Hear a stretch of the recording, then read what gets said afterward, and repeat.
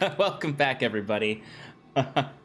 I may have forgot that I was in charge of bringing us back and let the intro video run its course. All right, so let's jump into a recap for last week's session.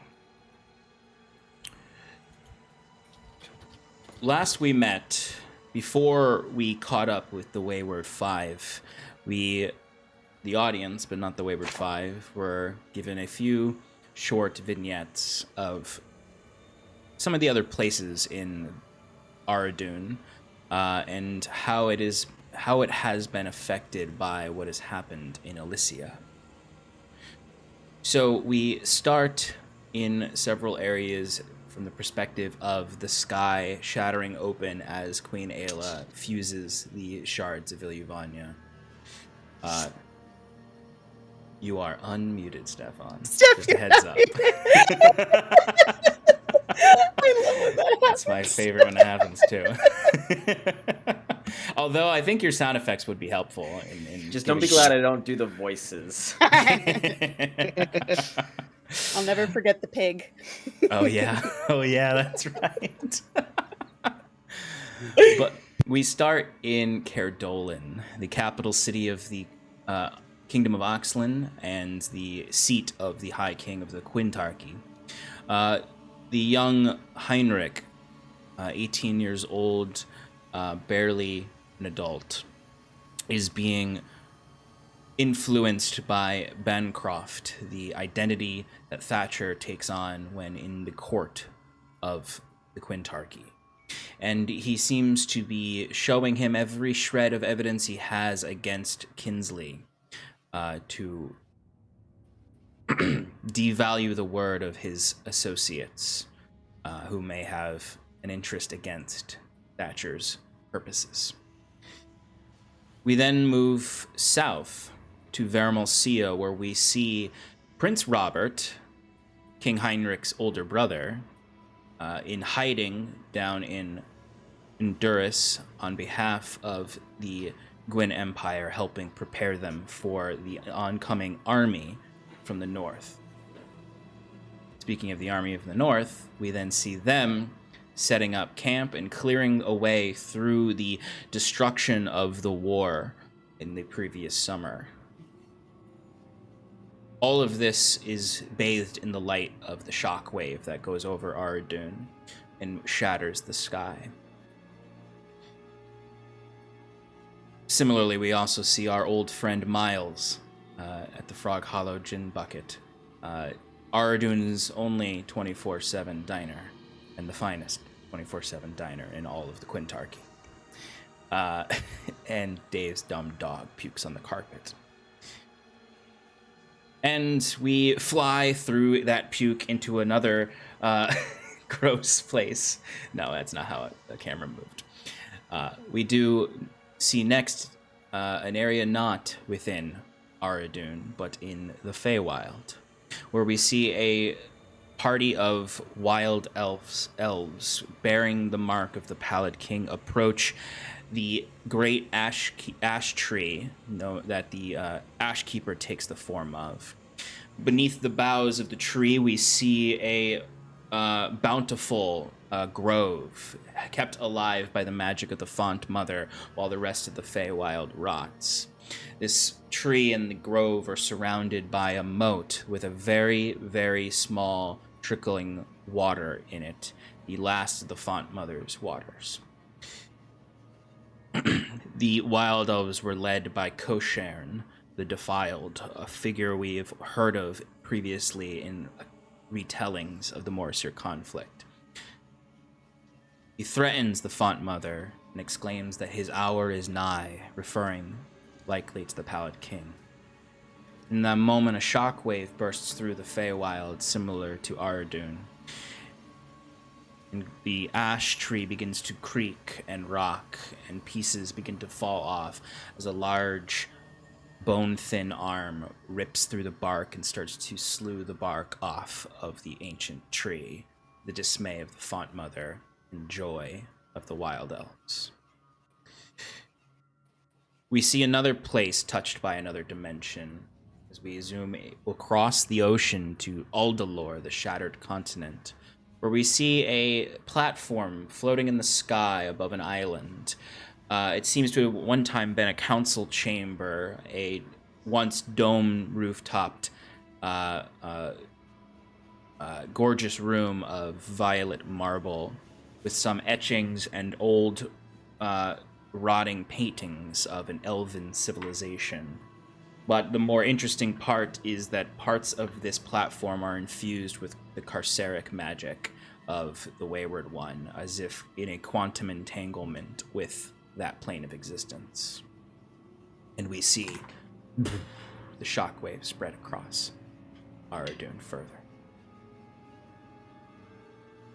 And the last thing we see before we return to the Wayward Five is Thatcher, having somehow returned to Gristrom from Caradolin, normally a week's journey at least, as he is working on the broken pallid mask of Kinsley's that was given to Kinsley by the Wayward Five, back when they were friends and Kinsley was alive.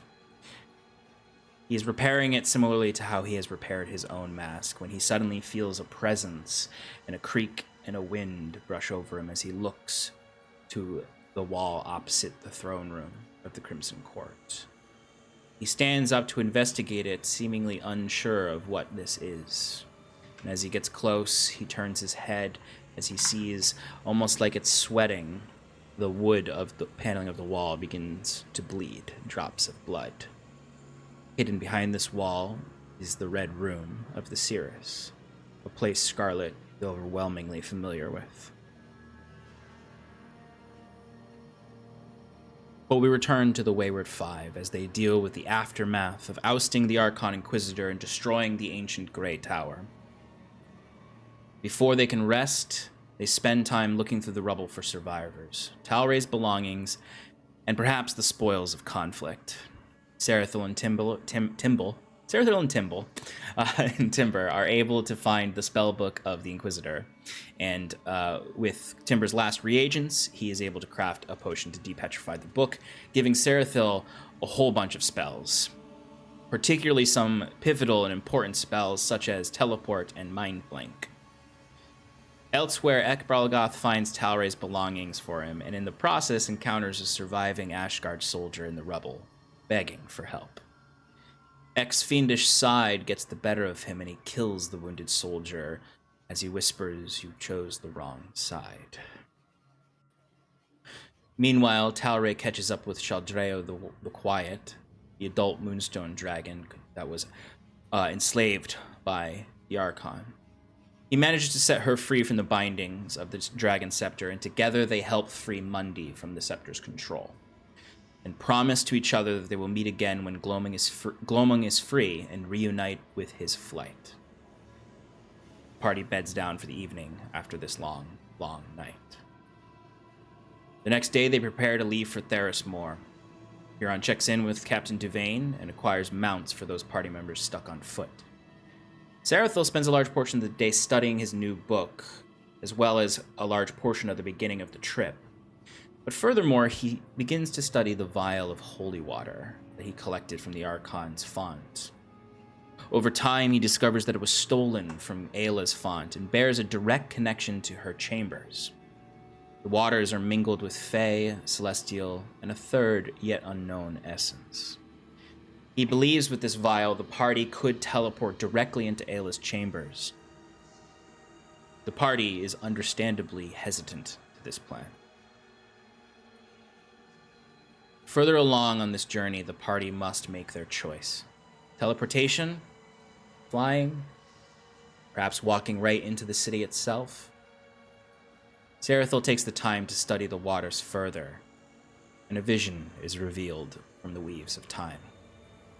In this vision, he sees Queen Aella long before her current campaign, beseeching Iluvania for guidance, hoping, like Curon, that the goddess might have a shred of her life still in this world. And she did receive an answer, but it was not from whom she thought was speaking. Sarathil, seeing this vision, could see who truly spoke to her. A long, dark shadow manifested a pallid mask that whispered a prophecy to her. A great threat comes to your realm. The one with the pallid mask threatens the children of the moon. Come home to me. Bring us home. Starting her long campaign to save her people. And as she heard these whispers, a tear spilt from her eye and landed in the font, and with it, the influence of the Pallid King. He came out of this vision as the party was making their plans, and immediately they went into a disarrayed dispute over what to do with these vials, as Curon smashed his immediately, and then several times attempted to smash everyone else's, before ultimately everyone agreed to smash them after Timber had his Stranger Things, or I'm sorry, not Timber, well, Timber made the joke, but Sarathil had a Stranger Things moment as he fell prey to the vial as he tried to dispel the Pallid Mask's corruption. Found himself in the Upside Down, as we might call it, where the Pallid King began to mock him and attempt to restrain him with strings. But Timber got his Walkman out, and Curon cast Greater Restoration, which brought him back. And it was at that point that they all decided it was best to destroy the vials. And what followed was a long session of planning exactly what you were going to do, crafting the last potions you needed, distributing whatever you needed, because there was no turning back once you've teleported. Granted, there was a 25% chance that you would end up in the mountains or the ocean or a different country. But Sarathil rolled high, and his gaze was on target as you arrived in the glittering chambers of Queen Aella's court. But she was not present. But one of her champions stood in the pool, Rodrin the Bold, one you fought before, killed before, but now resurrected and more firmly controlled by Aella. And this is where we left off. Now, before I have you all roll initiative, there's one last vignette.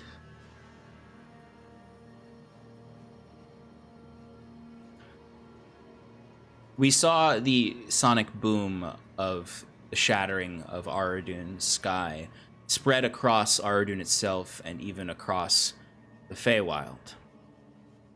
That shockwave spread even deeper than that. Beyond the pillars of existence themselves, out into the deep dark of the astral sea, past the last stars, into the plane where black holes dominate and small, frightened planets attempt to resist their maw. And we come to a searing hot planet. To a familiar landscape of blistered badlands with the menacing purple sky and the ever-present black hole in the sky. As we see the shockwave push through. And for once in their tortured existence, there's a breeze that brushes against the chained gods' faces, quickly replaced with blistering heat again. His bindings shake as the titanic Noldegra shifts his body.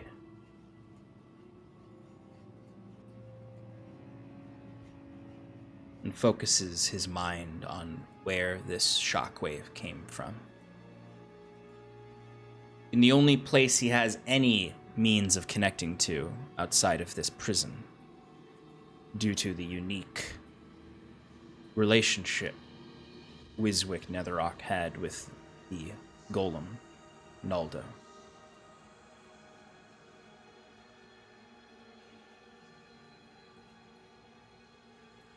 Wiswick. Hold on, Sean, I'm not ready. What's going on? Exactly. That's exactly how Wiswick might feel in this moment, as you feel a disturbance in the collective mind of Noldegra that you are somewhat a part of, but maintaining your unique mind. You see what Noldegra sees. You feel what Noldegra feels. And you feel this shockwave, and you see the sky, the clouds in the sky part for a moment.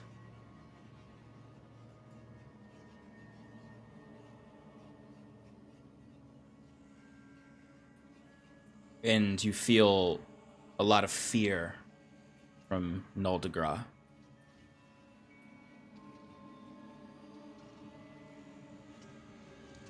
I mean, there's not much I can do.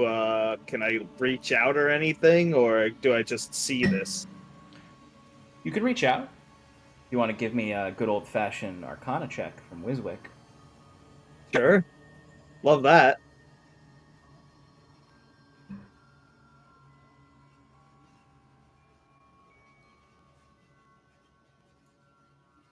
Uh, 19 plus 15 is 34.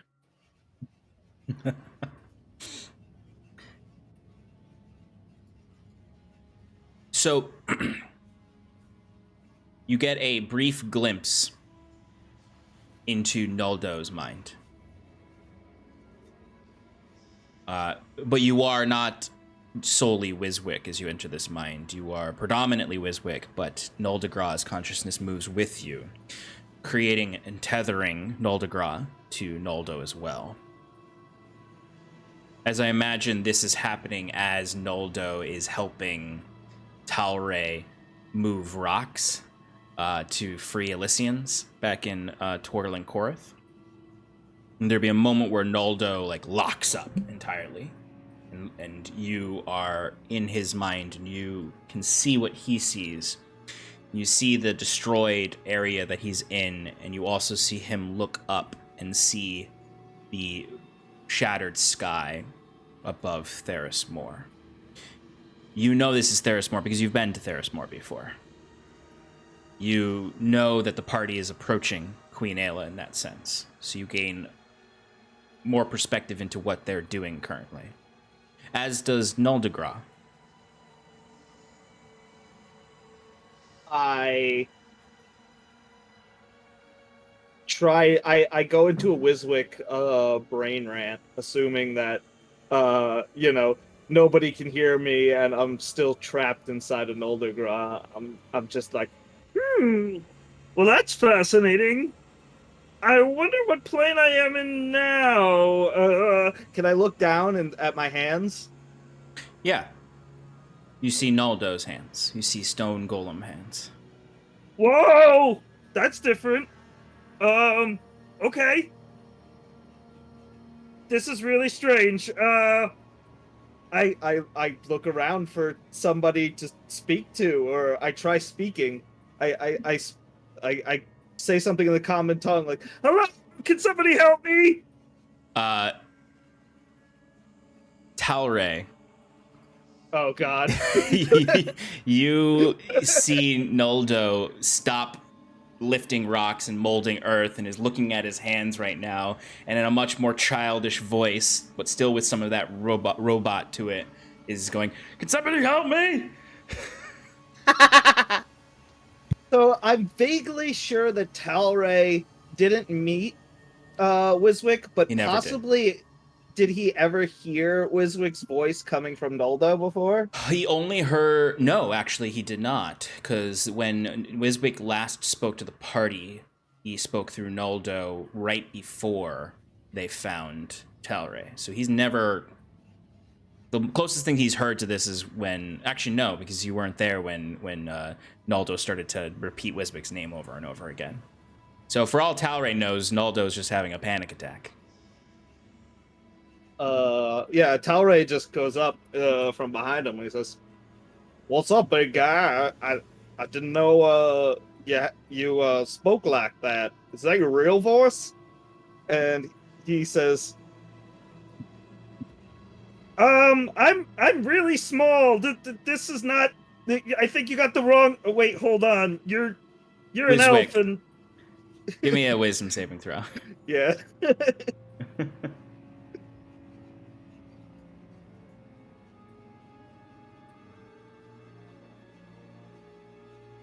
21. Okay, not bad. Wiswick, you start to feel your connection is ending. The saving throw was not to maintain the connection. Your connection is just ending because you only had a glimpse into Naldo's mind. What your saving throw was against was keeping yourself conscious and not molding and melding into any of the nascent minds in both Naldo and Naldegra. Oh, great. As you would start to feel the Wiswick leave you a little bit, as you feel that joining dissipation that you felt when you first joined the consciousness of Naldegra, that you have been, I wouldn't say fighting ever since you died, but more so swimming against the current, trying to find more answers. And largely what the answers you've found are these spirits that are trying to assimilate you right now are very discontent and very disparate, and their thoughts are all over the place. Naldegra is an ununified hive mind, basically, because so many of these minds have grown spiteful, depressed, upset. And the one thing that you notice about all of them is that they are very old souls and spirits, and that you are the youngest spirit here, and there's no one even remotely close to a connection to the contemporary world as you. These spirits have lost a lot of their connection to the material plane and their families. You even find some of them muttering names. And sometimes you need to focus all your energy not to just hear all of these names of lost family members. Alray's watching this, and from his perspective, Naldo's eyes, who are usually glowing with this amber light, start to dim and flicker as Wiswick's voice starts to, lose its cheeriness, and he becomes a little bit more stern as he's struggling to, keep a grasp on himself. And he says, "This isn't how I wanted to return. Tell the others I'm working on it. I won't give up." And you lose the connection there. And we'll say Talray told you all that.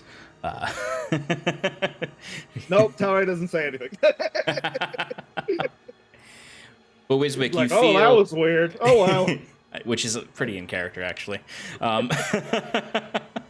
Wiswick, you feel yourself sink back into Naldegra's consciousness. But Naldegra has kind of...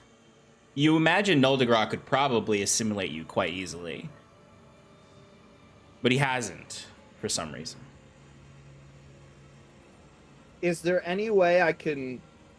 I have this connection with Naldegra, and I'm stuck inside of, it. Can I try to focus down, so I'm not hearing all these voices, and maybe just get in touch with Naldo or Naldegra himself, if possible? Sure, yeah. So I could speak to them? I'd say give me an Arcana check.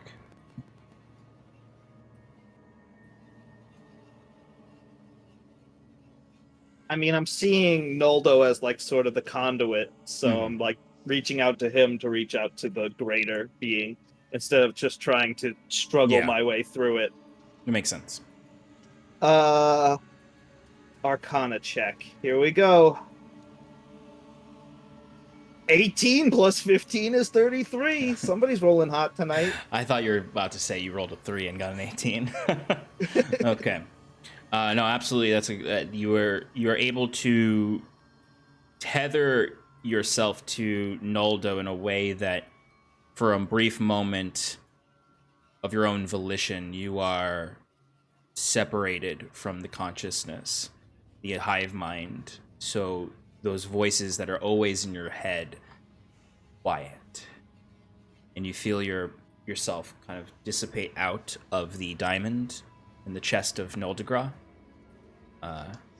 or in the forehead of Noldegras, and you are like when you first arrived here, face to face with the Titan, as his chained head slowly lifts.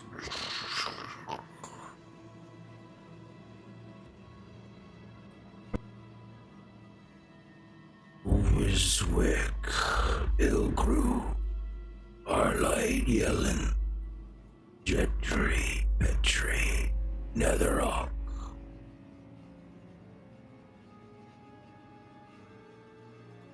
I see what you saw. Yeah, that's right. I told you I'd keep myself. You can't break me, you crazy origin spirit. I'm gonna get out of here. You know, my friends are waiting for me, and I can do it. You don't have as much control over me as you think. You will do what the Noldo need.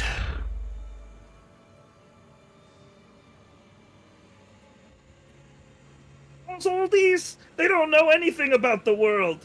They you know, I respect them, sure, they're family, but clearly, you know, they've been through some rough times. I'm happy to help, but they don't know what they... You are them. We are Noldogra.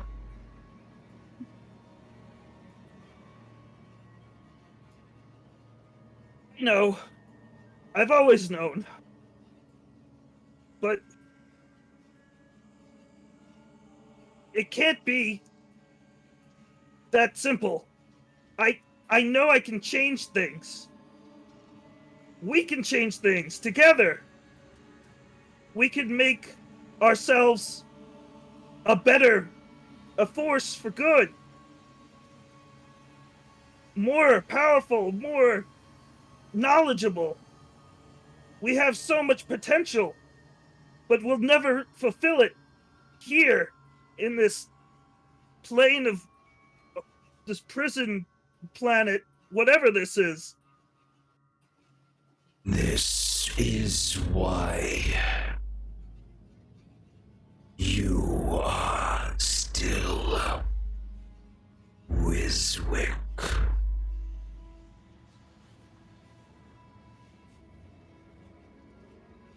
You're right. This is my purpose.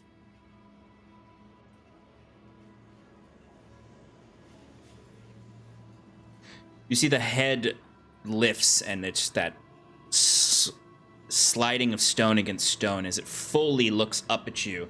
You know, it's constantly, his arms are up and his head is sunken, and that head lifts up just as it did when you first arrived here, as you see those eyes light up and the diamond in his forehead alight. As you once again feel yourself pulled in to the diamond.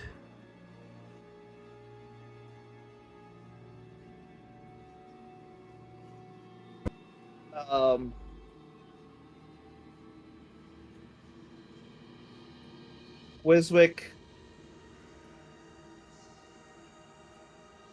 looks back at, stares into the eyes, and just wants to roll like an insight check, because at this point he's like hesitant to trust this, elder creature. He doesn't know much about him. He hasn't spoken to him. Does it look like he's truthful, or? All right, here we go. Okay, it's a 19, no modifier. Okay. Pretty good. Almost perfect. It was dingling on the 1 next to the 19. It was very scary. So as they are, elder titans and beings are incredibly difficult to read. But you have fused with the consciousness of this elder titan and have gained some insight because of that. In Noldegra, while slow acting and sometimes unfocused, much like an ent, he is genuine in whatever he's told you. A chained god like Noldegra has nothing to hide bound to this wall. He's not like his cellmate Ashk, who delights in the lies. He's honest. And it would almost be hard for him, it seems like it would almost be really hard for him to even lie to you at all as a Zvirfneblin, as a descendant of the original Noldo. So yeah, the initial reaction to Wiswick seeing this is fear. He sees this, he feels the sucking sensation, pulling him in, and he remembers last time, he tried his hardest to resist it. He remembered his name, but he, looks inside of this elder being's eyes and finds some honesty there. And instead of his previous, strategy, he takes up a new mantra as he, approaches this diamond, which I'm assuming he has no choice but to get, sucked up with. He instead preaches for change. He keeps repeating in his mind, "We will make Noldegra better. We will make him smarter. We will change things. We will bring ourselves out of the darkness. We will bring ourselves to the light." I start saying I every once in a while, and I change it to we, and It just keeps going like that. Absolutely. And as this is happening, and as you're trying to maintain this mantra, you're being pulled in again and assimilated into the consciousness. You hear all of those voices return to your head of the original Noldo.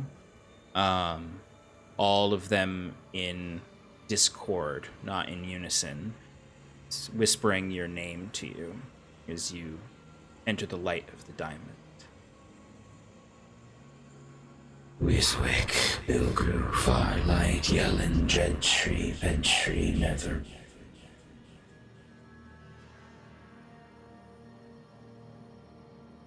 And that's where we will return to the rest of the Wayward Five.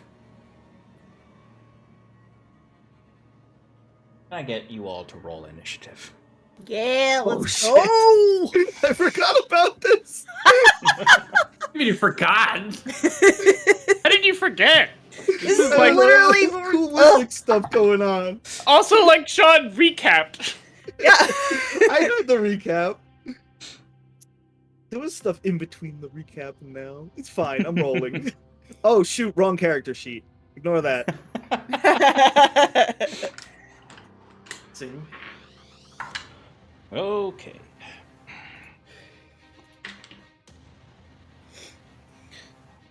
Right, that is...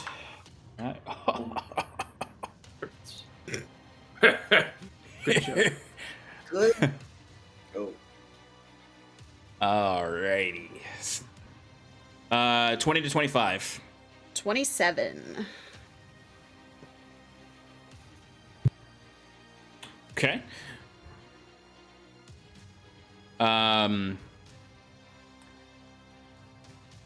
15 and 19. 17 for Curon.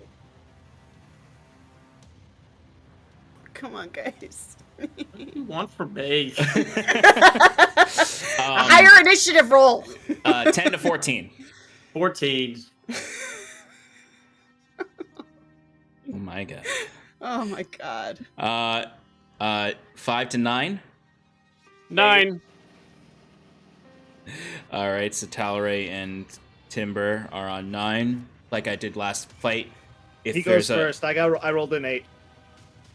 Oh, okay. Talray. And what did Ekbralgoth get? 1. No, no. He's all talk. Hey, you know what? The You don't have to go first to win a fight. that's true. Sometimes it's better to be fair. last on initiative. Yeah. Okay. What is that total though, Ekbralgoth? It was a 2 minus 1 to make it a 1. Oh, that's right. Okay. I forgot that you have a -1. Yeah. Okay. Alrighty. So, Scarlet is up first, and then something, and then Curon, Sarathil, Timber, Talray, Rodrin actually rolled a 2, Okay. and then Ekbralgoth under Rodrin. Rodrin rolled got a 7 with his 2.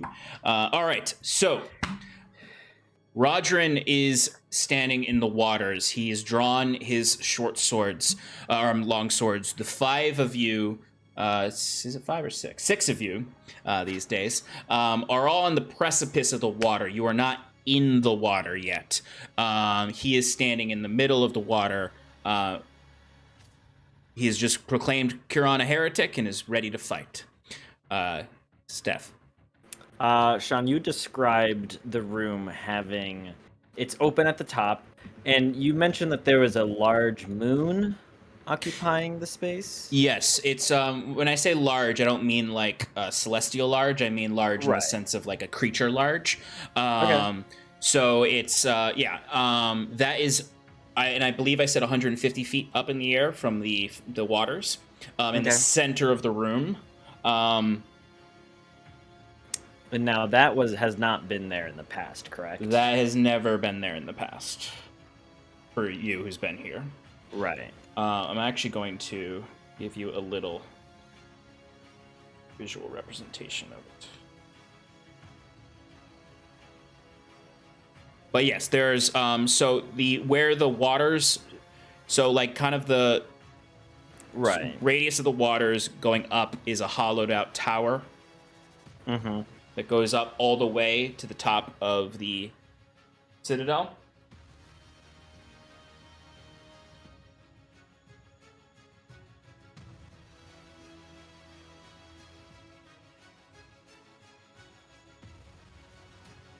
That looks tough. You'll have to imagine it. No, we got it. We got it. Cool. But yes, and then you would see on the left and right side, you can see, I'll just use this as a pointer now. You can see there are the balconies are on the left and right side here.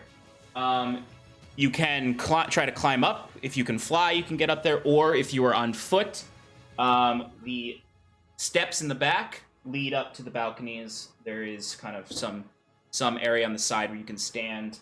You would be in these areas where there's no Dwarven Forge to represent the balconies, is where you just like would be in a hallway and be kind of covered from the battlefield.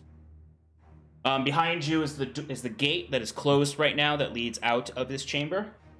And yeah, there is some areas that are underneath the balcony and the back areas where they hang over them. But generally speaking, most of this room is the font itself. Curon, the font has grown since you were last here. Not by a lot, but it's clearly more of the ground has collapsed into the font, and it has seemed to have gotten a little deeper. It was, kind of, maybe ankle high when you were here originally. It's moved up to be around like knee high for Elysians. So for everyone else, like right above the knees, or even all the way up to the mid calf. Would you Or consider thigh, that mid-thigh. difficult terrain? Yes. Okay. What is it, terrain? Difficult? Yes. So the waters are considered difficult terrain. And now, when we had teleported, we had told Noldo to immediately descend. Yes, yes. And I would say literally like Rodrin said his piece, and Noldo would like look to you, Kieran, and to Sarathil and to everyone, and just he kind of does actually give a thumbs up as he sinks down into the ground, and is attempting to look for melding with stone to look for Glowmonk's chamber. What a guy. What a guy, right? He's a good guy. All right, I'm gonna have write this down, Clayton. On initiative count 20, I'm gonna be having you roll d20s for Noldo. Okay. Just to kind of determine some of the successes of his venture. All right, great. But you guys won't know exactly what's happening to him unless one of you attempts to find that area with him. All right, so Scarlet, you are up first. Okay.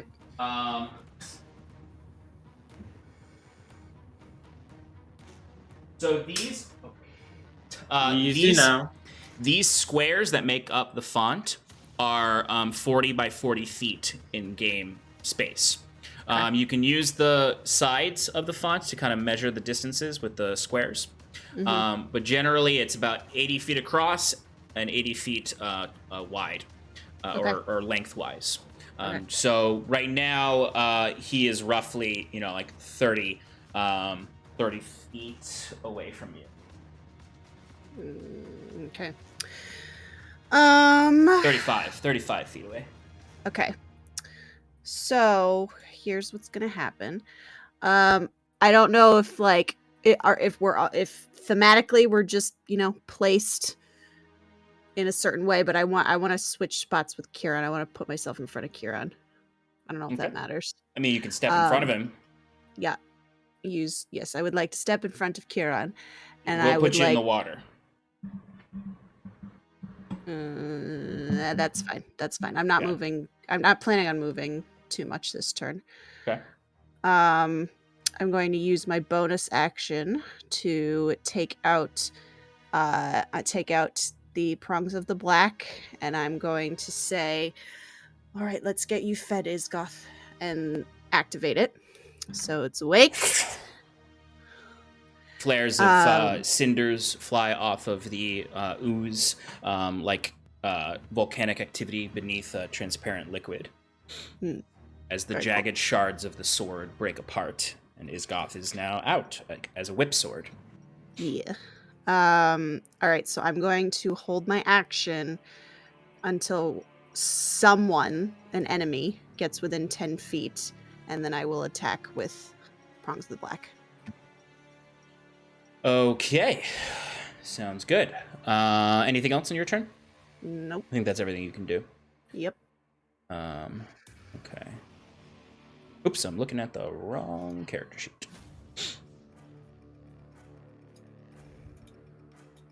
Okay, we are gonna...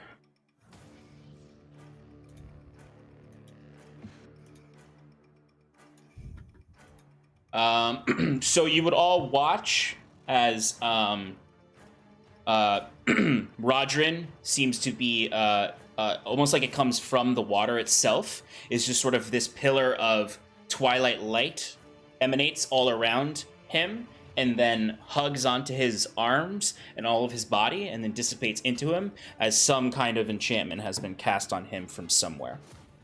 That is that turn. Initiative count 20. Let's see, where's our damn layer actions? Okay. Layer action. Floweth over. The water in the pools of Aella flood the chamber. The ground outside of the font becomes ankle high with the water, so the entire room is filled with the water right now. for this round. All creatures within the water, which would be everyone at this point, must make a DC 22 Dexterity saving throw. Is this a magical effect? I would consider it magical, yes. We all have advantage because Circle of Power is up. Hell yeah. What's the saving throw again? Dexterity, DC 22. Does a natural 20? I can't do that. Oh, Sarah. Right? Does natural 20s auto pass, or is it just auto hits? It's just auto hits. All right, so I can't make that with either Ekbarlgoth or Kieran. I got Okay. a 25. Okay. Talray and Timber.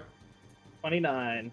Cool. 29. Excellent. All right, so Sarathil and Ekbarlgoth are knocked prone as the waters, because when I say it floods the chamber, I don't mean it just sort of slowly rises up. I mean the waters start to torrent like a whirlpool, and they kick up and fill the chamber up, knocking those of you who failed prone, and it will stay that way for the rest of the round.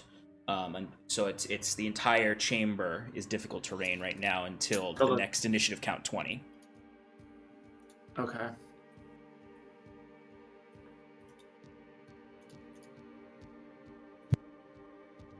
Kieran should also be prone.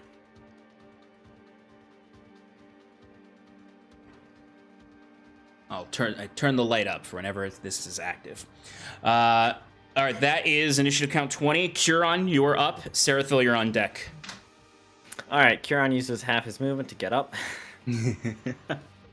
Unless, no, there's... It's actually all of your move. Why? Difficult to Because the entire chamber for this round is difficult terrain. Oh, no, you'd still have the 15 feet, I think. You just... Yeah, Yeah. difficult terrain doesn't affect prone. To my knowledge, at least. All right, so Kieran's going to start by Channel Divinity, Twilight Sanctuary. Get that 30-foot radius, temp hit points up. And then is going to cast Spirit Weapon, level 4, over by Rodrin. Spiritual weapon? Yes. Yeah. Just confirmed that you are correct. Difficult terrain does not affect standing up from prone. Swerve. So we'll make that attack against him. That's a 27 to hit. That'll hit. For 13 points of magical force damage. 13? Yes. All right. Sean, on initiative count 20, you're supposed to do something for Noldo. Yes, go ahead and give me a d20. Sure. Please keep in mind that he is a siege creature, so he does double damage to objects, and he also has spells. Nice. Yep. I rolled a 14. Okay. All right.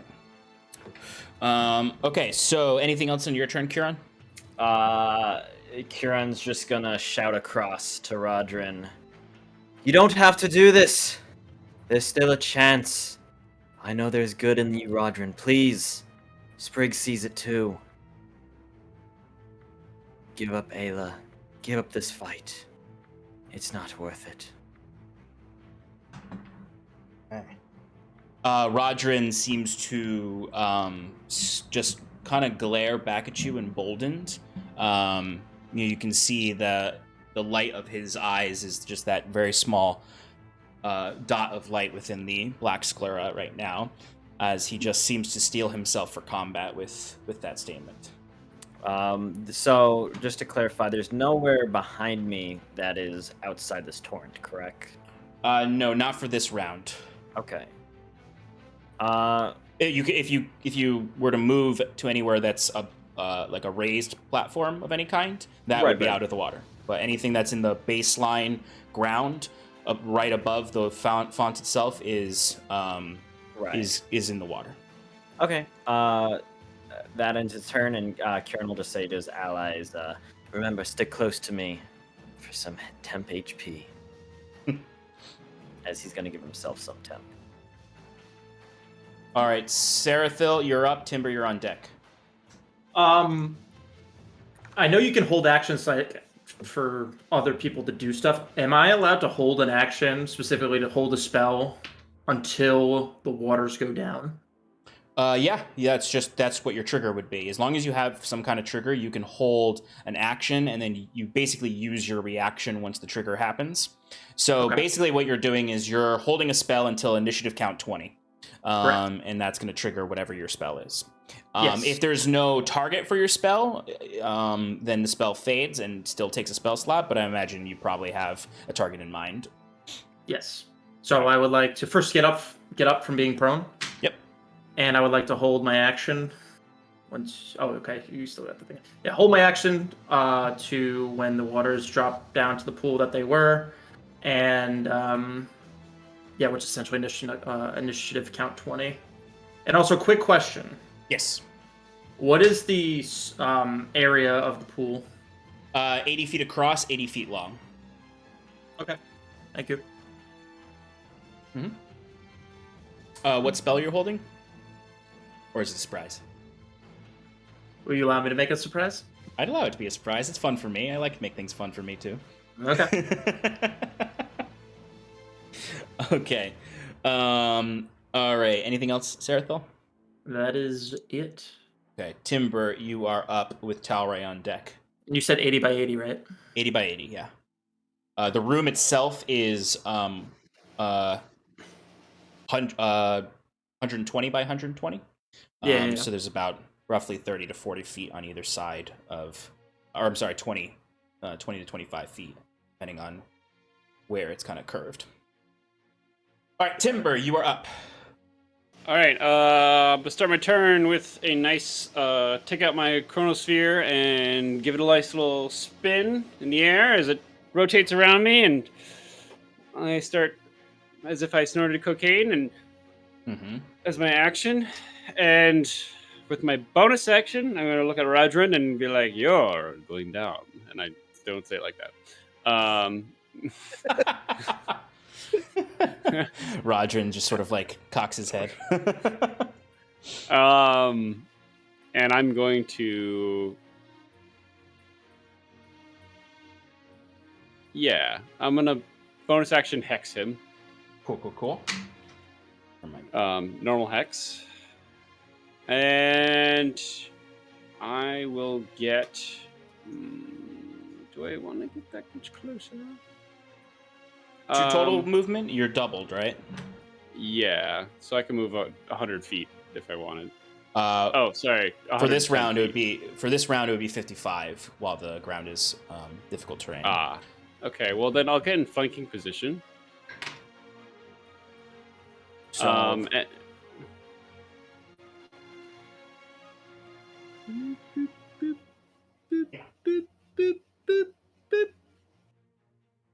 yeah, you see the waters are all thrashing around like a whirlpool at Six Flags, and Timber just starts bursting through it. Actually, Sean, wouldn't I be running across water? Yeah, you would. Yeah, my own cool description I started making. I was like, oh no, he can actually do that. That's not just yeah. So yeah, Timber. Basically, it's like you're running on water. As soon as you land in the spot you're in, you sink down into the water. The momentum brings you down, but you are behind Rodrin. And I think that's all you can do. Hasted action. Hasted action. Go for it. I'm going to do my thing. I keep forgetting what it's called. Key burst. Or, key burst. Rupture burst.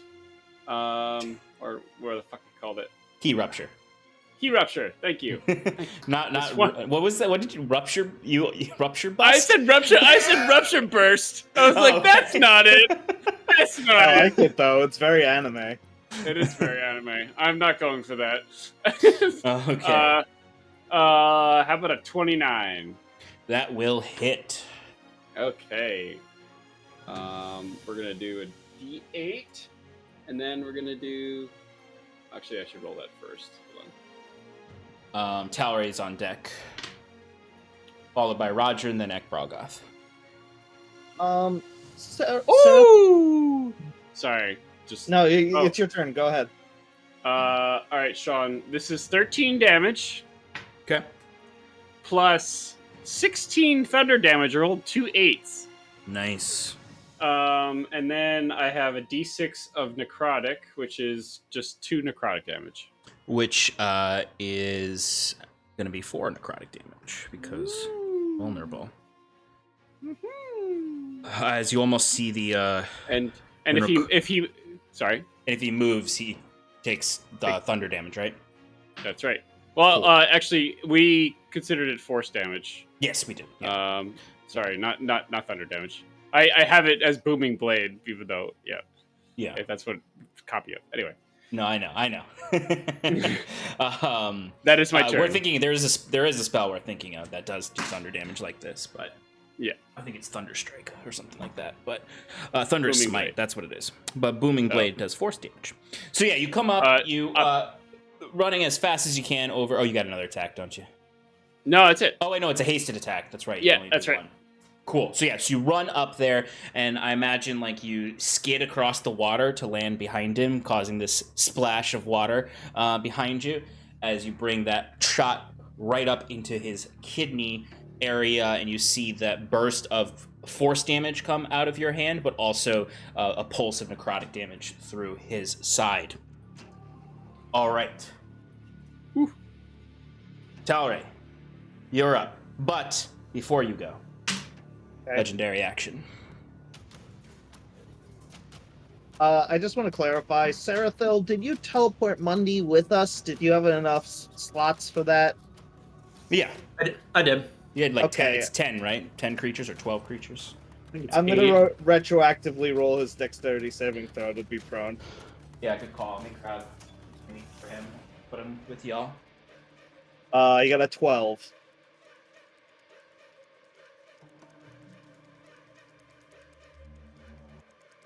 Mundy fell But on he's his also ass. a large creature, so maybe that helps?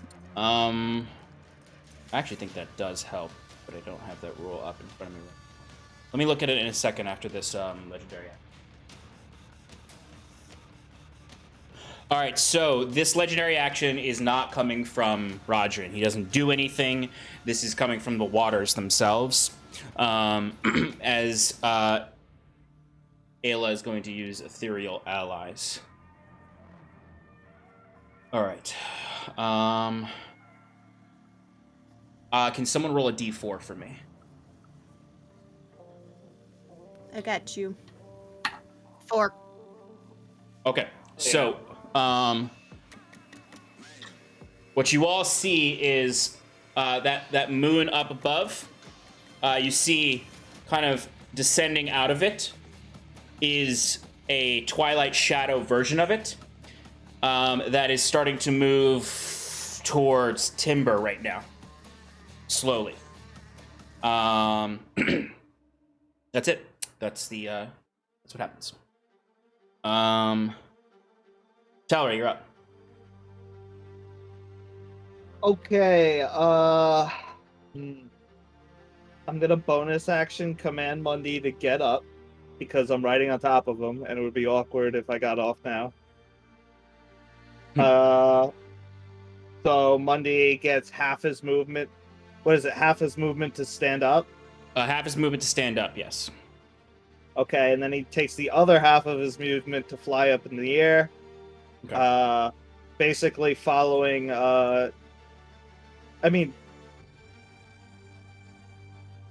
Yeah, I guess he's gonna go over where Timber is, out there, just hovering above the water. Okay, how much movement speed does Mundy have when he flies? 40 total, so he's got 20 feet.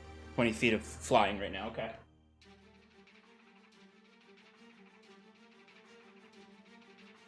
And I'm technically on his back. Okay, I'll get you on there in a second. But yeah, he's able to get that far out, and he's hovering above the water line at this point.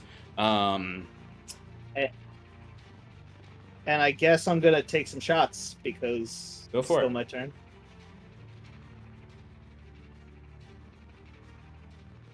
I'm gonna use the crossbow that I got from earlier because it's good.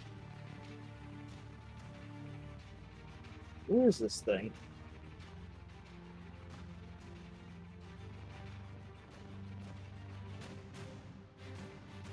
Roger's on deck, then Ekbralgoth. Here we are. So that's -5, 22 to hit. 22 will hit. All right. What initiative are we at? This is Talray, which is initiative count 8. There are 1, 2, 3, 4 more people before initiative count 20. That's Sarathil just wants his own lair action.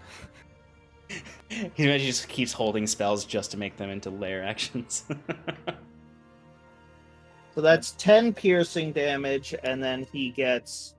I'm trying to remember the damage because it doesn't look like I wrote it down very well. I'm sorry. Do you remember the damage of the bolts? I think it was like 3d8 or something like that. And that sounds right to me. All right, let's just use that then. So yeah, it's 10 piercing damage, 16 what do you call it? Necrotic, and I guess an extra 10 damage. I don't know where it goes, but that's from sharpshooter. That would go on the baseline piercing of the weapon attack. Right. Okay. So it's 20 piercing, 16 of the other stuff of necrotic, which is doubled. Mm-hmm. And then he's gonna do it again. Jesus Christ. I like looking at my character sheets for the Undying Champions, and I'm like, oh, they have no reactions.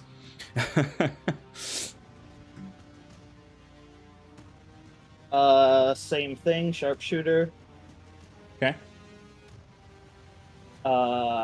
24 to hit. That'll hit. Love it. Here comes the damage.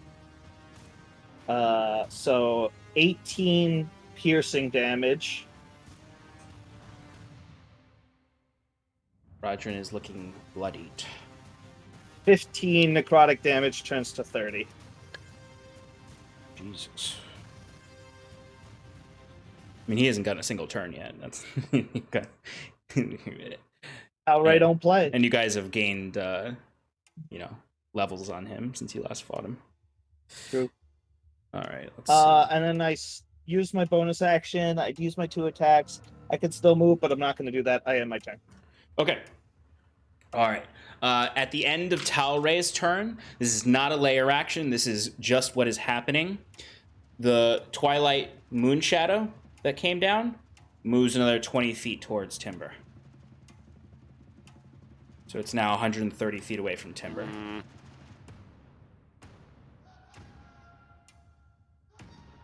Okay.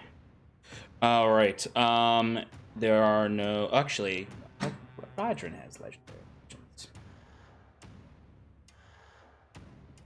No, he doesn't have any good ones. Okay. All right. That was Talray. Oh, it is Rodrin's turn. Okay, cool. Rodrin is going to turn to Timber. Timber, you can see Rodrin, you're up close to him. You can see he's taken a barrage of hits at this point. He's got 2 bolts in his side that are radiating necrotic energy into him. Where you hit him in the kidney is radiating necrotic energy. He's taken quite a beating actually already.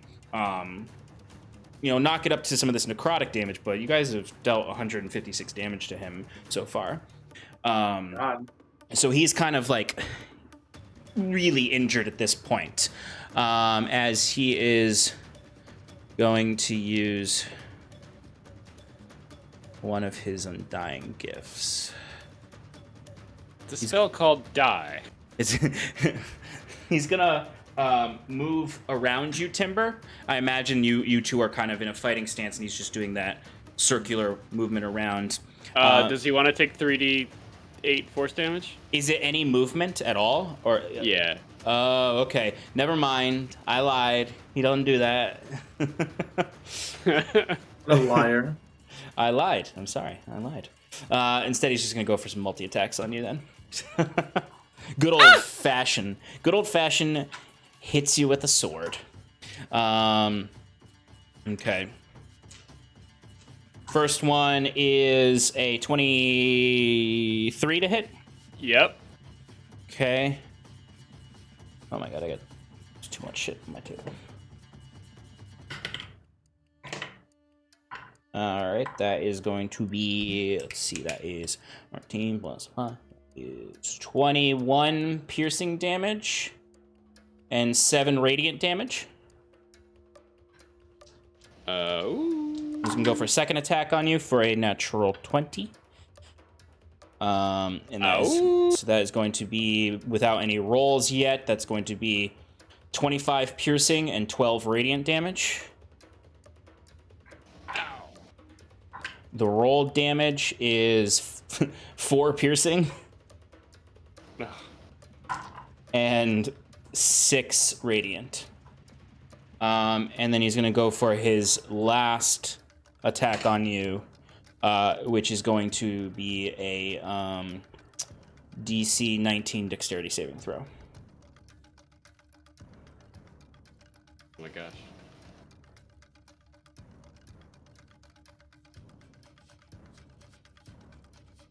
I somehow still have my hex still up. Oh, yeah. Yeah, even after all of that. Wait, what was Dexterity saving throw. Okay. Thank you. DC is 19. 28. All right, you take no damage as he tries to get a sacred flame off on you at the end there. So he but comes, that hurt. That hurt a lot. Yeah. Basically, everyone just railed into him, and he turns, and while he's like grabbing at his side and trying to kind of keep himself together, his face has no emotion on it. Looks like he's feeling no pain as he just looks at you once he kind of gets his footing and just brings the first blade up and then the second blade up, and they both cut a nice X across your chest of a shallow wound, but then is kind of bursted with radiant energy that kind of, it doesn't like open the wound more, just almost like the shallow cut is meant to pulse the radiant damage into you, and you feel that burning sensation in your actual muscles and veins. As he then tries to get that last sacred flame off, and it does not do anything. Ooh. Okay. Ekbralgoth, you're up. Oh, All right. At the end of Rajan's turn, the moon, another 20 feet closer to Timber. How far is it now? 110 feet away from Timber, because it came from the moon up above. Okay. That moon up above. Mm-hmm. Just describe it for me. Give with like feelings and like, how do I feel about this moon? Is it evil? Do I want to destroy it? Do you mean Ekbralgoth or Kiran or everyone? Generally? Everyone. I think in general. Yeah. So I would say for everyone, you can feel that the power in this room radiates from this moon. It is somewhat ethereal looking. It's not completely corporeal. It is somewhat transparent. But it does seem to have tangibility to it. And it does give off light. For those of you who are more attuned to the Crusade of Curon, this feels like Curon is in the room there. Like, this is the same energy you felt pulsing off of Curon when he raises his staff up. You'd very easily, no rolls needed, be able to understand that this is a conduit of the shards Aella is using, if not the shards themselves within that moon. Ekbralgoth, you're just like, shit's nasty. Yeah. I will say, because you asked, the moon heading towards Timber also has a tangibility to it. It's not it's not like it feels like it has weight in the material space. Right. All right. Well, Ekbralgoth can't do anything about that moon at the moment. So he's going to stand up and, like, kind of brush off the waters from him as he goes, I don't see the bitch anywhere. I guess we'll just have to focus on her lesser. And he's going to bonus action to pop a potion of haste. Mm-hmm.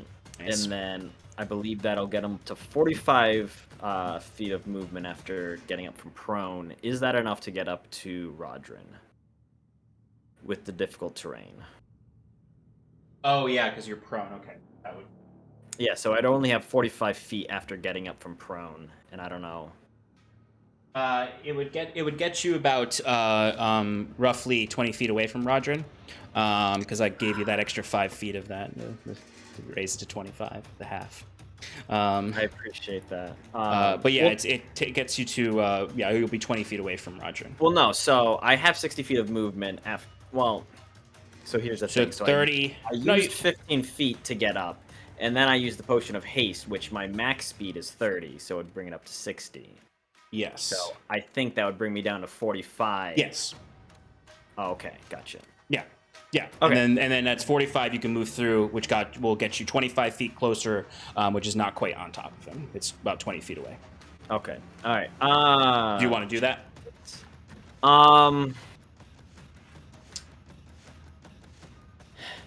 Yeah, I guess so.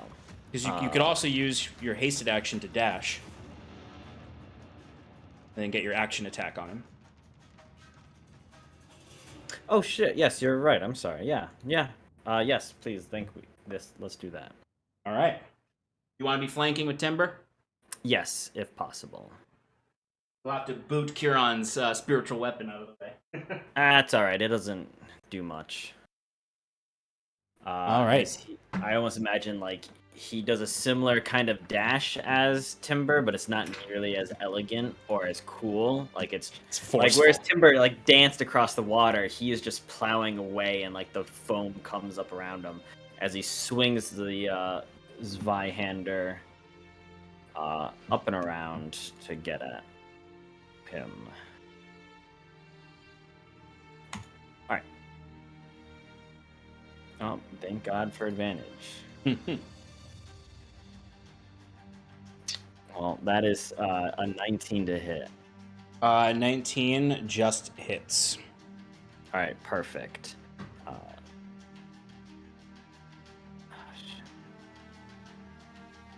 right, so that is 12 points of magical slashing damage. 12 points? Yes. Number on this man. Yeah, he's getting shit kicked And then out we'll of him. do another advantage attack.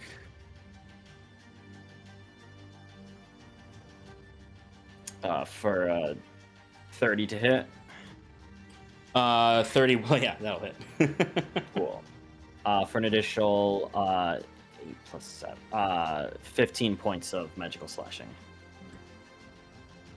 Alrighty, 15. Yes.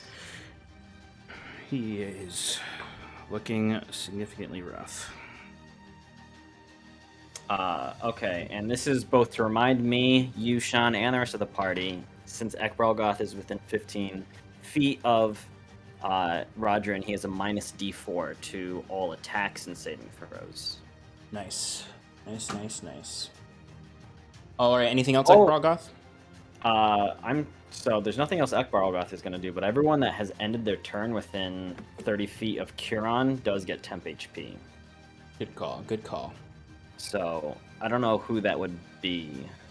Not me. 'Cause I'm for you. Yeah. It would be well, Timber's too far away, I think. Right. So Sarathil, you get 18. Talray and Mundy. 18 health? Yes, 15 temp.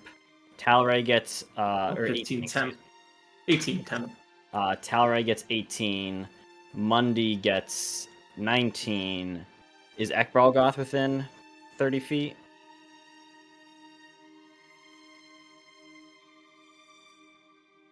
All Is right. Ekbralgoth within 30 feet of Kieran? Actually, good question. Thank you. I thought it was a good question, too.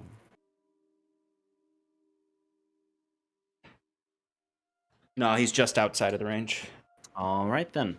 All right, that ends Eckard's turn. Okay. the end of your turn, Rodrin is going to use his legendary action to turn ethereal. God damn it! You've dealt 185 damage to him. Ugh. 183 damage.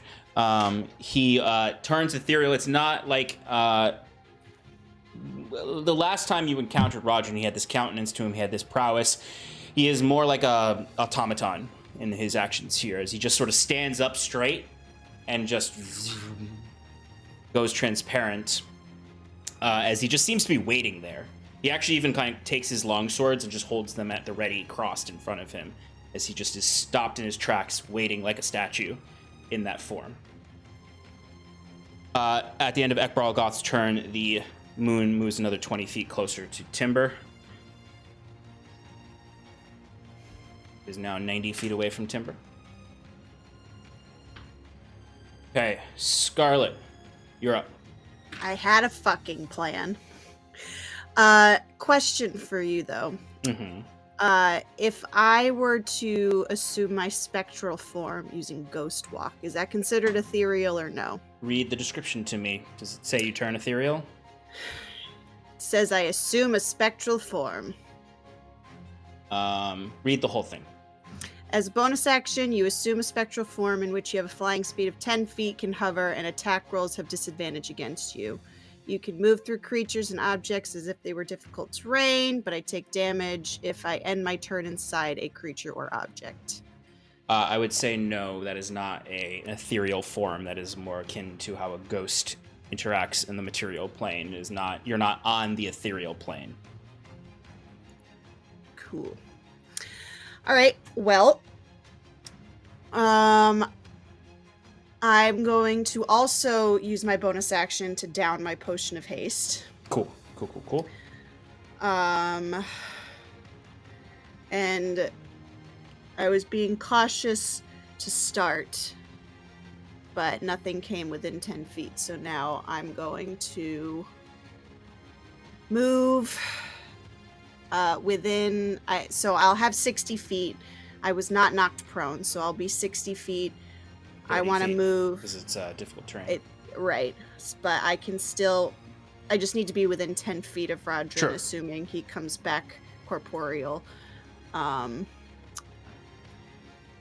Within that.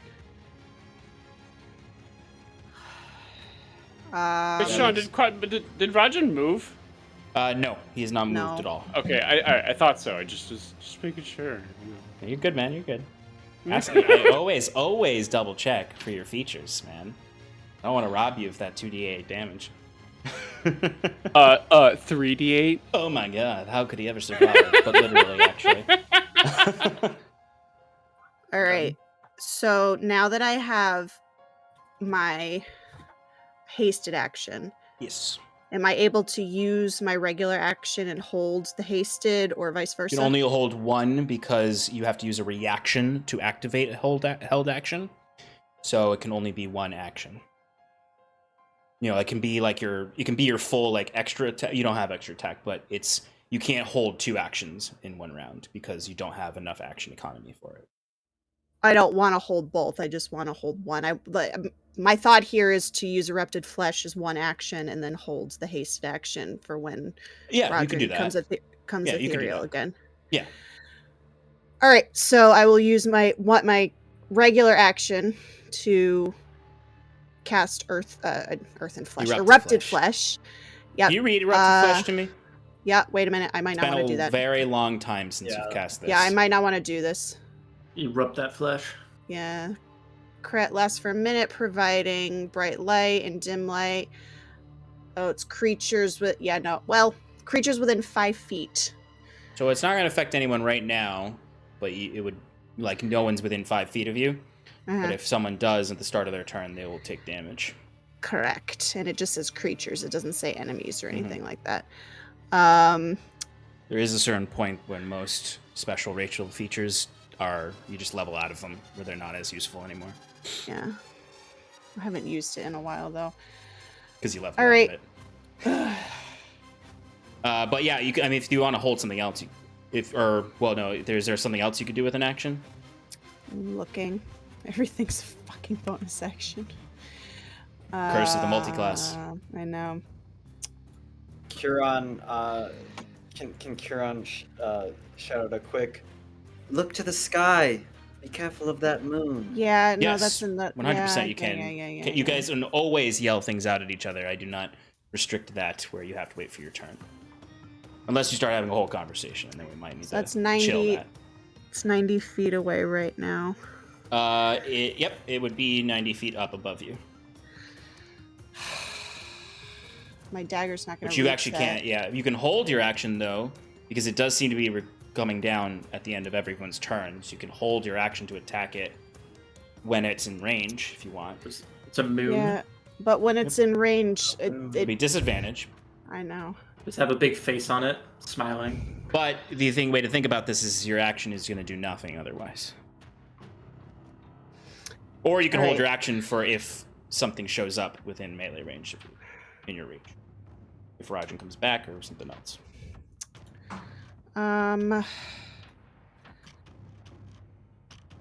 Wait a minute, actually. Well, it's a ranged. I could use an action to make a ranged attack against. I can use Lily, although I didn't activate Lily with the bonus action. Fuck it. I'm holding my action until Rodrin becomes corporeal again, and then I'm going to attack him. Okay. Hell yeah. All right. Alrighty. At the end of Scarlet's turn, nothing happens. Except the moon does move 20 feet closer to Timber. So it is now 70 feet away from Timber. Alrighty. Let's see what... yes, she will use a bonus action. Who will use a bonus action, Sean? She? The moon? Is it gendered? How dare you? Says Curon, who's gendered every moon he's ever met.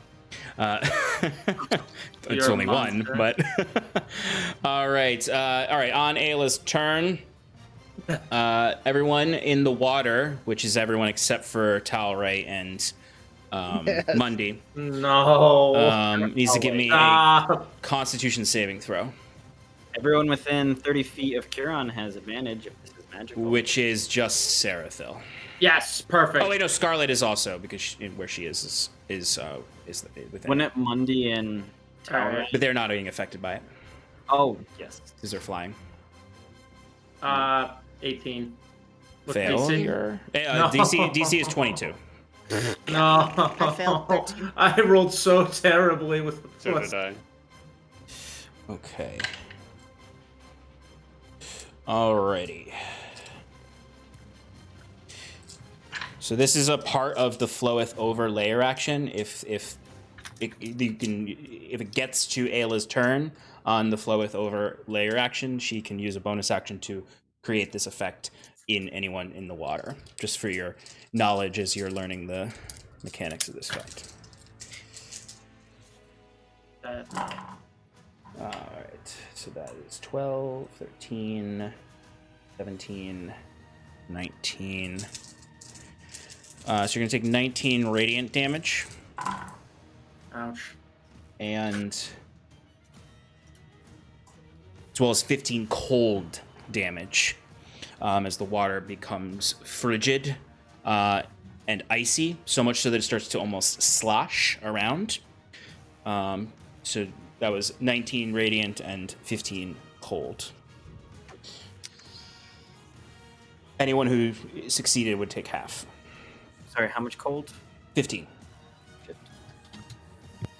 As the waters, again, like it's almost like huge slabs of ice are formed in the water and shatter against you, and you feel that freezing energy into you. It's interesting because you're all familiar with discussing radiant magic as being burning, but this radiant magic is freezing in the way that it feels on your skin, like it's sapping your life force out of you. But that is actually what is no. Okay, that's the end of Ayla's turn. I forgot to do this for Scarlet's turn. Or no, I did. For the end of Aella's turn, the moon is now 50 feet away from Timber.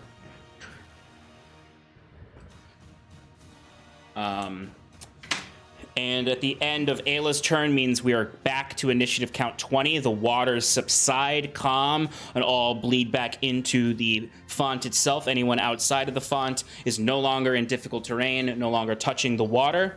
Sarathil, your layer action triggers. Yes. I have a question first. Yes. For uncanny dodge, that it says when an attacker that you can see hits you. We can't see Aella, but it was technically the water that was attacking. How would you rule that? I would allow it for this because you were already wary of the water because it was thrashing around. I would allow it for this one. Thank you. For that feature. Scary water. Sarathil, what's your action that is triggered on the 20th initiative count? So hold on, I'm trying to actually rethinking something now. Okay, how high did the water come up before? So it came up so that it was ankle high on anyone outside of the font. So it would have been more so like starting to get to waist high on everyone else. Noldo wrote a 19, Sean. So the people in the font now, where is it on them? Right now, it's reduced down to being like knee high. Okay, so it came up to their waist before. Yes, exactly. Okay, so where everybody's grouped together, and to the elevation of where it came up before, I'm gonna cast Wall of Force. Creating a little island. Create a little platform. Okay. Okay. Unfortunately, so it will be, it's 10, it's 10 by 10 squares. So essentially, I'll create a 9 square box, which is 30 by 30 feet. And then I'll have just another 10 by 10 on the side near us in the middle, if that makes any sense. Yeah, I see what you're saying. All right, give me a second to make this.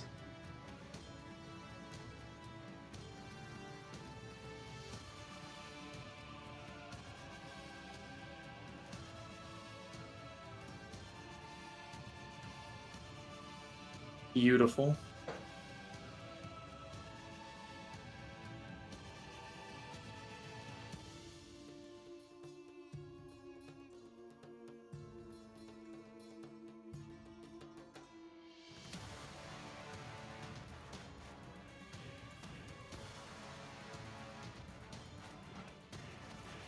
Okay, so that does move a little bit. It's a little bit bigger than that, actually.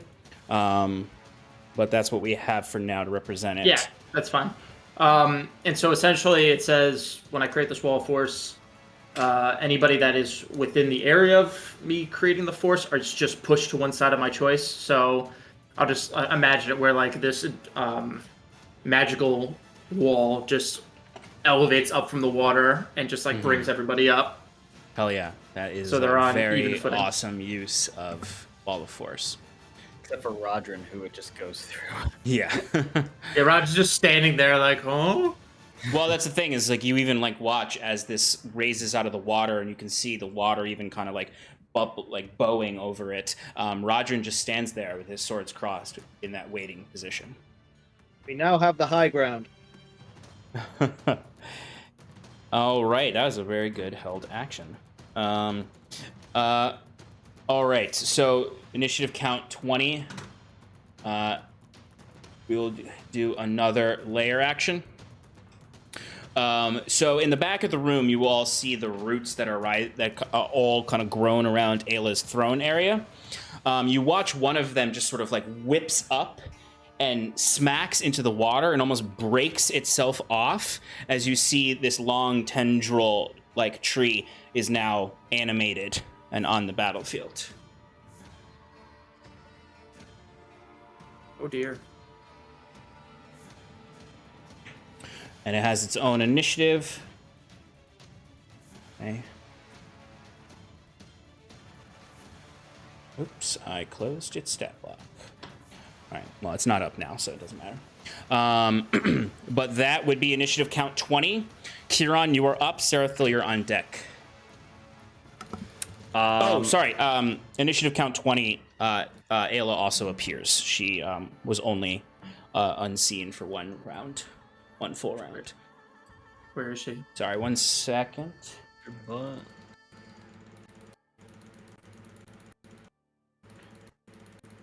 So she appears up there. It's almost in unison with the roots all kind of writhing around her, and then that tree slapping down and growing up and standing. You watch as sort of an illusion just dissipates off of Aella as she is standing there, hovering about a couple feet off the ground. Her eyes are completely blacked over, and there's no sign of that little pupil that's in there originally. But she still looks like Aella, as really only Kieran knows what she looks like. As she hasn't changed much. Her eyes are just completely blacked over. But she has entered the battle. Kieran, you're up. How far is that moon from Kaze? It is 50 feet away from Kaze right now. It's right above him, 50 feet. All right. Kieran's gonna.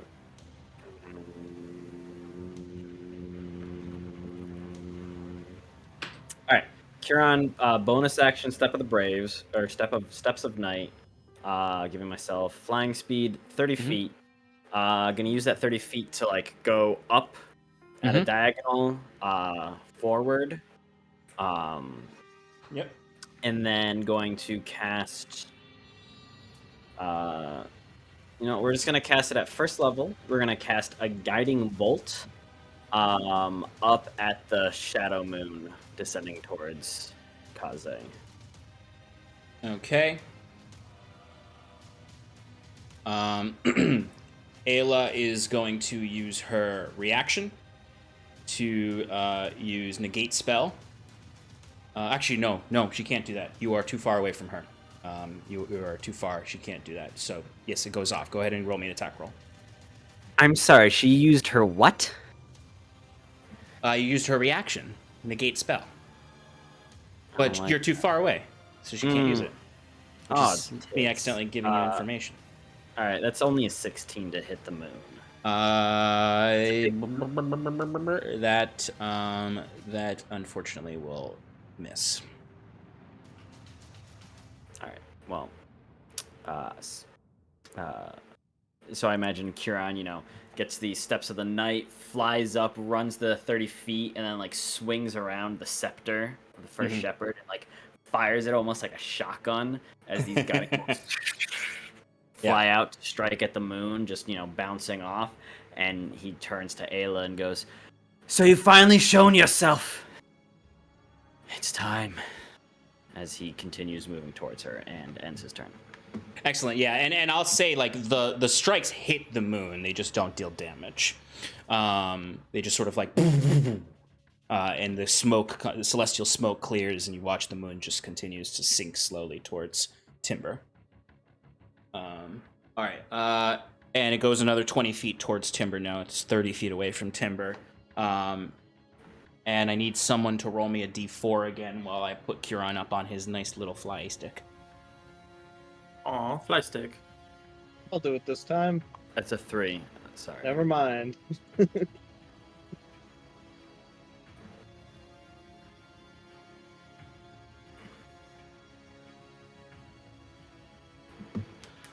Uh, 1d4? 3. 3, okay. Woo, okay. All right, so Aella is going to use Ethereal Ally again. It does cost her all of her legendary actions. She calls an Ethereal Ally, and you see forming out of the water itself kind of bursting up like a sculpture. And then it kind of freezes solid for a moment, and then the ice just bursts off of it as she has summoned a young Moonstone Drake onto the battlefield. Oh, Talray. Well, I won't be shooting that. How dare you? Okay.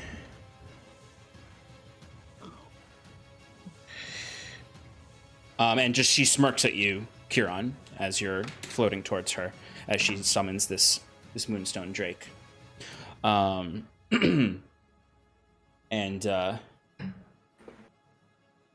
you would only Kieran would hear in his mind. It's too late, Shepherd.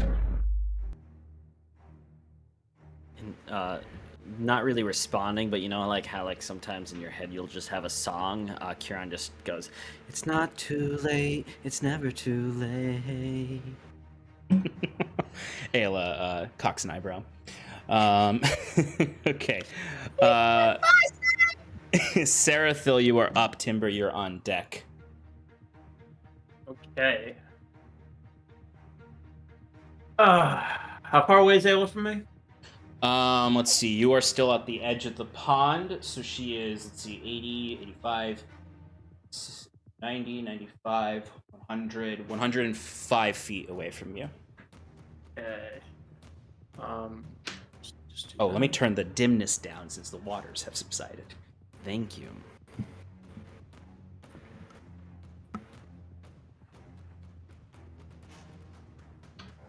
So...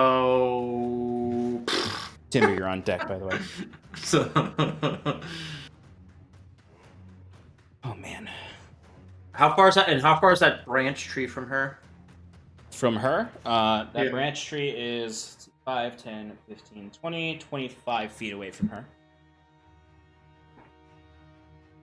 That's a shame. I'm just gonna whiz a fireball right at Aella.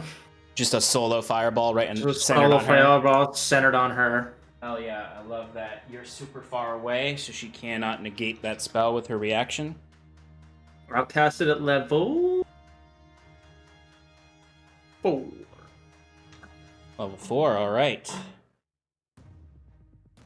Makes dex saving throw. DC 20. Dex save? Okay. Is this a magical effect? You sound like someone I know.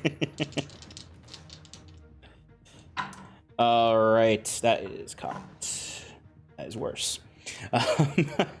Let's see. I don't think she succeeds. What's your DC? 20. Yeah, she doesn't. She gets out 15. Yeah, and here we go. Boom! Blow that Deal bitch that up. fire damage. Somehow, oh, the dice got cocked virtually. That was weird. Virtual cock. Yeah. 33 fire damage.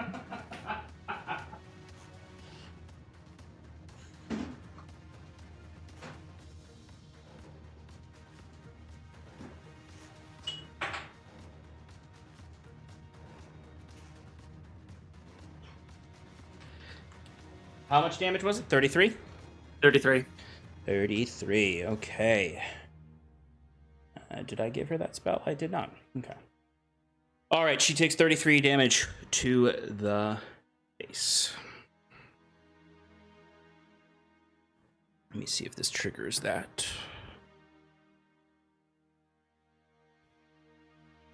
Let's see. Nope, not yet. Okay.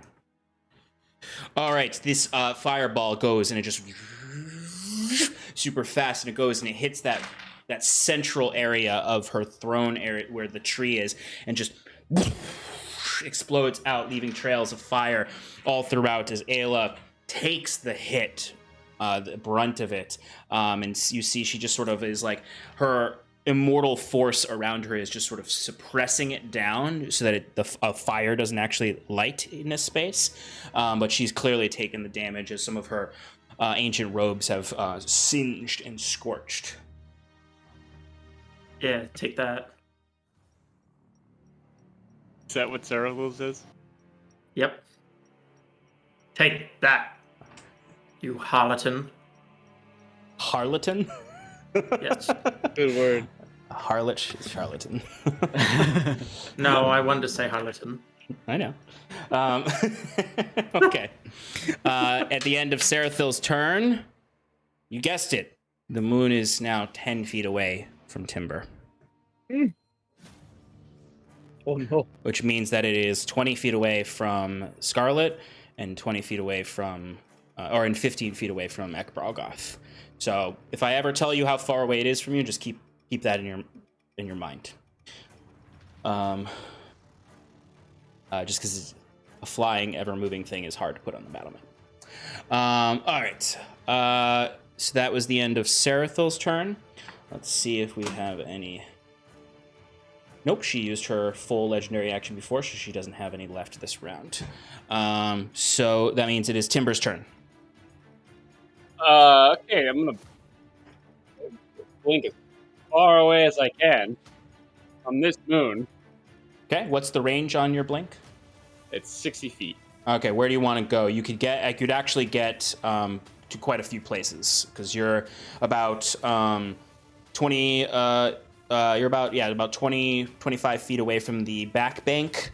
You are about 25 feet away from the left bank, and you're about 50 feet from the right bank. So you could actually teleport to any of the banks of the font, and actually a little further in some areas. If you wanted to go to the left, you could actually get up onto the balcony. If you wanted to go behind you could actually get up next to Aella. I'm thinking Aella. Might as well just go for the neck, right? Yeah, man. Even if the neck's gonna kill you. I would like to before. I'm sorry. But before I do that, I want to use my hasted action to initiate my Aeon Spike. Hell yeah.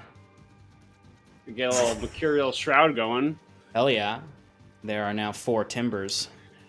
I am going to Hexblade's Curse Aella, and then... Oh, no, I can't. Wait, Sean, how far away is she from me? She's probably... Actually, I can say there. I'm a hasted boy. I can... You're 50 feet away from her. All right. I'm just going to do a good old run. And now that the wall of force is there, you have the elevation to run on the water. Yeah. Perfect. Yes. What I'm going to do is I'm going to Hexblade Curse her, and I'm going to run up to her. Oh my god, part of Timber's snoot is missing. Don't cut my suit off, Sean! Whatever you do! Too many boots. It's happened on the mini, Alex. It's happened on the mini. It's all right. I have a spare Timber. And one day I'll find that snoot. It's got to be somewhere in here. All right, you kind of look and you see Rodrin is statuesque and not really doing anything. So you blink. Did you want to save the blink, or did you? I'm saving. I use my bonus action instead to Hexblade Curse her, and I'm running up to her. And then you're running up, Hexblade Cursed. You have your action and hasted action still. I used my hasted action to Mercurial Shroud. Yep. Okay. So you have your attack action. I am going to use my attack action, and for flavor, I'm going to run up the balcony, and in like a horizontal flip, I'm going to take Aeon Spike and chuck it at her. I'm going to do... This is all unarmed strikes, but this is flavor. Hey, man, always. You can flavor all the dope monk shit as much as you want. And whether or not this hits, we'll find out in a second.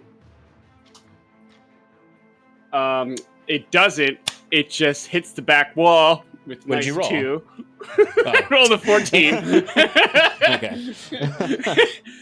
And then with that distraction, Timber's gonna just run straight at her, but he's not straight at her. That's one of his illusions, and he's gonna go for the liver with Hell his. Yeah. Yeah, get her in the spleen. Yeah, get her in the spleen for a 21. Spleen strike. That will hit, but she is going to use her reaction, one of her reactions, to use Queen's Rebuke. In response to being hit by an attack, Aella channels her Immortal Will against the attacker, stopping the attack and dealing 3d6 force damage to the attacker and pushing them back 15 feet.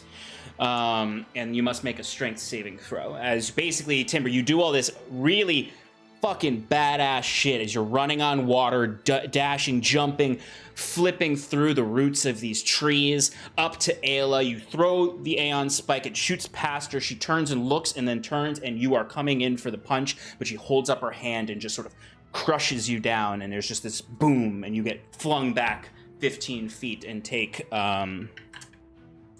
Wait. Sean, 11 force damage. Can I since it's a mirror image spell, do you have to roll a 1d20 before this happens? Yes, to see if it hits the mirror instead. Okay. It's still going to stop the attack. Now, but the thing is, Sean, this is a reaction, and the way it is described, it's a reaction to having gotten hit. Or yes, it's a reaction to having the trigger is being hit. So it's up to. I would leave it up to you whether or not you actually want to just bypass the mirror. Yeah, do you mean yeah? Because I feel like it would it would just hit the mirror and yeah. Right. It's not like because I'm initiating the attack rather than you're looking for me. Yeah, that's true. So I'm gonna say that it bypasses the mirror image, and it's actually you can even like kind of see like when she rebuffs your attack, like all the mirror images get pushed back as well, and for a moment you are one again, and then you split back up into the mirrors when you're 15 feet back. And give me that strength saving throw. Oh, I'm gonna fail that for a nice 8. Oh. Basically, you get hit and you get knocked into this branch and fall down onto the bottom of the steps. You're gonna take you're knocked prone, and you take another 3d6. As you're going to take, nope, that's a 3. 13 force damage. Since I have slow fall, do I take that damage? It's not fall damage. It's the. Oh, okay. You're basically, it's like she rebuked you, and then there's another like wave of it, and you have to resist that. So you come up, and like it's almost like very anime. The fist is about to hit her in the face, and she just stops it with this divine force, and it rebuffs you back, and then hits you again, pushes you down to your knees after you fell down the stairs. You tried to get back up, and she just pushed you back down. But it's still your turn. So if you have any more movement, you can run back up to her. I use the rest of my movement to get up, I think. yeah, you can do that. Because you're hasted, so you have like 80 movement, right, or 90? I have 110. Yeah, you're good. You can get back up to her. Okay. For flavor's sake, I crawl back up. Yeah, are you crawling up the steps for flavor? Yeah. Before Queen Aella? Before Queen Aella. All 4 of my illusions. Yeah, three of my illusions. Yeah. All right, so you have another attack, I think, right? No, that's it. Okay, so you are just within melee with her then. Okay, so Timber moved away from he outran the moon, but was still within range of other enemies. So Ekbralgoth, the moon, is now moving towards you because you're the closest to it. And it moves 20 feet at the end of anyone's turn, so you are going to be struck by this moon. Cool.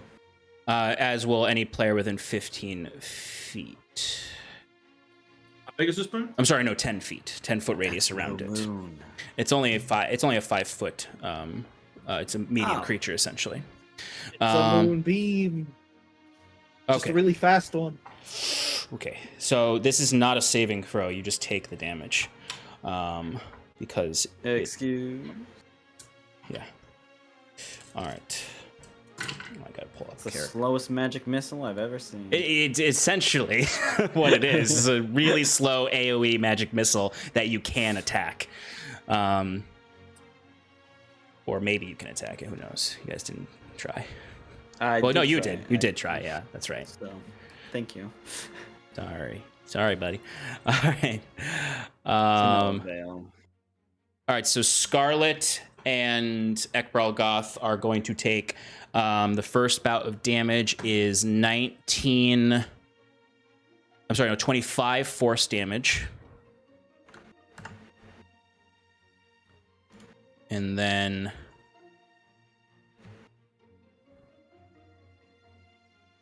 29 radiant damage. As this moon just sort of comes up to you, and it just sort of, as it touches your chest, Ekbralgoth, and consumes your space, it just explodes into this scattering stars and light that just, at first, is quite pretty, and then the stars just hit you like a wave of arrows, basically, and just that force damage and radiant damage bursts out in a 10-foot radius, hitting Scarlet and you with all of that damage. But the moon is, at least the Twilight Moon is gone for now. That was the end of Timber's turn. Talray is up with Rodrin and the minions on deck, and then Ekbralgoth. Rodrin's still ethereal, right? Rodrin is still ethereal.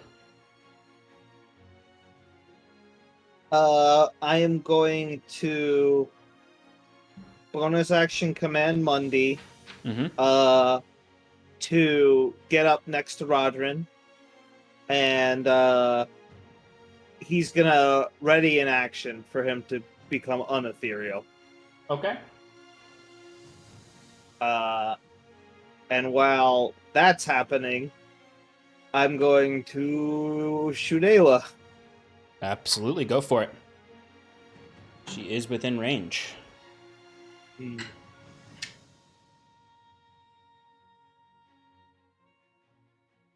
Yep, same shtick as the last time. Also, Sean, I chugged a haste potion, so I should have another attack, right? Yeah, you have your normal extra attack, and then you have your one hasted attack or hasted action. Yeah, I forgot about that last round. So let's do it. All right. She's going to use her last reaction to Queen's Rebuke you. But I'm all the way over here. It is just any kind of hit that hits her. It's only one attack though that she's going to rebuke. So the first attack, whatever you rolled first, that hit, that attack is canceled, and you are going to get thrown off of Mundi. I will let you give me a acrobatics or athletics check to stay on top of Mundi. That is going to be determined. The DC will be determined by the amount of damage, so it might not be that high. So it is 16 damage, force damage onto you. So you have to make a DC 16 acrobatics or athletics check or get knocked off of Mundi. I got a 21 on my athletics check. Okay. So I'll remain on him. All right. So I now need you to give me a strength saving throw.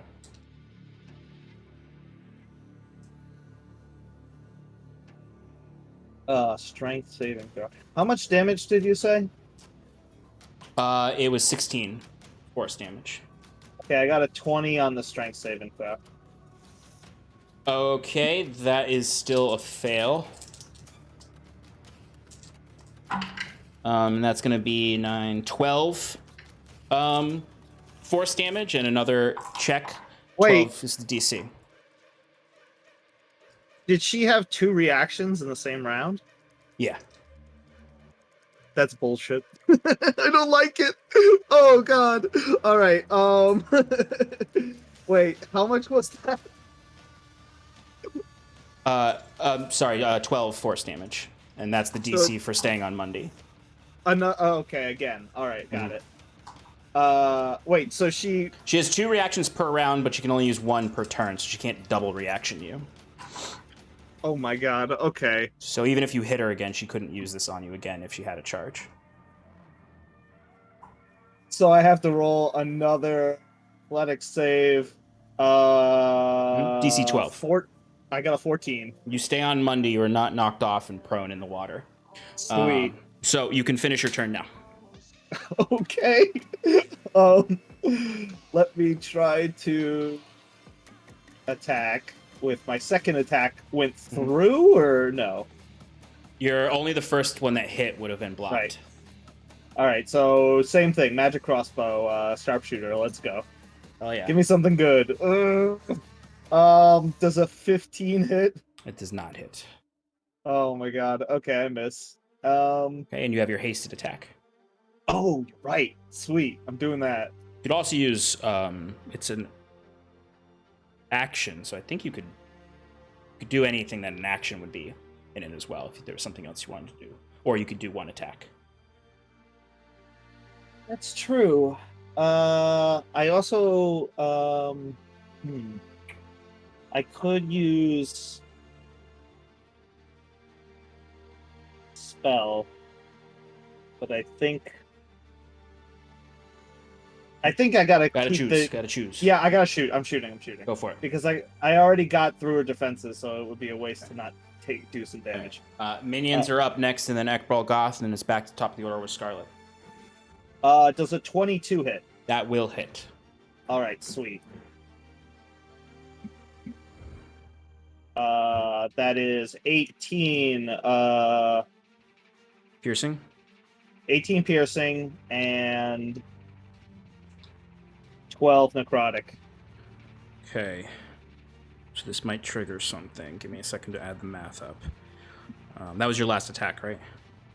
Yes. Yeah, this is going to trigger something. All right, so this is going to trigger Aella's Lunar Drift Shroud. So she is going to summon a Lunar Drift, which is the exact thing that you all were just running away from, right where she is. And she is going to vanish into the Lunar Drift, which is right on top of Timber. So at the end of Talray's turn, it's going to burst on Timber. All right, Timber.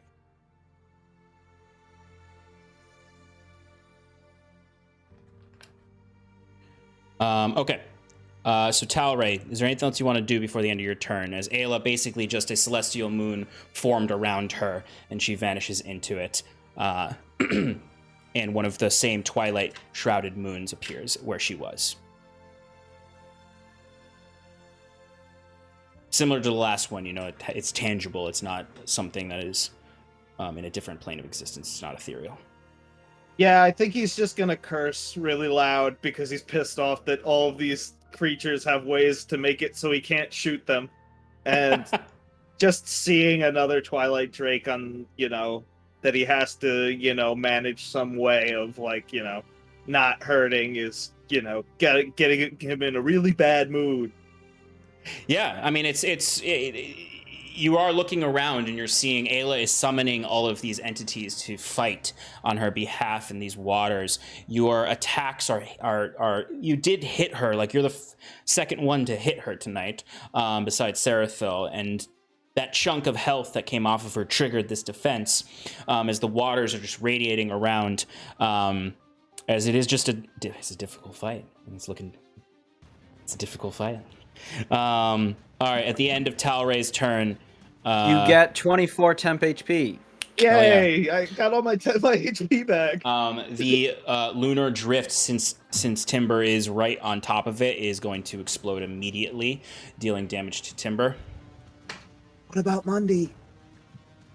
Mundy can suck a 23 temp HP. You can suck some 23 temp HP. Thank you. All right, Timber, you are going to take... What's the number? There's no save on these. Oh. You're going to take 30 points of force damage. Whoosh. And...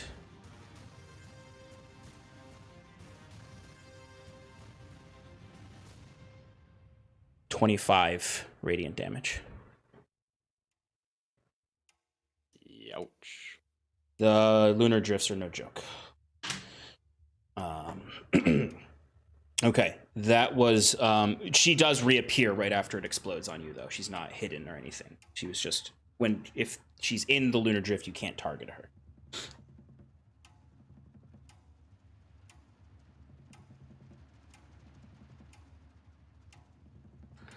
But Timber, as you've taken the most hits from her, and I think so far the most damage from everyone, she does look at you as you're were just picking yourself up from crawling up the stairs, and then a moon blew up in your face.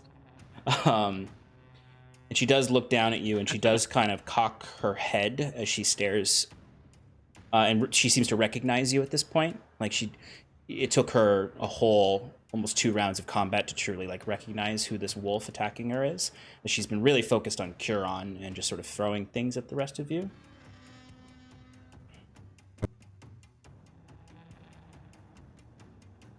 You hold the essence of a god within you. Yet you can't protect yourself or your friends.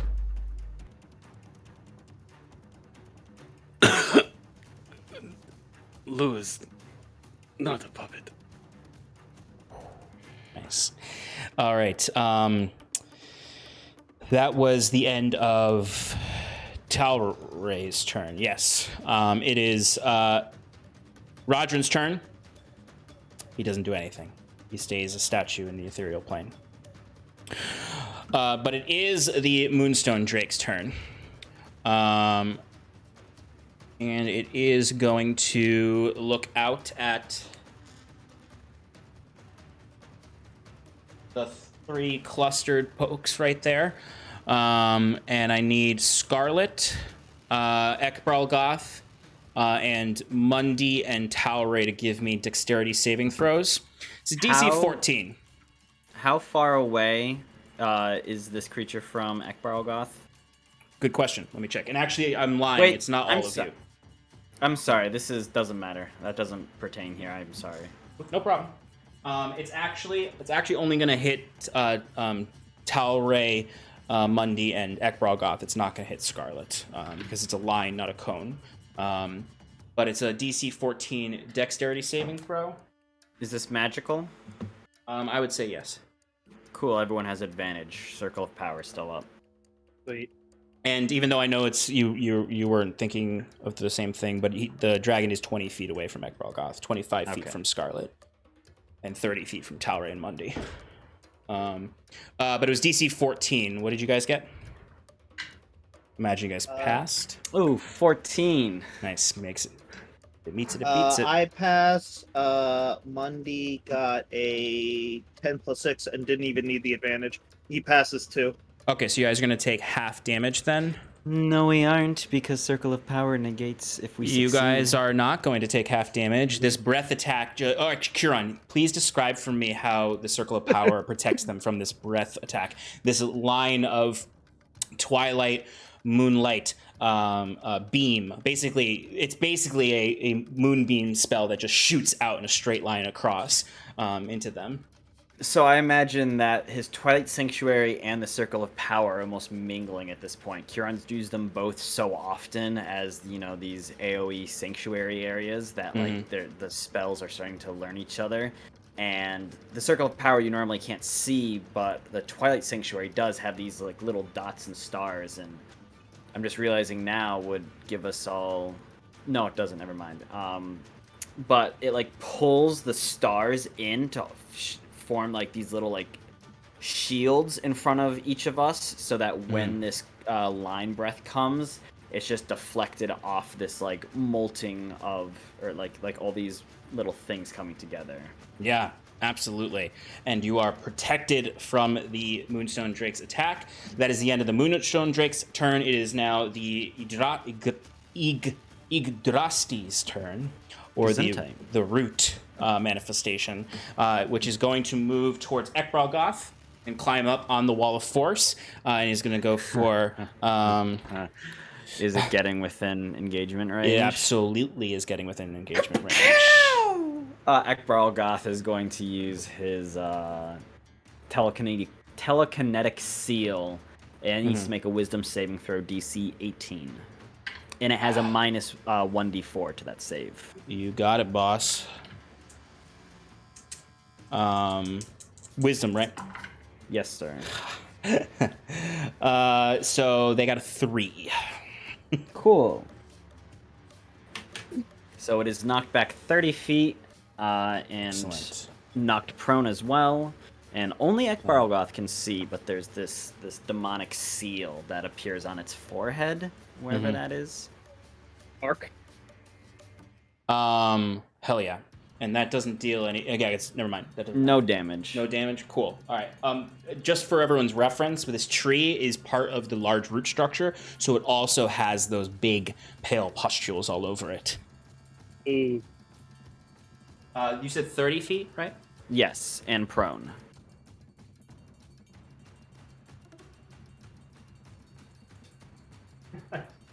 Just got to shove him in the corner.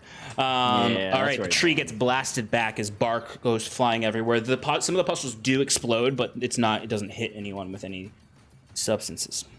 All right, that is the Yggdrastil's turn. It is now Ekbaralgoth's turn. All right, Ekbaralgoth is gonna. He's just been like kind of staring down at Rodrin this whole time and goes.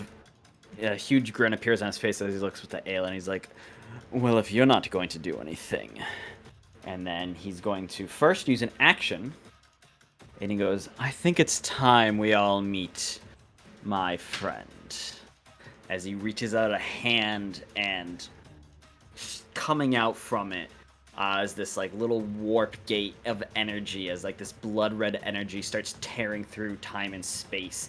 As coming through, you see, similar to what Sean described earlier, one white, bony, clawed hand come through, tearing through this, and ripping itself out from this portal comes a bone devil. As it screams out, if you'll allow me to voice it, Sean. Of course. I forget what name I gave it. Where does it appear on the battle map? I guess technically it appears. Sorry. Time for a minion fight.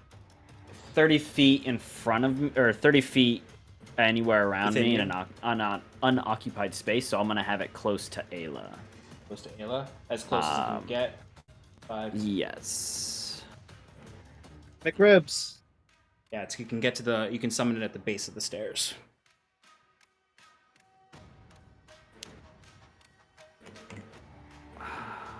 Ooh. All right. I was gonna have it do a whole thing, and now I can't find what I named it. Only one Kenobi. No, it had a name. I think it was the Seneschal of, or no, it was the like lieutenant of. Seneschal of Plasma. Yes. As it What comes was out, it? it's like, "You have summoned me, the lieutenant of Plasma." As it growls and does some crazy shit. I looked up a name for it. It doesn't matter. As this bone devil, It's 15 feet away from her. dope, is here, and it acts on the same initiative count as me. So I'm gonna have it go first once it appears. It's going to fly forward at Aella. Mm-hmm. And it's gonna use its multi-attack, making 2 attacks with its claws and 1 with its stinger that it has. It's gonna start with the stinger. I'll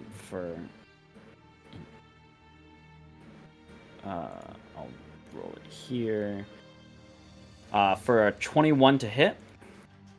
That will hit. She has no reactions left to stop it. All Yes. right.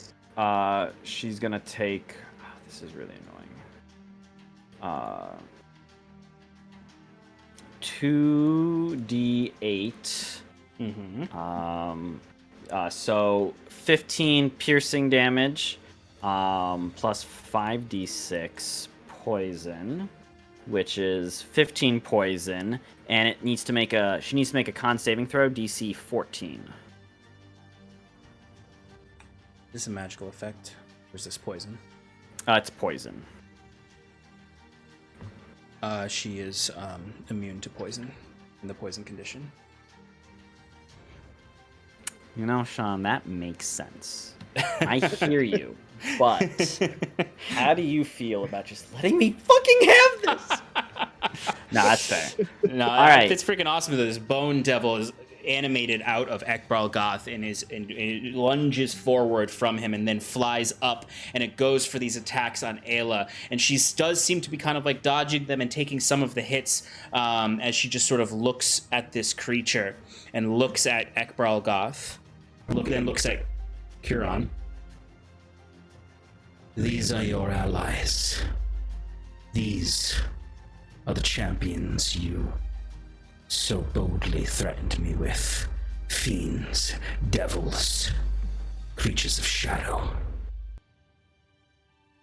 I come before you. Wait, does she say this telepathically? No, this one is actually out loud. Everyone hears this.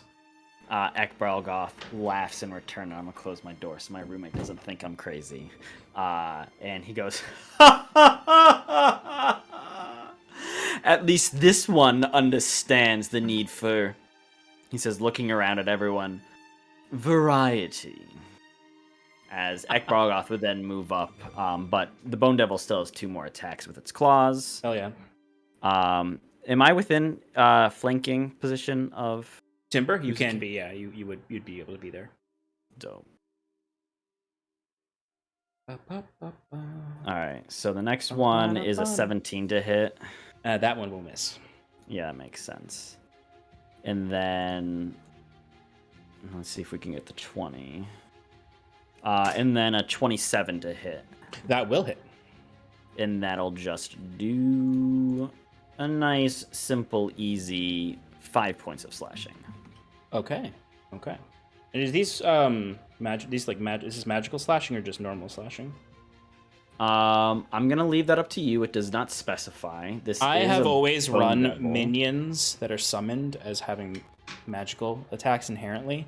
Okay. So just because they don't scale well always. I mean, a Bone Devil does kind of scale well, but right. Yes, that's why it's a level 15 feature. Yeah. No, it's a level 15 feature also, so I think it's fair that its attacks are magical. Thank you. So, okay, so you all have dealt 95 damage to her so far. Cool. So I have 60 feet of movement with Ekbralgoth, so that's the end of the Bone Devil. Okay. Now, how much space is between the Wall of Force and the landing that Aella's on? So I know where it stands there is not there's another 10 feet of the Wall of Force that is there. So okay. you would only have let's see, that's 10. You would have 20 feet of water to get through, so 40 feet of your movement would have to be used. Okay, and then would another 20 feet be enough to reach Aella? So if you were to go from where you are right now to get through the water, it would be 45 feet because you're 5 feet back. What I had calculated there. For 45 feet of movement, then you would have 15 feet, so 5, 10, 15. You would be within 10 feet of Aella. Okay, you need one more square to get on her. I'm going to ask you this, Sean, and rule it as you wish. In the movement section of the player's handbook, it talks about long jumps. It does not specify that long jumps are an action, a bonus action, or anything. I assume it's just part of the movement. So I can make a long jump, equal to the number of feet of my so you're trying to avoid the difficult terrain, basically. Yes. Or part so of it, I can get 15 feet with my strength. Hell yeah. So that's going to clean up a lot of your movement there. That's going to change the total movement to get to the base of the stairs so that's 15 feet. So. And I will say that Ekbralgoth does have to move 5 feet back to get... You're right, I assume yes. I'm 5... So I need that 10 feet. So I would use... Well, another... you have the 10 feet because there's a little bit... You're good. You're good on that. So if you were to run up, that would be 5, 10, 15... You'd actually... you'd jump 15 feet, so it'd be 5, 10, 15... So instead of 45 feet of movement, you would only use 25 feet of movement to get to the base of the stairs, and you would be able to get up to Aella. Oh, wait. I'm jumping onto difficult terrain. No, you're right. Not. Oh, no, yes, okay. you are. No, you are. You would land. You would land in the difficult terrain. Okay. I need to make a dexterity check, acrobatics. Okay. Does it say how the DC is calculated on there, or is it just It's a a DM 10. thing? Okay. Cool. Good old fashioned rules thank that no God. one That's remembers. That's an 18. That's an 18. Okay, so then you are good. so Would you if you don't failed get- that? Would you get knocked prone or something? yes, Cool. which would basically nullify everything. See, that I I've just learned did. something today, folks. So did I. I looked it up specifically for this. You yes, would have so enough speed then to get up on Aella. oh hell yeah. So Ekbralgoth will then run up as he does. You would be attacking from. It doesn't matter mechanically, but just for your flavor's sake, you're like below her on the tiers Right. of the stairs. All right, as he does, Ekbralgoth Goth is Ekbarl Goth. Ekbralgoth is going to ignite his Heartswarm Zweihanda, coating it in the flaming fire of the Everflame. Oh, yeah. And then is going to make his hasted attack. Oh, yes, he's going to make his hasted attack. So I just get the one attack. Is he are you within 30 feet of me or no? I don't No, think you are so. not. Okay. He's like a good 60 feet. Ooh, heckin' yeah. That is going to be a 31 to hit. Yeah, that'll hit. All right. So that's going to be. Get up here. 13 points of magical slashing, and then 4 points of fire. Okay. That's your first attack, or was that your second attack? That's the only attack I can do. Okay. Because hasted only gives me the one attack. And you already used Then I used my action to summon the. Yeah. Okay. the Bone Devil. Cool. 'cause- All right. So, let me just calculate this. Okay, Ekbral Goth, as you attack, as that attack comes in and the blade comes swooping up, you hit her, and it's like sinks into her side, and you can see like some of her vestments burning, and you can see like it actually is like dealing damage to her. She is bleeding on her side, but as she bleeds, light spurs out of it. A violet lunar drift shroud pulls around her, as she is within the lunar drift again. Of course she is. That wench. Do I have movement left?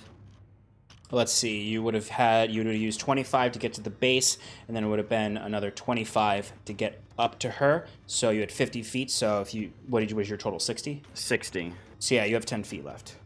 So as I recall, as Ekbralgoth recalls, she exploded after this, so he's gonna back up 10 feet. Cool. And she's in the moon, so she can't give you a attack of opportunity.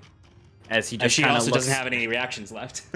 Oh yeah. As he just kind of looks to Timber and the lieutenant of Plasma and goes, "Good luck, boys." And as he finishes that sentence, all the sparkling lights then turn to arrows and hit you as the lunar drift explodes, dealing a shit ton of damage to our good boy. Alrighty.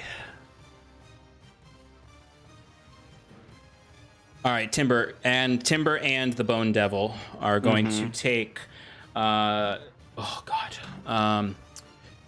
40 points of force damage. And then additionally another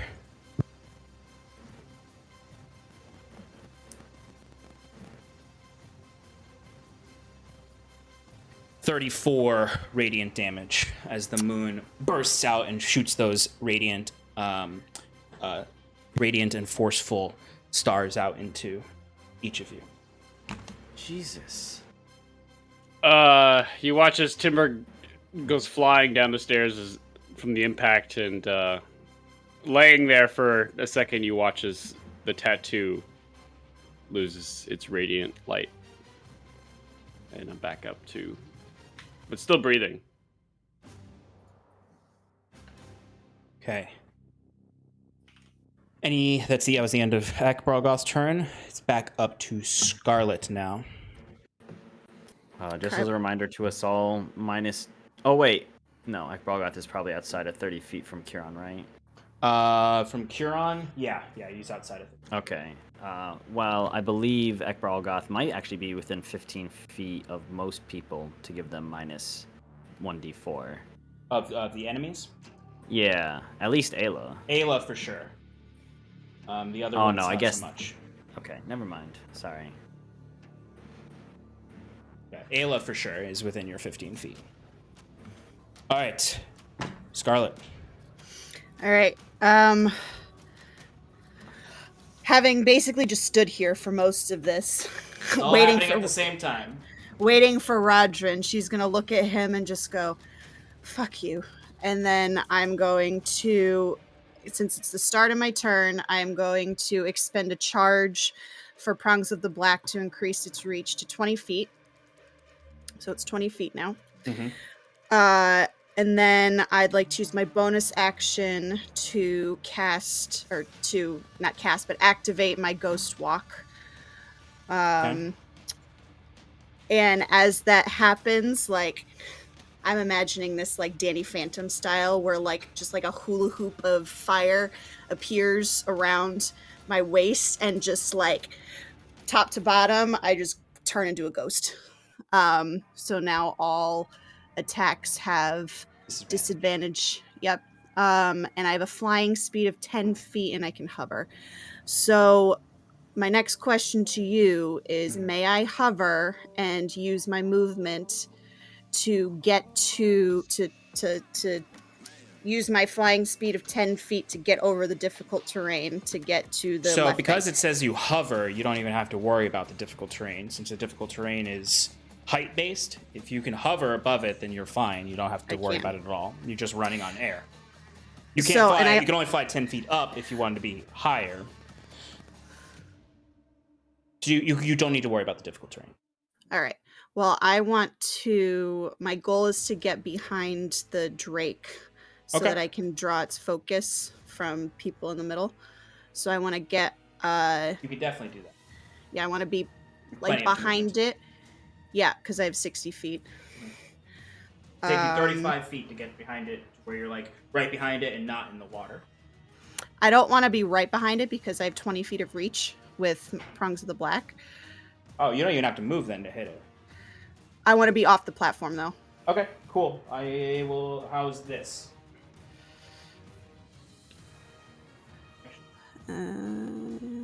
That's, I think, Off yeah, camera. that's, yeah, no, I can see her. Can I be closer to Aella? Yeah. So, like, where that, can I get to where the yellow light is hitting the square? Let's see, 5. Yeah, you can do that. Yeah. Or like The the very square corner behind it. of it, or Yeah, like right behind it, or like there's the yellow and then there's the square behind it. Yeah, that's good enough. All right. So then I'm gonna shout to Talray, "I promise I won't kill it," and I'm gonna attack the Drake 2 times. go for it.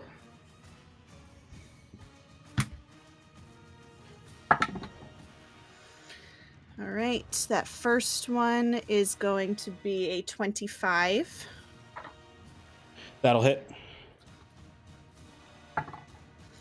That's going to be 10 points of slashing damage plus 8 points of fire damage. Okay.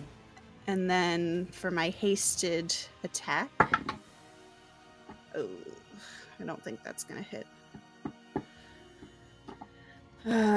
14. Does not hit. Yeah. Shannon just freeze. Maybe. Oh, uh-oh. Well, there wasn't much she could do in her turn anymore, I think. Oh, I think she had her bonus action left, but... Yeah, something. There you are. You're back.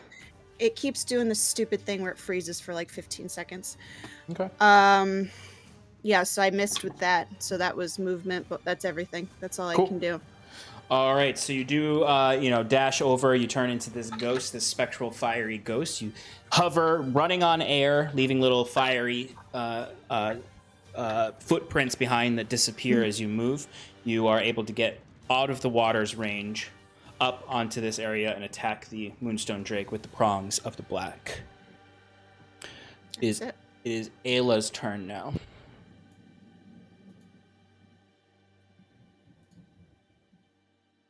And she is going to cast a spell.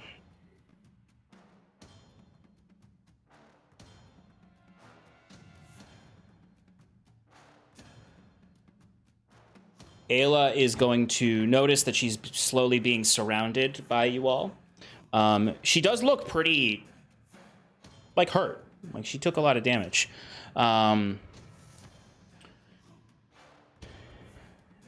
Where's my bonus actions?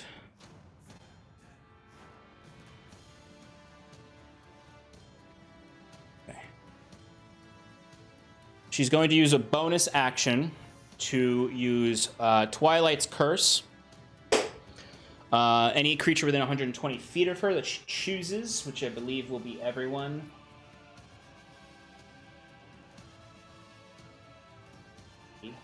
Okay. Even Sarathil will be caught in this.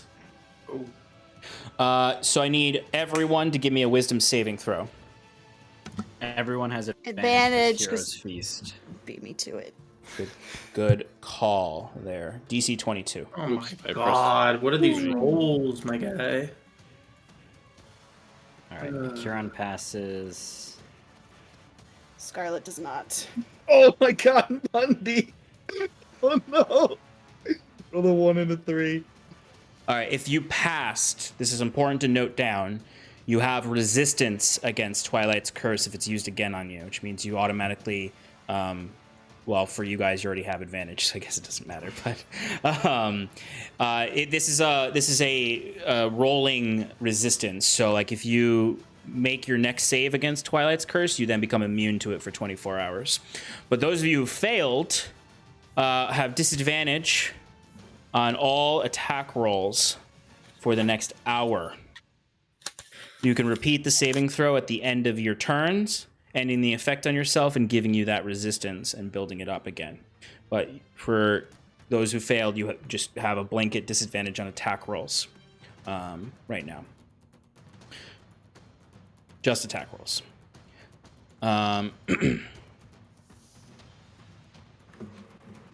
She is that. Yeah. No, I said okay. Okay. I was like, yep, yes, sir.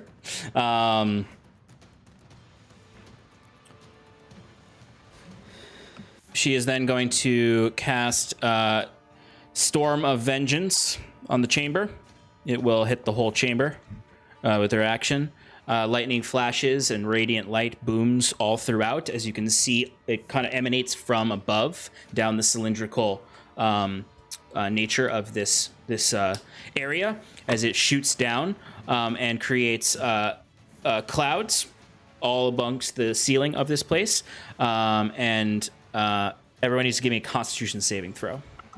Every single person? Everyone. Is this It's magical. With advantage? It is If magical. you're within 30 feet of Kieran. What's the DC? DC's 24. Oh my god. Right. That's so crazy. That's the craziest. I'm not thing I've near heard. you, Kieran, right? I'm not down the stairs. No, Kieran's Damn. pretty No, far away. Kieran's a good 50 feet away from you. Oh, yeah, I keep looking. You said 24 is the DC? Yes. No. Okay.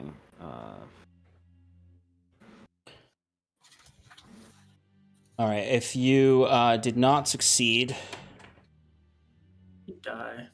Both my dudes fail. Both got 22s.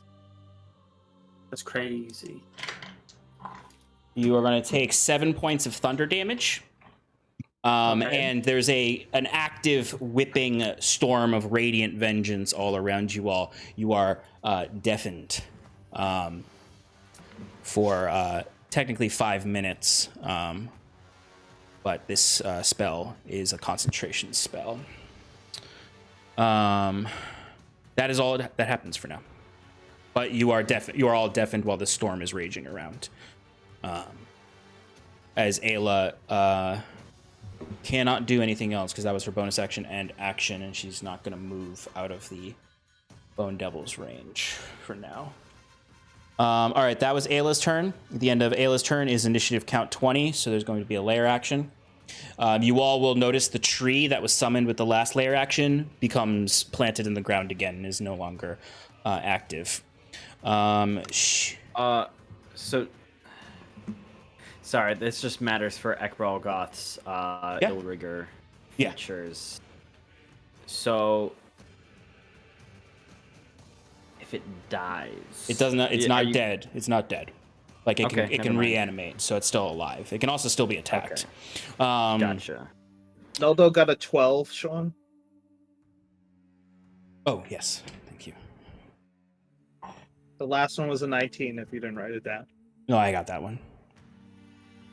I would say Sarathil, even though because you're the only one who has kind of like a connection to Naldo right now, as far as like you technically are somewhat attuned to him.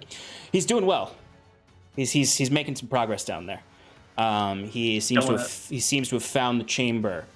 He is now just a big rock man inside it. So we'll get to that though. Aella is going to use the next layer action. Everyone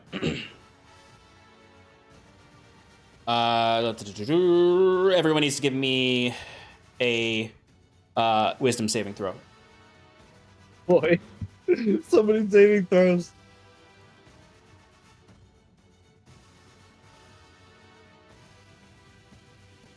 My God. Oh my Lord, these rolls What's are the terrible. DC? It's so bad. It's the DC is 20. Failed. Fail. Can I actually make this if I get high enough? Oh, I can't get high enough. I messed up.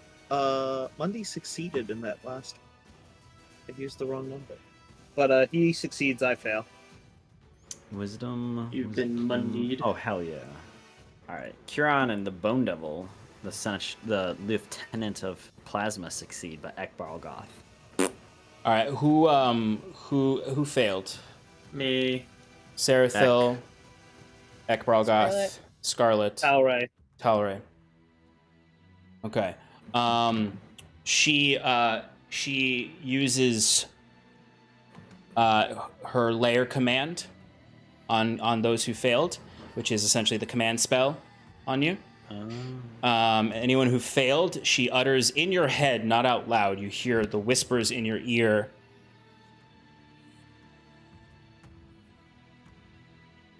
Approach. Do mind blank people hear that? You are in the clear, mind blank people, actually, because you cannot be compelled in that way. But anyone else who does not have a mind blank on them, on your next turn, you have to use all your movement to move as close as you can get to Aella. And Sean, that first wisdom save, is that... Discord froze on me again, so I missed it. Is it disadvantage on attacks against Aella or all attacks? All attacks. Okay. Yeah. It's essentially kind of like a confused... Like, your visuals are hazy from the Twilight curse on you, so like things are shifting colors. You're essentially tripping for the next hour unless you overcome it, and it's causing disadvantage. That was the layer action. It is Curon's turn now, and then Sarathil's on deck, Timber, Talray. Actually, you know what? We're going to take a 5-minute break because I need to use the bathroom.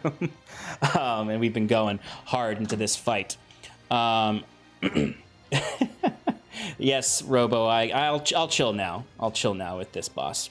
All right, folks. Sorry, we are going to take a 5-minute break. We will be back in 5 minutes to jump into Curon's turn and the next round. We will see you all shortly in 5 minutes. Bye. Bye.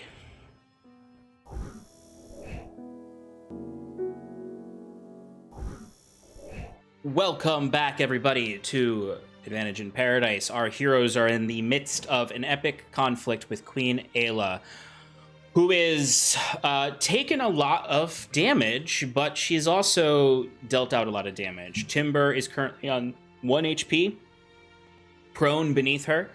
The rest of the party is whipping around in a storm above them, and there is still a Moonstone Drake on the battlefield that is hostile to our party. Curon is up, though. Queen Aella is looking bloodied right now. She's taken a lot of hits. Rodrin is still ethereal, a statue, not doing anything. The tree, the Idrasti, has frozen itself back into a tree root, and the Moonstone Drake is distracted by Scarlet right now. Though some of our heroes have been affected by the command spell, so in this round they will need to use their round to move closer to Aella. But it is Curon's turn right now, and then Sarathil is up after. The Twilight Shepherd. Finish this. Finish this fight. All right. Kieran's gonna start spiritual weapon, zip on over to that Moondrake. If it can, gonna move closer to Aella. If it has any extra movement. It has 5 extra movement. All right, so like circle up a little, map orientation north, if that makes sense. Just to get within range. Eventually. That's gonna be 18 to hit, Moon. That hits. Dope. And that's gonna be 14 magical force damage from that.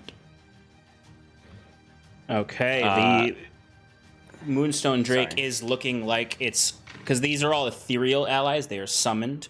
The Moonstone Drake is starting to kind of like... They formed out of like crystal from the water and starlight, and it's starting to return to starlight, return to water. Parts of it are just flushing off and then kind of regrowing. It is very close to being de-animated. Um... Kieran, you are currently up in the air, and you are... I think not about 90 feet from Aella. All right, move up 30 feet, flying towards her. And then we are going to... we'll go... 4th level, guiding bolt on her. Oh, Papa, it's a nat 1.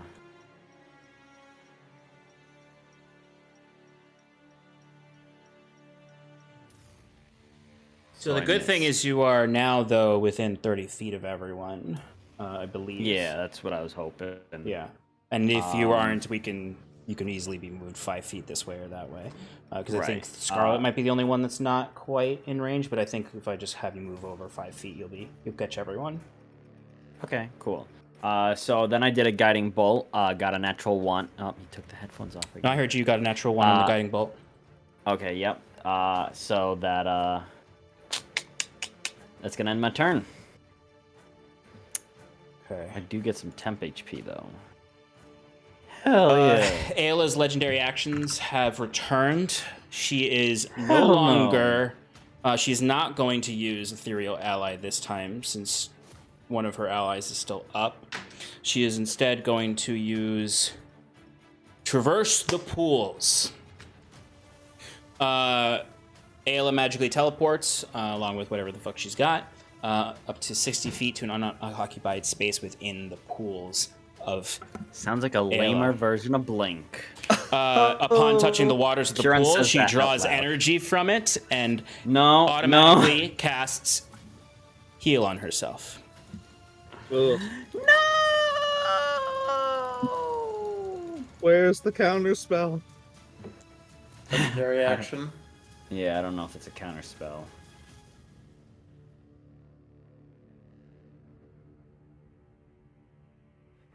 This wall of force is actually doing more work than you think, because if she lands within within the range of her allies, she can heal them as well, and the wall of force is blocking her from teleporting onto Rodrin. so he does not get the benefit of the heal spell on him. But she does. He's a bad man, Bajamba. Yeah. Yep. Okay, so she is healed for 70 hit points. I don't believe you. And that was her legendary action at the end of Curon's turn. So it is now Sarathil's turn. You did fail the command check, right? Yes. Okay, so you need to use your turn to walk as close to Aella as you can get. Can I still do an action? Let me see.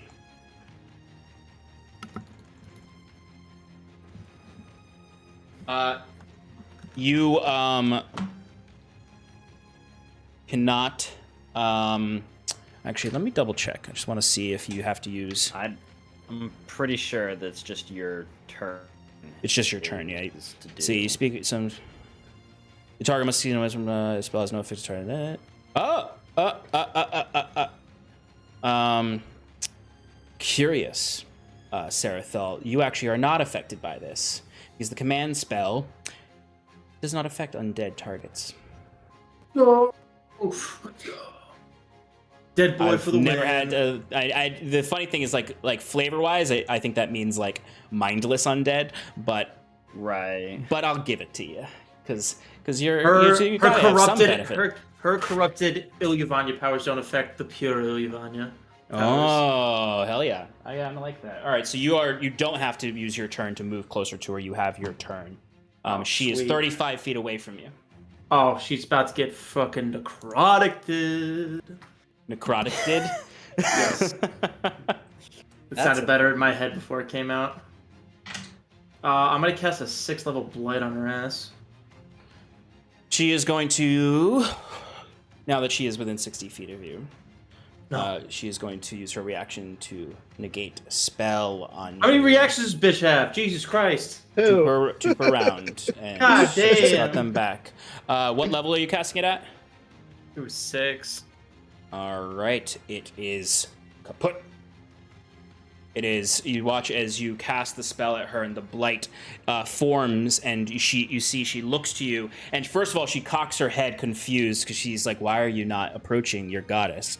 And then, as the blight starts to seep into her skin, and you see it starts to shrivel a little bit, she just sort of holds her hand down as you see the moon above just shines brighter across the chamber as her skin then returns flawlessly to its pure form as the blight is canceled, and as one of her reactions used up. Okay. I think that's all I could do. This does more. Sorry. Sarathil, once the spell is canceled, a portion of it is rebounded upon you. And refocused as force damage to you. It's not the damage of blight, it's a static damage. You're going to take 12 points of force damage. And you are silenced until the end of Aella's next turn, which thankfully is not going to correspond with your turn, so it's not going to affect your turn, your actions, like your verbals next turn. But as far as reactions, if any of your reaction spells require verbal components, you can't cast them until the end of her next turn. Yeah, okay. Okay. Timber, you're up. You have 1 HP. That's right. Aella is no longer next to you. She's teleported 60 feet away. And I'm actually going to have her move a little bit. I haven't used her movement. I should do that. She's going to... Actually, she's going to see Talray there, and she's going to hover up, so she's flying just above Talray. I'll say 15 feet does up. she move out of my attack range? Can Mundy make She's an not attack of in your opportunity? attack range yet. She's just outside of it. Mundy's a big boy. Does he have reach? No, he's 10 feet fat though.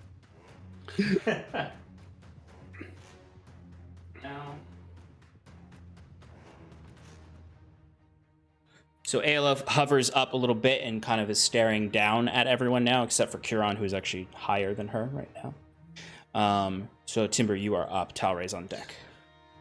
I'm gonna walk.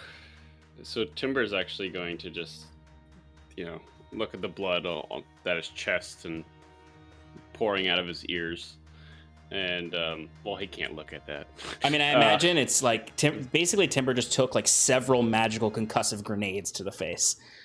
Yeah, so he's gonna hold his head and he's going to walk over to the wall where he chucked his Aeon spike. Mm-hmm. That he's is gonna the 10 back feet, just corner. 10 feet. Yeah, just 10 feet. He's gonna stumble over there, even though he's hasted and he could just run over there. No, he's gonna stumble over there. Lean against the wall a bit. Lean against the wall a little bit. Cough up a little bit of blood. Pick it up. Hold it close. Close his eyes. Lou, I need you to take care of this bitch.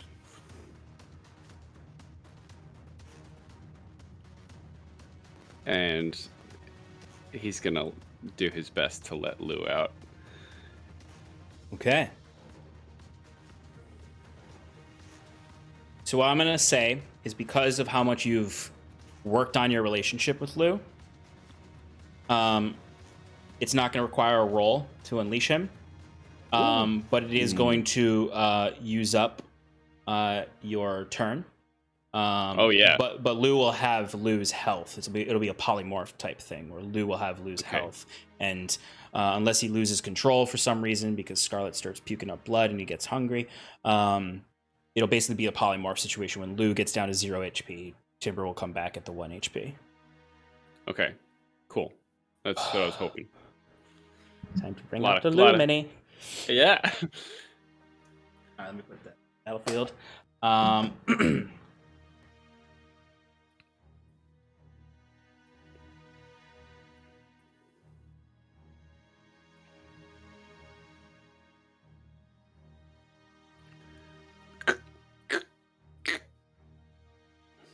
The good old cracking noises. It's been a while.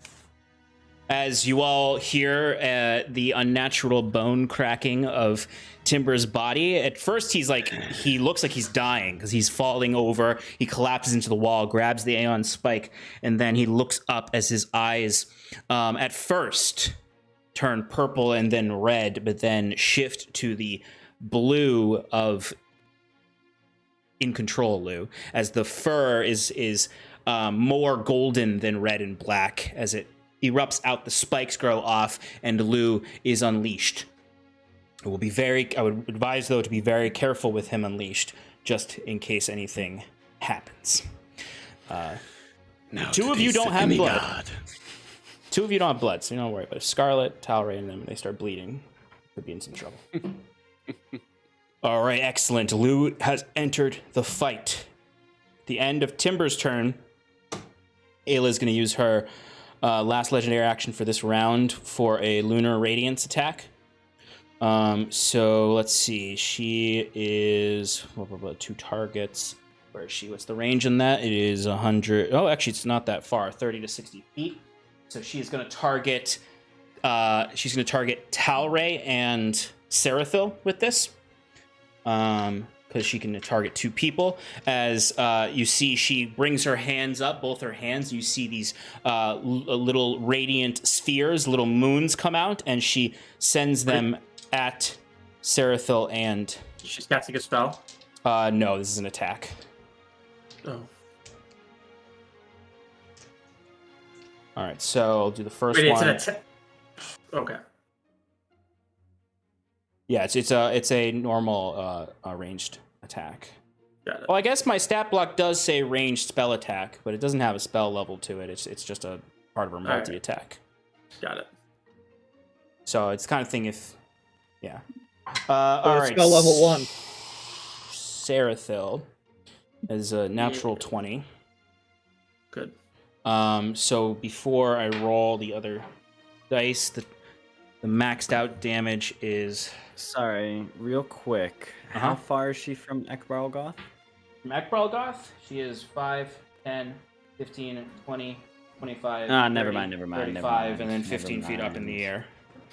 Okay, sorry, my bad. No, you're I good. can't see. I know. I focused get on that. Lou, and now you can't see. All right, so that is going to be on the without the rolls. It's going to be 18 radiant damage, and then 18 cold damage. And then the rolls, we're going to have another 15 radiant damage. Oh, double ones, and The 8. rolls? Yeah, so she crit on you. Oh, right. So Yeah. 15, and then what? And then 8, another 8 cold damage. And you are not standing in the water, so you do not take the extra damage. So next is against Talray for a 26 to hit. Yeah, that'll hit. All right, so that's going to be 14 radiant damage and 12 cold damage. And you're flying, so you're not in the water, and you're near the platform anyway. Sarathil, is Wall of Force a concentration spell? Yes. Okay, so go ahead and roll those Constitution saving throws for that. So How many? I got hit twice. you got hit quite a bit. You got hit once, actually. It's only once. So I don't think you can make it because it's half of the damage you took, and it was a crit. And it's like 18, 18, 15, and 8. So that is 6. Yeah, you would have to roll a... I mean, that's just 6.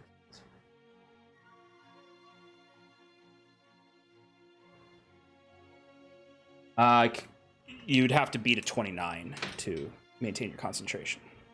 Do I have advantage, Kira? No. Oh, yeah, damn. no, Kieran, move forward. Even then, I don't think concentration saves would count. All right, here we go. I could possibly get it. If I roll 20. No, it was so close. Was it? Oh. Yeah. Was it? No, I mean, the 8 is next to the 20 on the die. Oh. That's what I mean. I can only get it if I roll the 20.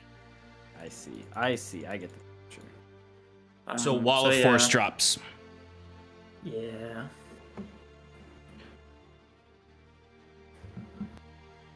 And that was at the end of Timber's turn. So Talray is up, and then the minions. Okay. So I'm kind of hypnotized or whatever to go near her. So Is Mundy hypnotized also? Mundy is not hypnotized, but I can use a bonus action to command Mundy to go to her, which is probably what I do. Yeah, that is probably what you would do, yeah. Okay, But so I then- mean, yeah, that's fine, because Mundy would be attacking her anyway. Yeah, that's fine. You just can't attack her on this turn. Oh, I can't? No, you use your turn to do this, whatever the command is. Oh, okay. And for you, that would be telling Mundy to move closer. I mean, that's normally a bonus action, but I get it. I'm hypnotized. It doesn't work. It's whatever okay. actions you have to do it, you know? Mm-hmm. Otherwise, you'd be leaping off of Mundy's back to try to get... Well, you could fly, so you would... Actually, you could just fly off of Mundy and fly up to her. True, but I feel like, I'm mounted on Mundy. Mundy's Yeah, fine. no, I'm fine with that. I'm just giving you all your options for how you can move closer to her. Dude, is there a resistance to this, or is it like a one-round thing? Like, can I... It's a one-round thing. It's a layer action. Okay. So as soon as the initiative count 20, it's no longer affecting you. All right, very good. Mundy's gonna attack her then, I guess. Go for it. Can we make it a breath weapon, Sean? It's not Sure. gonna work anyway. No, it's fine. Okay. Breath weapon would be... I feel like I'm better off trying to break resistances, so I think he's just gonna claw at her. Okay. All right.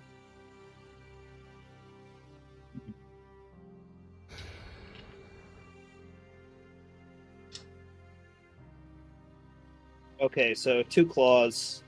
The first one is a 12 plus 8 is a 20 to hit. 20 will hit. Okay. Is she doing anything that makes me not roll damage? No. Okay. So she's gonna take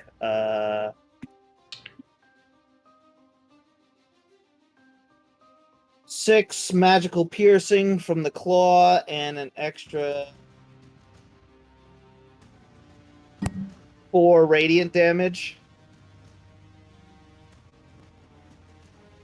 Where'd he go? The radiant damage doesn't deal quite as much as you'd expect. I figured. But he's gonna do it again. Okay.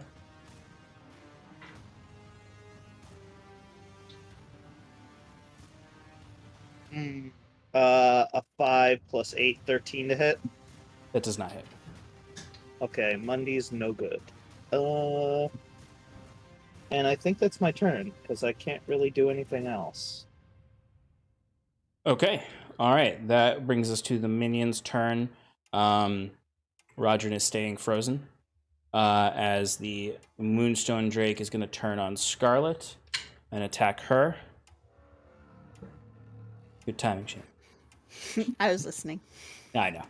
All right, Shannon. It only has 1 attack, so which is a 23. Oh, with haste, I have a 22. So yeah, that hits. Okay. It wouldn't have mattered if I had Lily up because meets it beats it.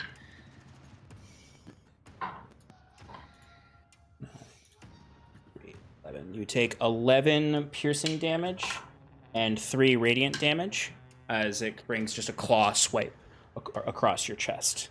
And you feel the radiant energy burn underneath. So it feels like a kitten scratch compared to the concussive moon that blew up in your face 30 seconds ago. Yeah. Okay, that is the minion's turn since the other minion is inactive right now and Rodrin is being a bitch. Ekbralgoth, you are up, and then it's back up to Scarlet. All right, so Ekbralgoth is commanded. Just gonna move his movement towards Aelor. Ailer. The Bone Devil, however, is not commanded. That's true. 40 feet of Flying. movement, flying. Does that get him to Aella? Let me check.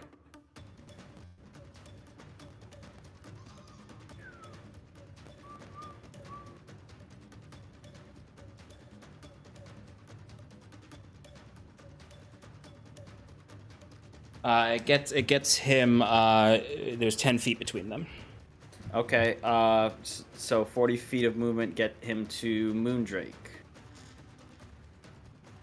Oh yes, definitely. Yeah, it'll definitely get him to the Moondrake. All right, cool. Oh, I'm sorry. He has a 10-foot reach. I didn't know that. Perfect. Oh wait. Well, he's flying, right? Yeah. Okay. So he's level with her. She's flying up 15 feet. Okay. So 3 attacks: Sting and Claw. Am I technically flanking with Mundi Talray? No, because Yeah, actually, no. that's fine. Yes, Oh, cool. because he is on the other side. Yeah. All right. Flanking so rolls for get the- funky with reach. Yeah, that's fair. For the tail, that's going to be 21 to hit. That will hit. All right. It's going to be 11 plus 15 piercing,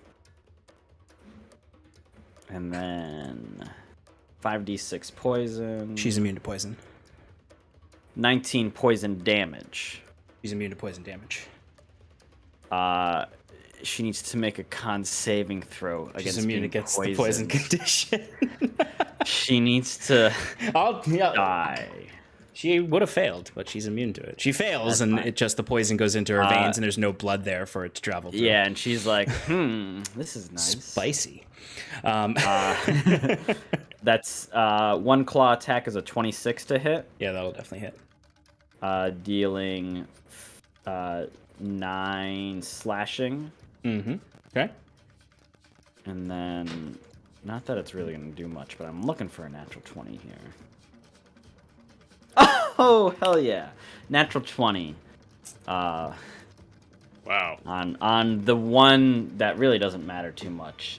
6, 8, 4, 18 slashing. Total? Yes. As the That will- lieutenant of plasma is like, bleh!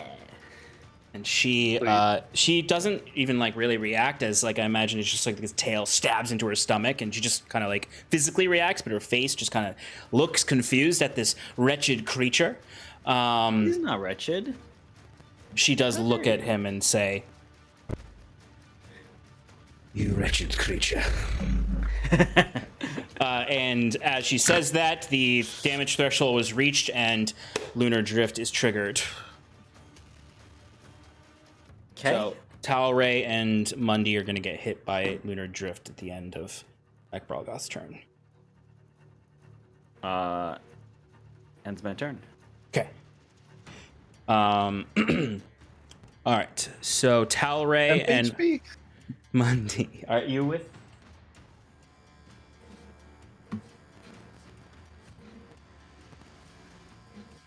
Forgot where Huron was. Huron He's- is over here.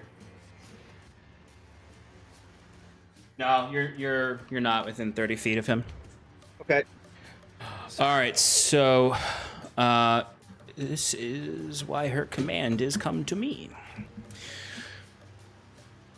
Okay, so Talray and Mundi, first round of damage is 28 force damage. Okay. Second round of damage is 29 radiant damage.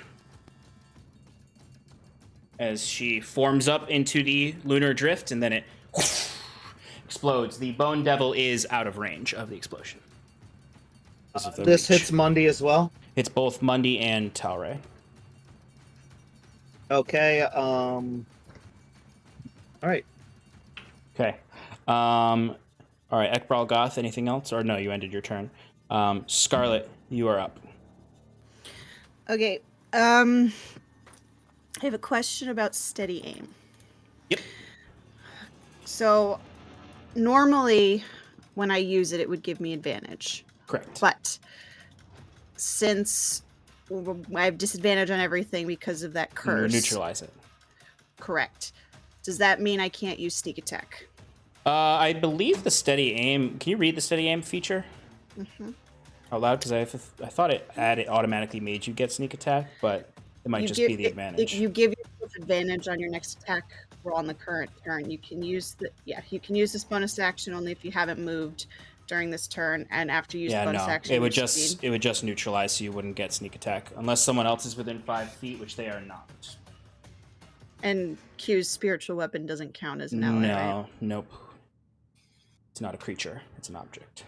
Guys, I have 76 for sneak attack now.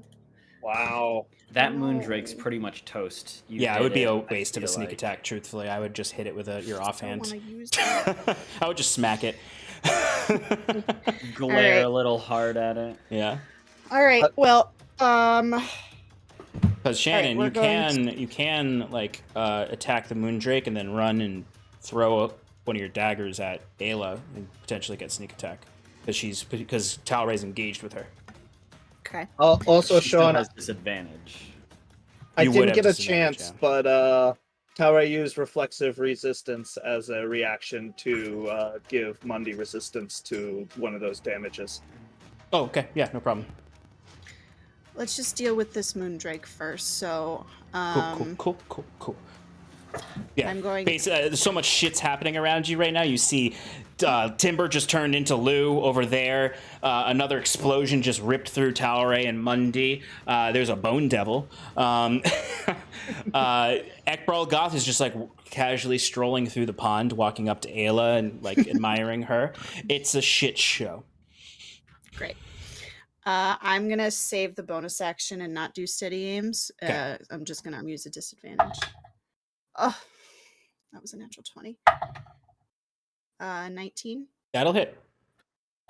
Don't even have to roll. Your modifier will kill it. How do you want to kill this Moonstone Drake? It's not a real Moonstone Drake. It's a ethereal projection of one. Because I did promise Talray that I wasn't going to kill it. Yes, but you have hit it enough to realize that it's not a living, breathing Moonstone Drake. Okay, so then I guess I'll say it's not real. It's a Money Talray. disappears when you kill it. You tell me Monday isn't real? Mundi looks over at you quickly, tongue flashing out. Offended. Okay, well, can I just... Then my damage is going to knock it out so that it'll sink into the bottom of the pool, so I don't kill it. So I'll just, like, reach out with Prongs of the Black and just kind of, like, use it since it's still got 20 feet of reach, it'll, like, wrap around its neck and just bring it down. Yep, and as you pull it down, the Prongs of the Black rips through the neck, and the entire thing just turns to water and falls into the water. Done. All right, you have your full movement, you have a hasted action, and you have your bonus action still. Bonus action. You have right. Aella, who is 15 feet up in the air and about 55 feet away from you. All right. Well, I have 60 feet of movement. And you can fly up 10 feet. I know. That's exactly what I was gonna do. Yeah, so I'll move that way to the right. And then I'll fly up 10 feet so I can be... You're trying to hit her with Prongs of the Black? With With your haste action? Yeah. Okay. So you don't And have to then I'll get use my right up bonus on her action. because you have the 20 feet of reach. Yeah, and then I'll use my bonus action to Huck a dagger? at her. Cool. Yeah.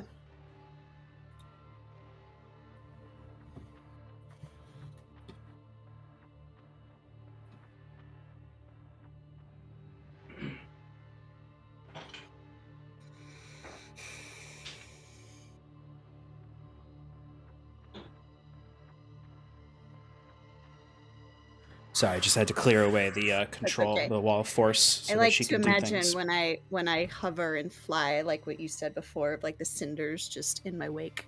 Yeah. That's cool. All right, so still disadvantage. That's not bad. Oh shit! Well, I had to roll concentration checks for her. all right. Well, then I'll wait till you're done. It's not going to affect your business. You can. What was your rolls? 23. That'll hit. That was with disadvantage. She is going to use Queen's Rebuke on you Okay. to cancel that attack. So And I don't roll damage. you do not roll damage yet. You go up to attack her, and your Prongs of the Black flings out to get her, and you watch as the Prongs of the Black is lurching towards her face. She holds up a hand, and it freezes in the middle of the air, and you attempt to pull it back, and it's frozen, stuck there, and then she just goes like, and radiant energy flings Isgoth back at you, and flings you back 15 feet. Good. And you're gonna take 15 radiant, 15 force damage. And I need you to give me a strength saving throw. Oh, I'm not good at these. 3. You take another 12 force damage, and you are knocked prone.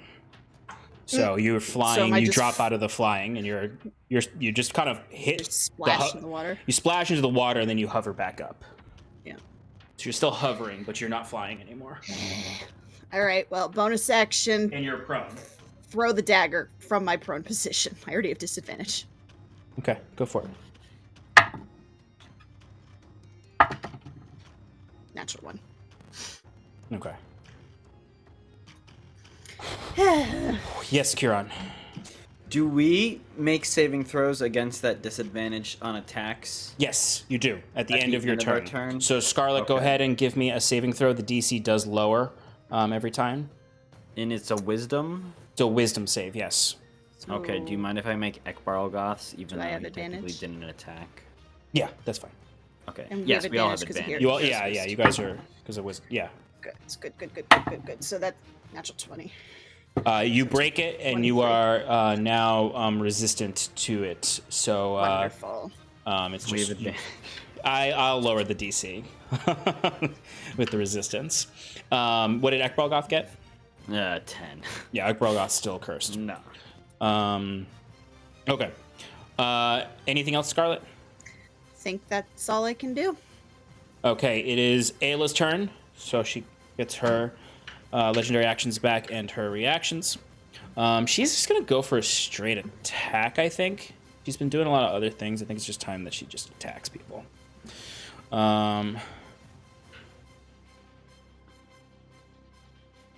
Talray. Okay. She is going to reach out and grab for you to make a Twilight Drain attack as her first attack. Okay. That is a 27 to hit. Yeah. Okay.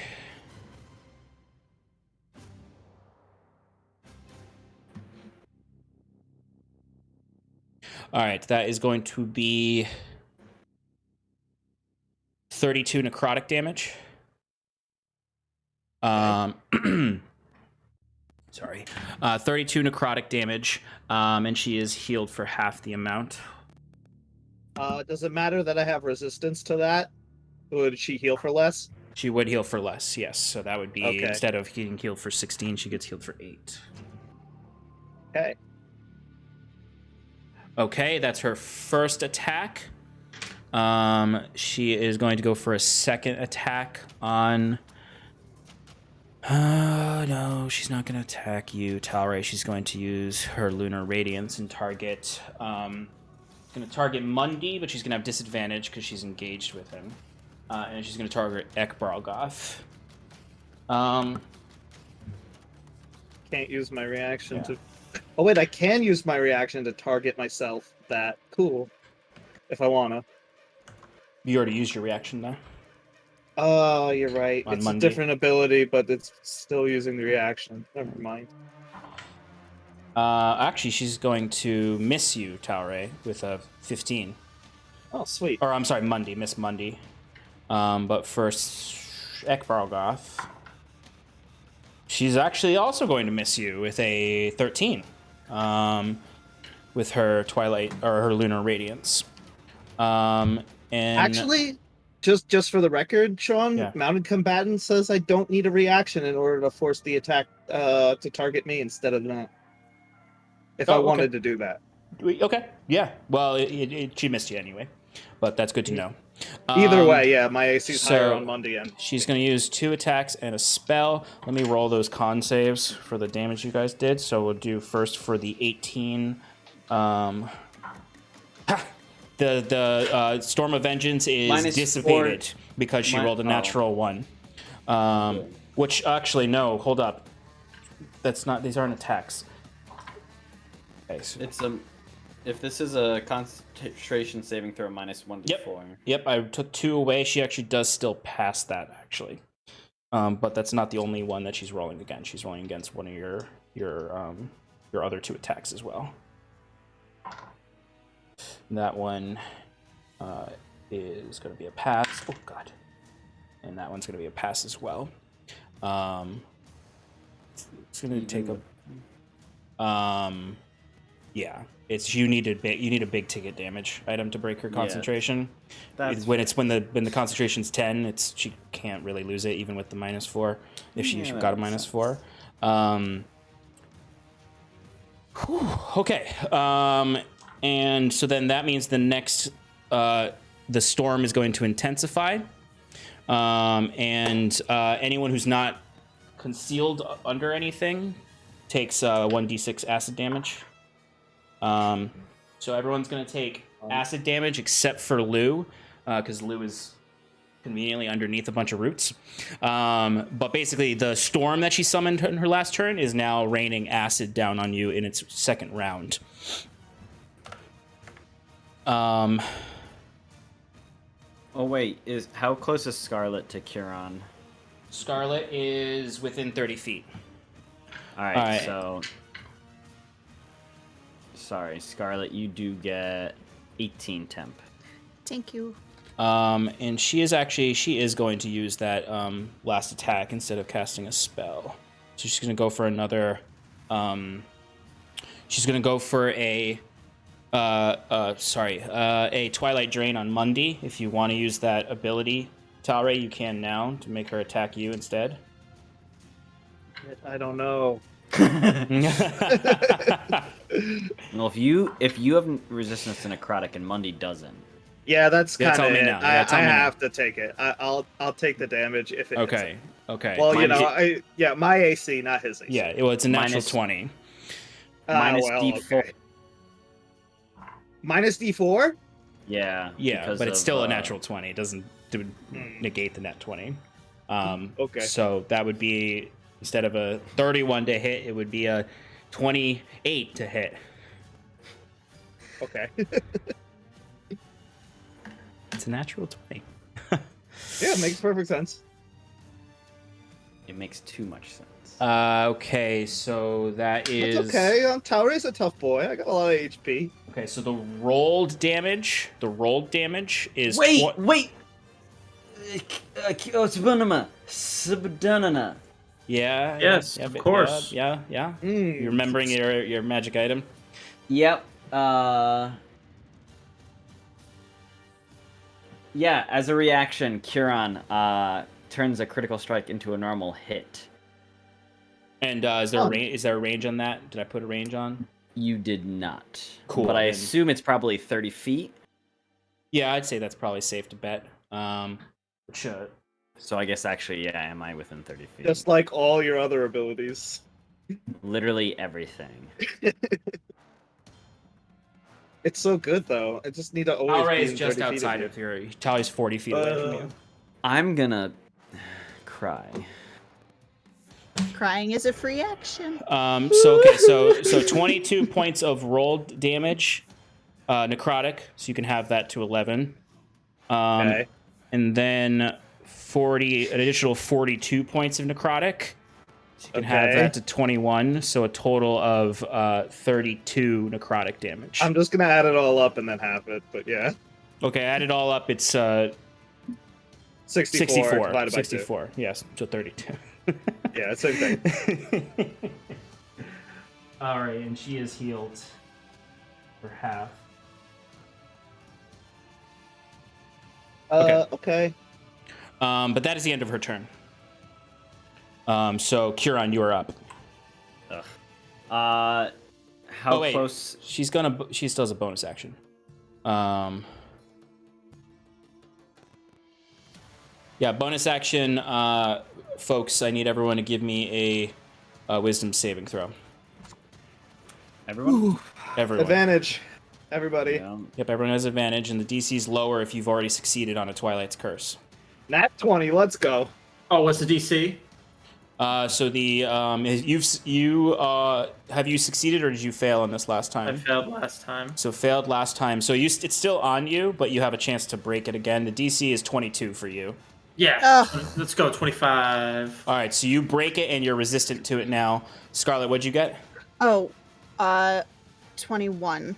But I just beat it. Nope, because you're resistant, and I told you that the DC would be lower. So you do not. That's what I meant. Yeah, so you succeed, and you're now immune to the effect for 24 hours. Curon, what'd you get? High. 26. You are immune for the next 24 hours. Timber, what'd you get on the wisdom save? Sorry. You're good. Talray, what'd you get? I got a 27. 25. Mundi got a 25. Okay. All right. So everyone passed, and everyone who had already Wait, oh, Ekbaralgoth did not pass. Okay. He got like a 17 or some shit. Okay. The Bone Devil did pass, though, and is now immune as well. Perfect. Oh, I didn't give Mundy disadvantage when he attacked. That was a mistake of mine. Oh, it's okay. Well, he's broken it now. It was negligible damage. Yeah. Okay. That is the end of Aella's turn. Kieran, you are up now. Sarathil, you're on deck. Distance from Kieran to Aella. Distance from Kieran to Aella, 5, 10, 15, 20, 25, 30, with some dissension needed also to get down to her level, because you're about, let's say, 10 feet above her. Don't stoop to her level, Kieran. So, but you can move at an angle, so I'd say 30 feet away. All right. All right, Kieran's going to go in for a melee attack with the Scepter of the First Shepherd.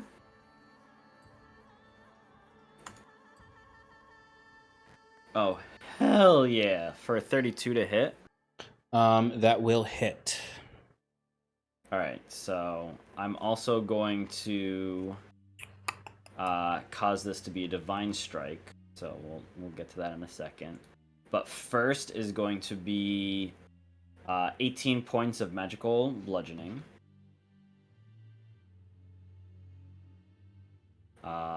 Followed up by 10 points, 10 and 13, so 23 radiant damage. Okay, so that's going to be halved. Right. That was 10 and 13, you said? Aye, Captain. Okay.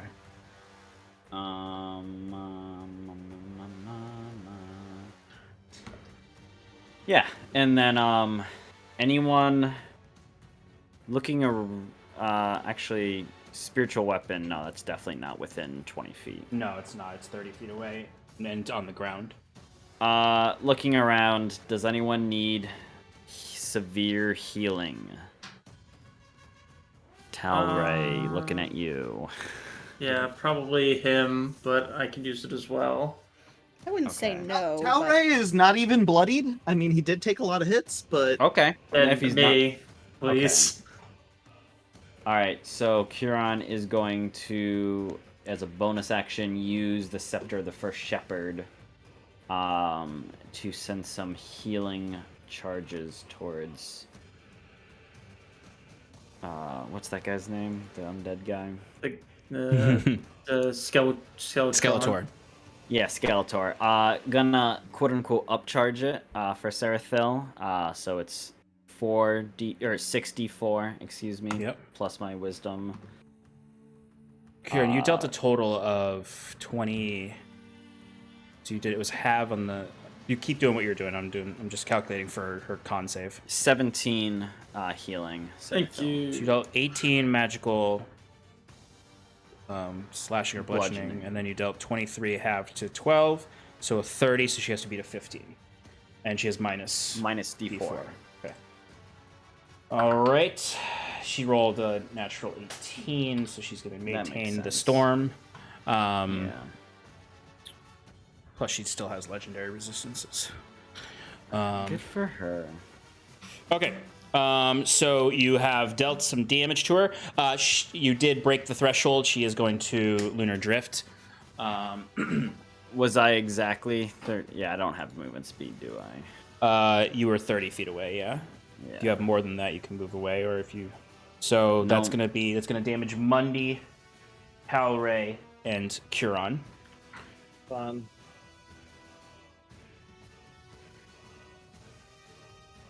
So the force damage is going to be 44 force damage. How much? 44. So, quick question, Sean. Mm-hmm. With my scepter, as a reaction, I can reduce damage by 46. Would that be for all of us reducing that damage? Or would that just be for a single target? That would be for a single target. All right, never mind. And then 30 radiant damage on top of that. So Cool. 44 and 30, 74. I know some of y'all are resistant to everything. Mm-hmm. Not everything, just a lot of things. Just this, yeah. And that's on Mundi, Talray, and Curon. 52 damage from Mundi.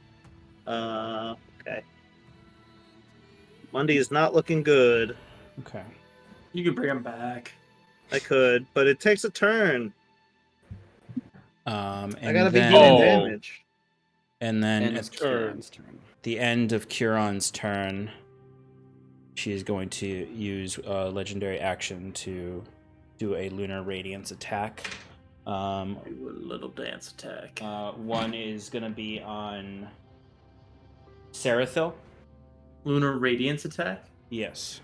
And then one is going to be on Mundi. Minus D4. Yep, good. Thank you. I was forgetting that. It's a ranged attack, so she has disadvantage against Mundi.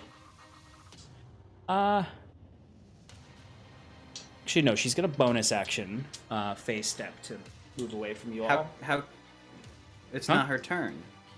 Oh, good call, man. Good call. I forgot I was doing a legendary action. Thank you.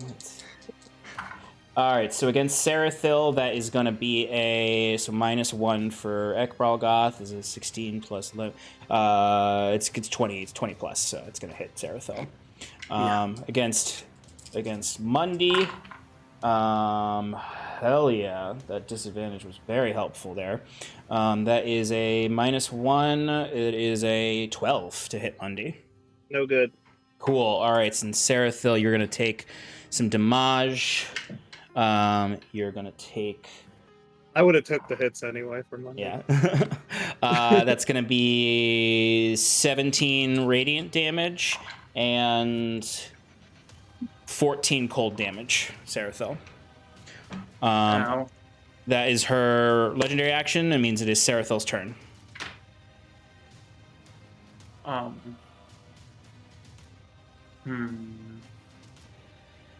Lou is on deck.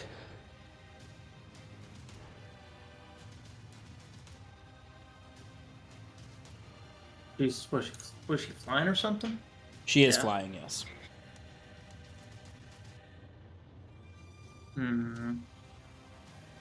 35 feet away from you. Yeah. Oh, God.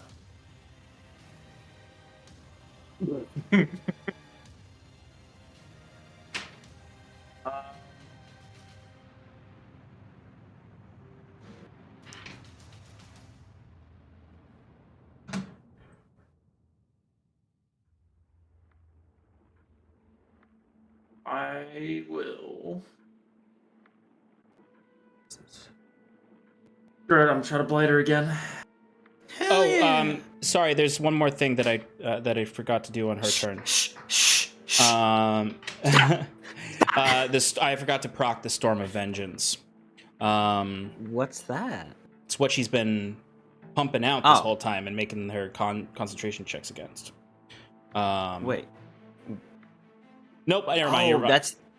I did the acid rain. No, was that last round or was it this round? No, that was this round. Cool. That was definitely this round. Cool. Thank you. Okay, good. Because this, okay. Cool. I'm sorry. I'm just like sitting here and being like, what's going on? How do I kill them more? How are they still fucking alive? No, I'm just kidding. Obviously. Sarathil, what do you want to do? Attempt blight. Okay.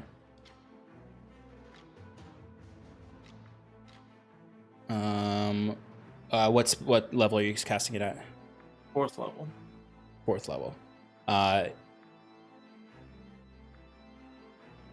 Sorry, I'm just looking around at stuff. Yeah. She will.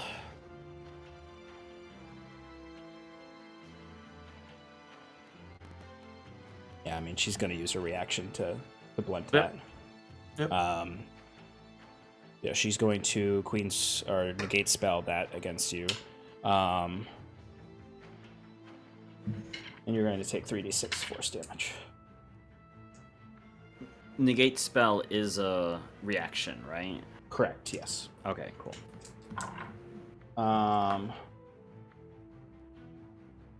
gonna take 7 points of force damage.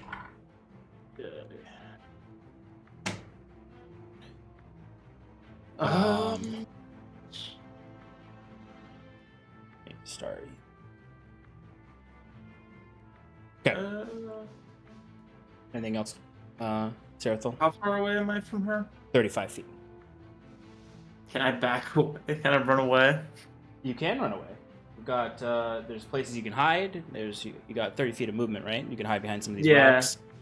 I'll back up so I am Give you vision. 60 feet away from her. Okay, so let's see.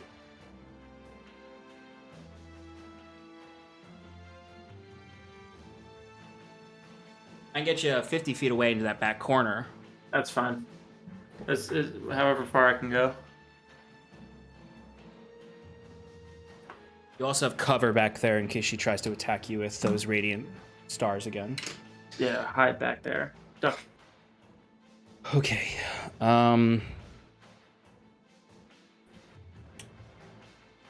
Timber, you are up. Lou is up. Is it Timber or is it Lou? Who is it? Yeah. Who is it? Hi, it's Hello. the other person inside Timber. My name's Lou. I'm only around sometimes. Oh, let me. Timber, Lou's gonna dart his head around, looking for Aella, and once he locks eyes on her, he's going to, on all fours, and then just Jump for her. jump for her. Yeah. Love it. Starting with Because Lou has reach, right?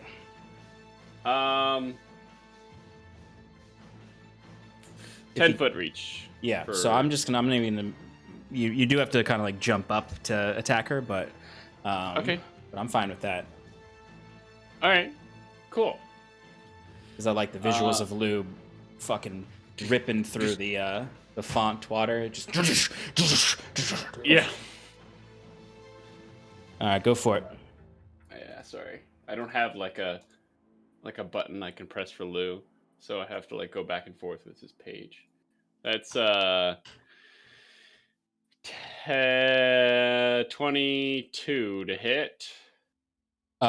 She is going to use her last reaction for this round on a Queen's Rebuke. But the cool thing is, I feel like you're jumping up, so she just like pushes you downward, and so you just like hit flat down to the ground below. And give me a strength saving throw. Okay. Where the hell the other one? There it is. It's 8 force damage, by the way. Okay. Yeah. 13. He gets. Okay, so you're gonna get knocked prone. And that's gonna be another 7 force damage. Okay.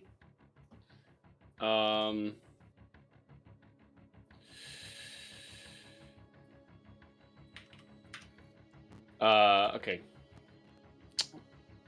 He's gonna rest of the movement get back up and go for his claw attack. Okay. With 21 to hit. That'll hit.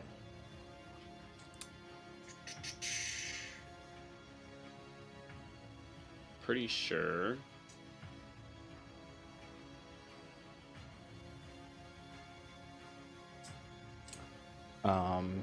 Talray's Sorry. on deck, just so. Yeah. Yeah, there we go. 10. So that is 32 points of slashing damage. Oh shit, that's a lot. Yeah. I'm sitting here staring at her stat block, planning her next move, and I hear 36. You said 36? 32. 32. Okay. And oh, okay. I'm gonna. Okay, I can't do that to her. Oh, by the way, also Lou does get an extra attack for haste. Oh, right. I'm gonna take that with another claw mark. Like, you know, I just love I love the visual of Lou just fucking beasting, jumping up after Aella as she's like trying to force him down with her mortal will, but he will not refuse, despite her having no blood. Oh my gosh. Oh, this is gonna be disgusting. Sean, I rolled a natural 20. I knew I should have saved that goddamn Queen's Rebuke. I'm sitting here, I'm like, it's for the nat 20. I should save it for the nat 20. And then I'm sitting here and it's screwing over Sarathil because I keep saving my reactions and not using them. I'm sorry, Sarathil, by the way. Yeah, it happens. Okay, so the second attack deals hold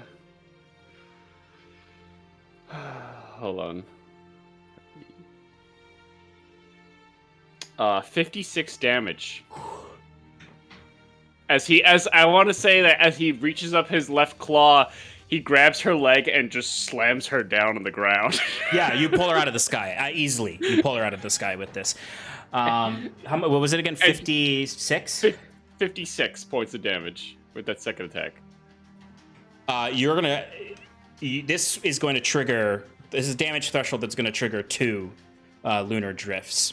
Oh my god! Okay. But she is fucking that. This is the first time, and Curon, you would notice this is the first time Aella is like, I'm not in control anymore. Like she's been confident through this entire fight. There's been nothing that she's been afraid of in this fight, basically.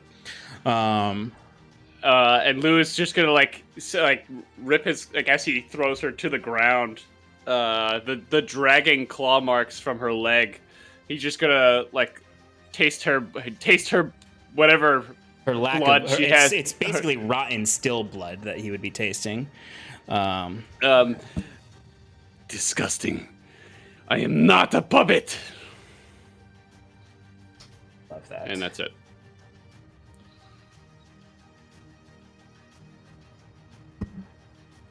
GG. This is where we all go down. Yeah. This is where Lou kills us after the fight. Uh-oh. Spaghetti-o. Okay, so just for the force damage, it is 71 damage. Who's getting hit by this? This would be Lou. 71. Lou, Curon, Talray, and Mundi. Not me. No, because you're not within 5 feet of her. So God, I don't know that if would've this knocked was me just flavor-wise, but did Lou actually pull her out of the air?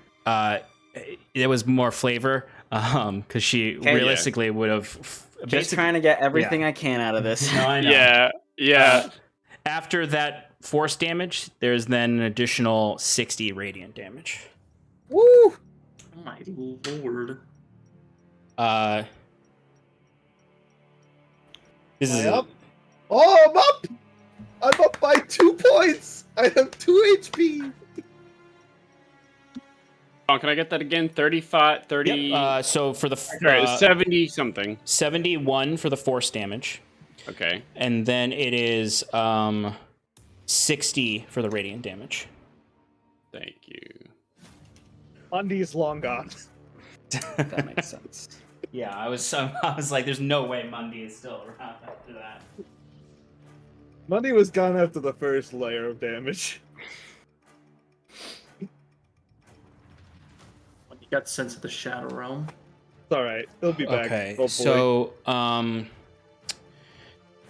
question for her legendary actions. Let's see, it would have been Curon's and Sarathil. Did I use? I lost track. Did I use the Lunar Radiance on both turns or just one? I think I just used it after Curon's turn. I think you just used it. You the definitely once. used it multiple times during her turn. I think. Well, yeah, because she has 3 attacks. Right. This is just After- legendary actions. You've only used one as far as I know. Okay. Okay. Okay. But she's out of reactions, if that means that. She is out of reactions. That is important. But she is going to use her Traverse the Pools legendary action, which is going to bamf her into the water to heal herself. This is a spell. Technically. Counter spell. Do it. Yes. What level? Good question. 100. You The know, best level.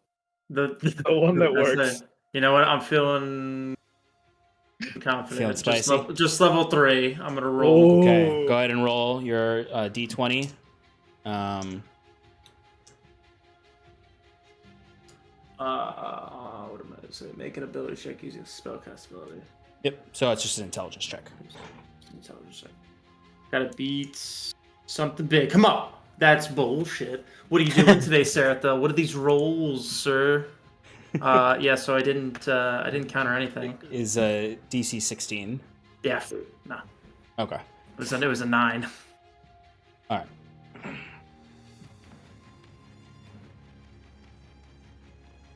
Oh no! Nah, worked! Let Kieran die. It worked. No, that was Kieran. Of course.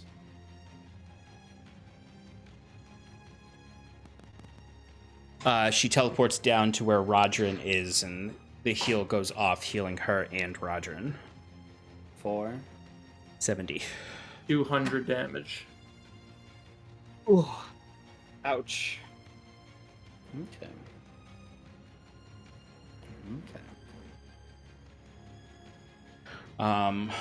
But it's not her turn. That was just her last legendary action for this round. Talray, you are up with Okay. with Rodrin on deck. Do I have line of sight on her? Yes. I just want to see where she is. She's Yeah, I see it. she's right here. You're technically, if you would have stayed flying when Mundy disappeared, you were technically up in the air like 15 feet. Yep.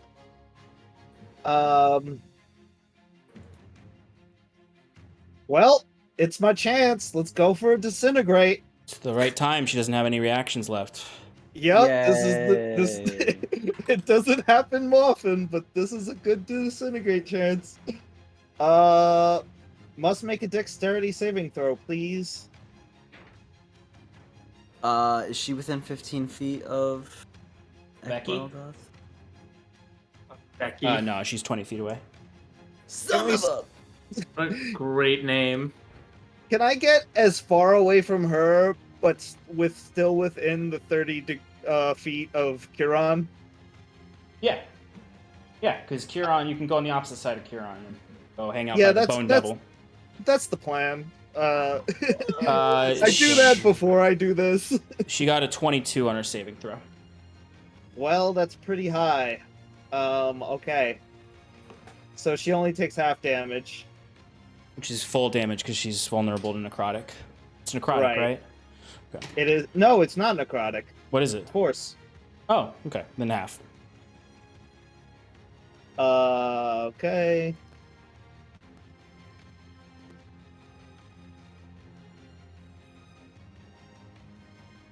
Mm-hmm.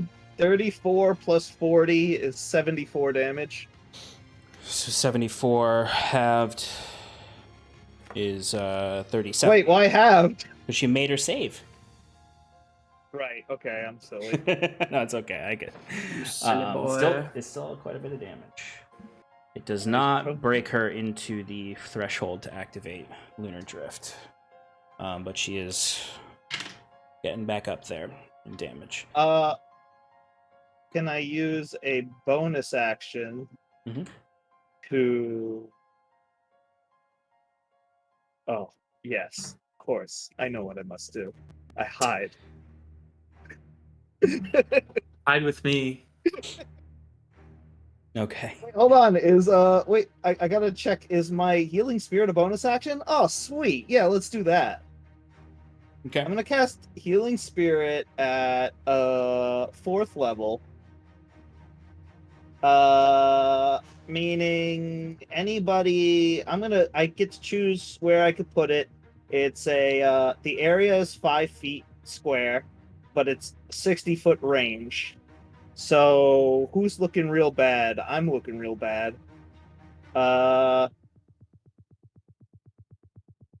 Yeah, I cast it directly on top of myself, or like, is there a way of getting a 30-foot? Is it 30-foot radius? 5-foot cube looks like a spirit.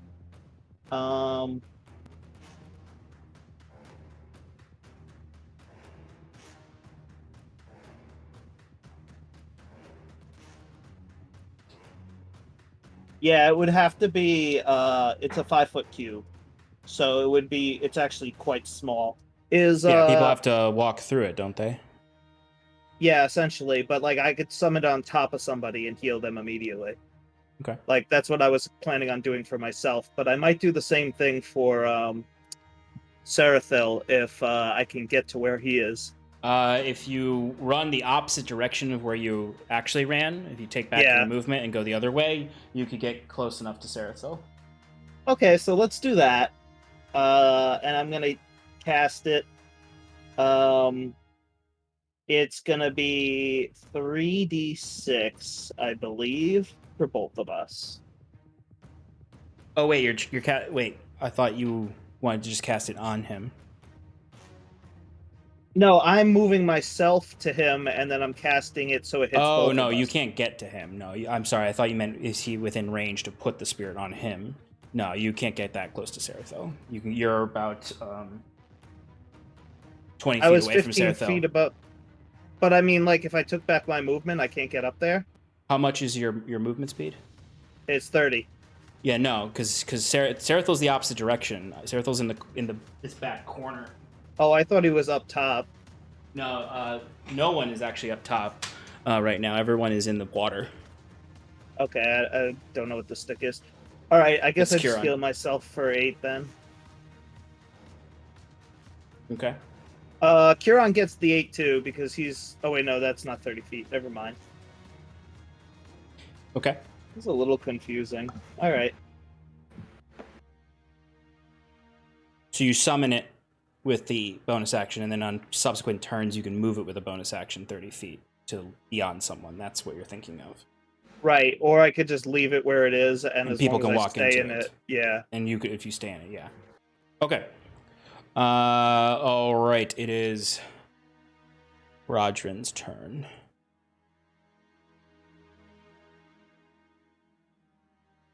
He is just gonna walk up to Ekbralgoth. Attack him. Becky. Is he ethereal? What's that? Is he still ethereal? No, he'll come out of etherealness. Okay, when he enters the space next to Ekbralgoth, reaction to knock him back. Wisdom yeah. saving throw, please. DC 18. Got it, boss. He is going to make that save with a natural 17. The nerd. Wait, minus D4. It's with the modifier. Okay. It's still not. I wasn't. That's fair. I wasn't sure what his modifier Yeah, he was. still has really high stats, even though he's not as hard as he was. He doesn't have all of his Right. features from before. No, that makes sense. I just Don't want disagree it. with it. I just disagree with his fundamental existence.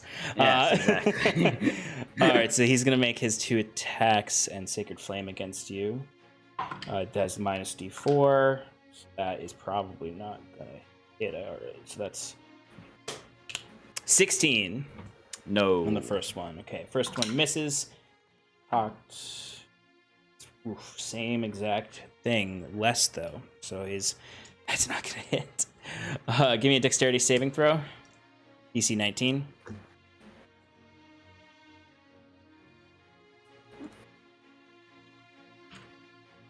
I need to get a natural 20. No. Okay. All right, No. that's gonna be 13 radiant damage. This party is outfitted to last in this fight with all your resistances to radiant damage. Yeah. All right. It's fun, ain't That's Ekbralgoth's turn. I'm sorry, no, it is Ekbralgoth's turn now. it? Yeah, it is. All right. So Ekbralgoth is gonna go first. He's gonna start He's just gonna. This huge grin appears on his face. He's just like, you'll finally come to meet your end. As he's going to bonus action to place a seal on Rodrin, giving him a free attack. Hell yeah. With advantage. Which gives him to neutral because he's still under Ayla's fucking bullshit. Mm-hmm.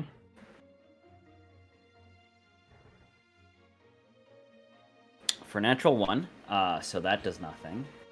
As Ekbralgoth goes for that swing, Rodrin looks back at him. There is no place for wretched fiends like you in the lady's new world. As he comes into swing again, Ekbralgoth is just like shouting into the void, I thought you were all leaving this place. I intend to stay and conquer it for the hells. As he's going to use his hasted action first to attack for an 18 to hit. Just misses. Okay. He will then use his action. Yeah,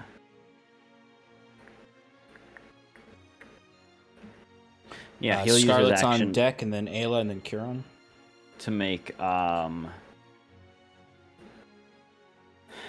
2 more attacks for 27 to hit. That'll hit for sure. Clayton, roll me a d20 for Noldo. Oh, did we do that the last round? I don't even remember. We didn't. That's what I'm asking for. Oh, okay. He got a 9.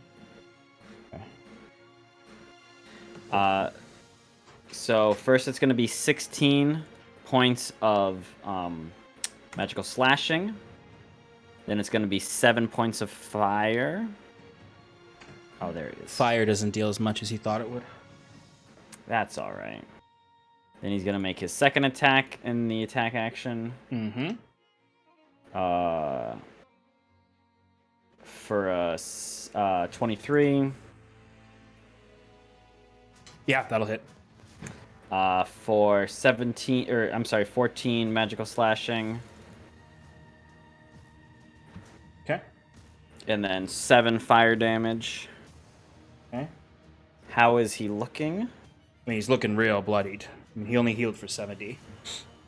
Okay. Ekbarl-Goth is then going to surge with hellish authority as he invokes the authority of Zendariel, getting an Infernal Surge, giving him an extra action to make another 2 attacks. Hell yeah, go for it.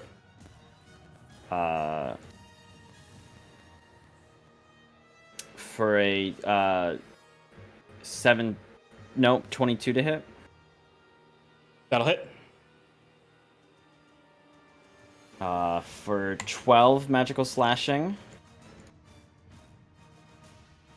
And then 10 fire as this is the first time, I think, the Heartswarm's Vihander has actually reached its full potential. Yeah. Yeah. As this hit smashes into Rodrin and it explodes in flames. But there's no ads around, so it doesn't really matter. As he goes for his final attack.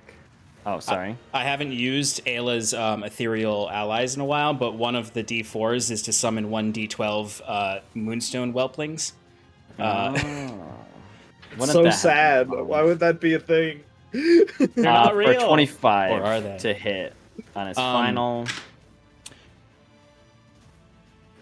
That is about to hit. When from some invisibility, you hear footsteps. That little sneaky.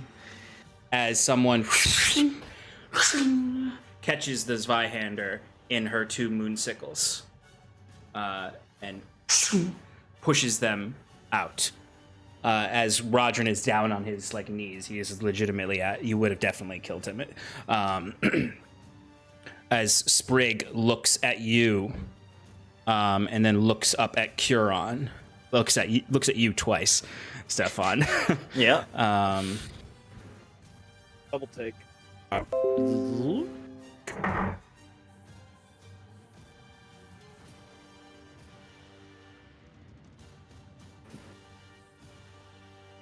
will not kill him.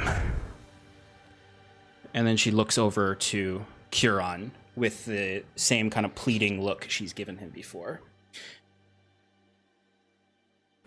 Ekbarlgoth, not looking up at Curon at all, just looking down, or eye level because he's short and she's tall, to Sprig. He goes, "Then you'll help us kill her," he says as he looks towards Aella. Okay.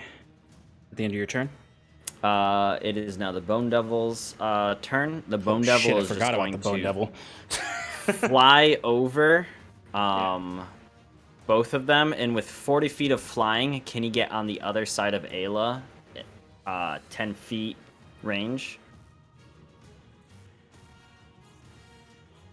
So the Bone Devils notice that she explodes within 5 feet, so he's going to maintain a 10-foot reach. Yeah, you can. It's not going to be on the complete opposite side of Aella, but you can get to a spot where you're 10 feet away.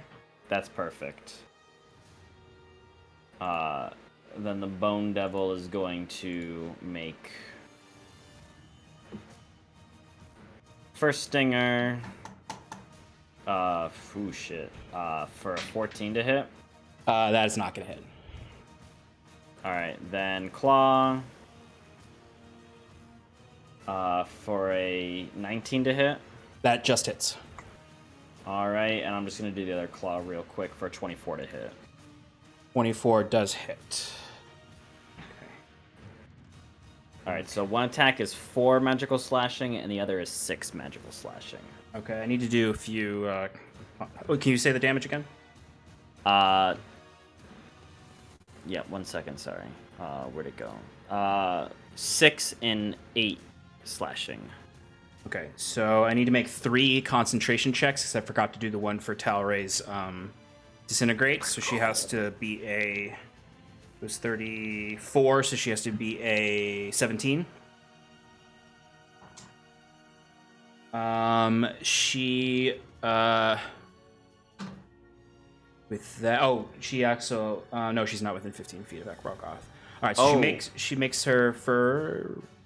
So when Talray shot, Ekbarlgoth wouldn't be in range, but I think Ekbarlgoth would circle Rodrin to get that 15 feet. For at the end of his turn. Yes. So when he's there, so your 2, she'll have her saving throws against yours. She'll have that. Okay, so she does make it. She literally just makes it. Okay. So that 1d4 would have actually caused her to fail. Yeah. But for the ones on your turn, I doubt she'll fail. No, she's not going to fail. No, because they're both 10s. Yeah. Okay, so that means that the storm is still up. But there's still Scarlet's turn.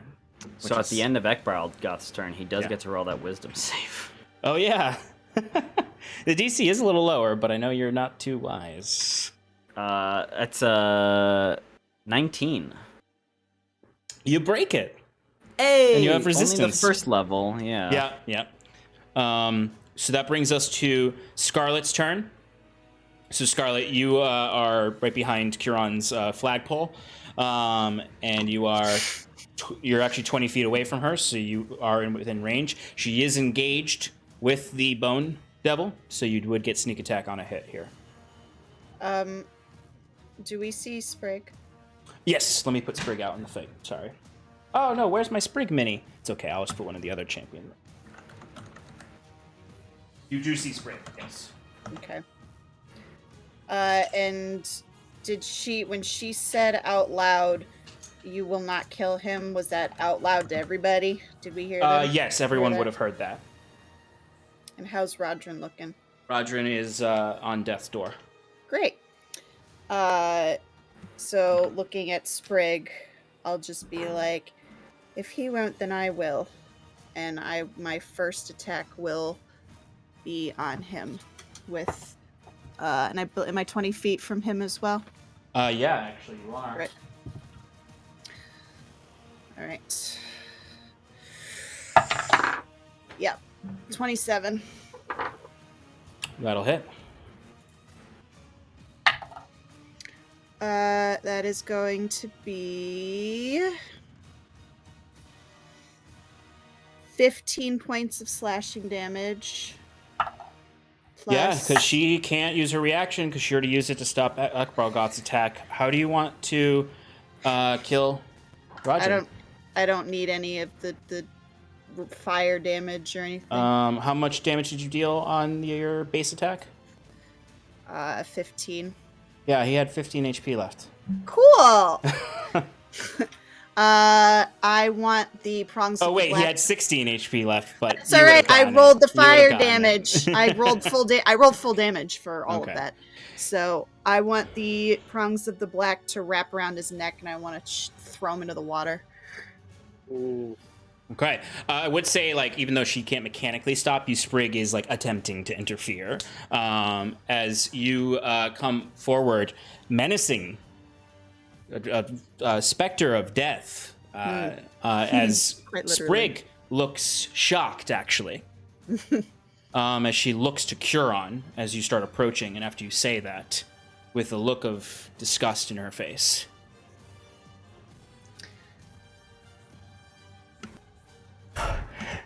Thought you were champions of mercy. And she goes to attempt to stop you, but doesn't have her reaction as she goes to kind of get in between Rodrin. But your Prongs of the Black is a whip that is a mind of its own. It can move through and around, and it wraps around and grabs his neck and pulls him down into the water, snapping his neck and burning it and slicing it. All the types of damage to his throat as he collapses into the water. Huron dead. Is so engrossed with Aella, he doesn't even notice until he looks down and sees Sprig and Rodrin. And he goes, "What?" And then turns his attention back to Aella. Sprig releases, absolutely, but before you do that, Sprig releases a death wail. Not an ability. She literally is in severe mourning as she just...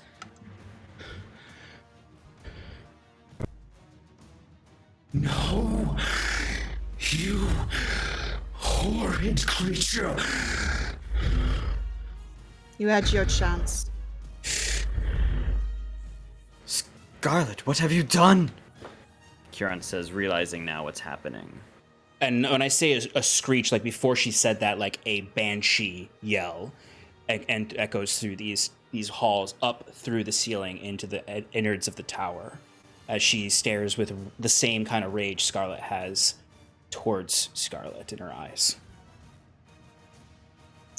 Hasted action is going to go towards Aella. Okay. Yeah, that's 29. That'll hit. That is going to be 12 points of slashing damage and 6 points fire damage, and finally 76. Holy shit. Okay. 1, 2, 3, 4. The fire doesn't deal as much as you expected. That's alright. Sneak attack's gonna obliterate. 24, 29, 33. I love the monotone way you say that, Sean. Yeah. 35 That's points good. of sneak attack damage. 47 damage total. Nope. 50 damage total. As she needs to make a DC 25 concentration check to maintain the storm above you all. Minus 1d4. Yes, I didn't move Ekbargoth, but he would be within that. She is going to make it with a 28. So she maintains her concentration on the storm all around. With my bonus action, I'm going to down my potion of supreme healing, which is 10d4 plus 20. She is going to lunar drift because you broke the threshold. So before I do that? Well, you are not the closest person to her. Okay. Is she next to me? No, she moved. She teleported away from you. She's not next to anyone. No, I'm saying Scarlet. Oh no. You're at the bottom of the Behind map her. when you went towards Sarathil. Yeah, I'm sorry. I think things got moved around. I'm not sure where I'm at. God, I went. Yeah, you are right here. Oh, got it. Okay. That's good. You dealt 50 damage to her. She's going to trigger the lunar drift. She is inside the drift, and it is going to move at the end of your turn. So I can drink this potion first. Yes, yeah, you could do that, or you can attack the lunar drift. I already rolled. Okay. All right. So at the end of your turn, the lunar drift is going to move its 20 feet and explode on the bone devil. Oops. Yeah, it's the kind of thing where if you trigger it, it's kind of like the strategy is like to save either not be within 20 feet of her, or save an attack for it. Have someone hold an attack or something. Requires cooperation.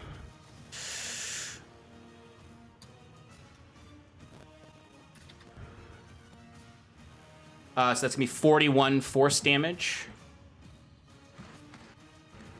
Okay. And 38 radiant. Scarlet, is that the end of your turn? Well, yes, because it moved. Yep, that's all I can do. All right, Aella is up. This is the third round of the storm.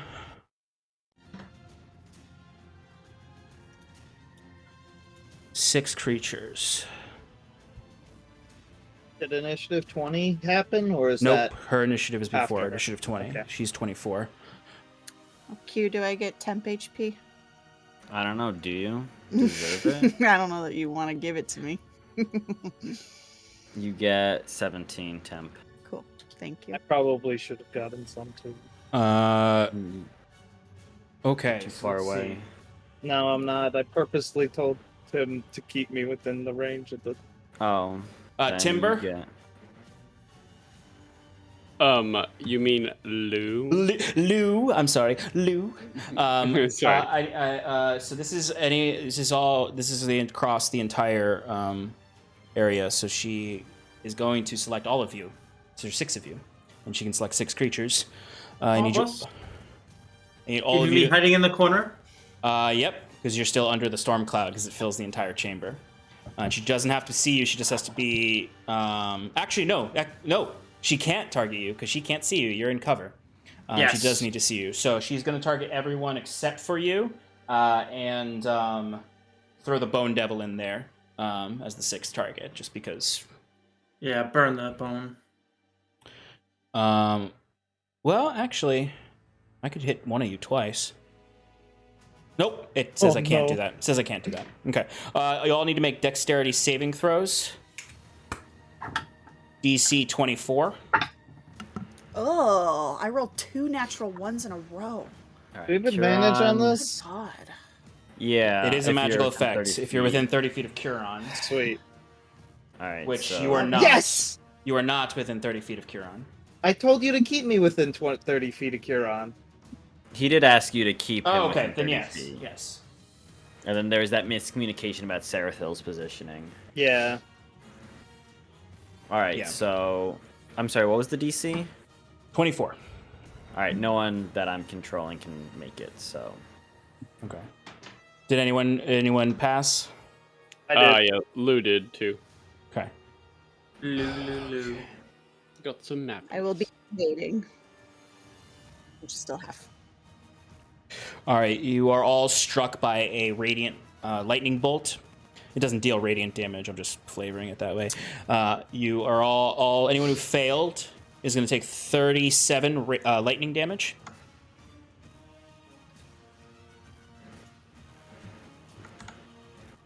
And then anyone who succeeded is going to take half. So that would be the Lieutenant of Plasma, the Bone Devil, is zapped out of existence. No. how's everyone else looking? Temp HP saved me. I'm still up. Oh, I forgot Yeah, you got 10 HP. Kieran's at 11. Oof. Cool. That's not it. All right, it's Ayla's turn now. Fuck, what is she gonna do? She fucks. Yeah, she fucks hard. Yeah, she does.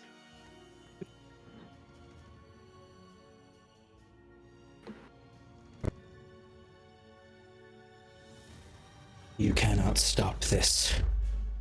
I will destroy you all. No, it does not end here. And she is going to look around. And she is going to use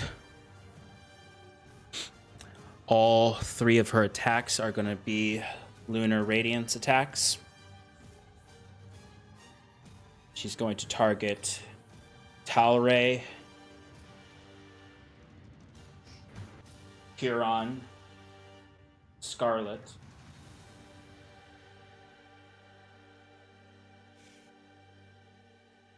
each twice. Oof. Oh my god. Oh no. Minus she- 4 to all these attack rolls. Yep, because she can't see. Sarathil's out of line of sight, so she can't get him. Sneaky boy. Sneaky boy. Okay, so I'm gonna do Talray's first. Okay. DC's 21. I mean, AC's I was 21. like, what? Sorry. Natural 20. Oh. I'm out. Calray. Don't even roll the second one. Well, she could auto kill you. she it's a range Well, attack. Range attacks can't I have a auto-kill. I have a Oh, lot of okay. HP too. Well, I guess they can if it deals bad, but okay. So first beam went for Talray, takes him out. It's a 42 base damage. God. And then all the rolls. Do Curon next. That is minus 15. Yeah, that's a 26. Second attack on Curon. Damage? I haven't done damage yet. I'm just rolling both. So this is going to be it's minus 3 from Ekbo Goth. Another 20. No, not 25. Always forget what your AC is. It's 20 now. Okay. So both of those are going to hit you.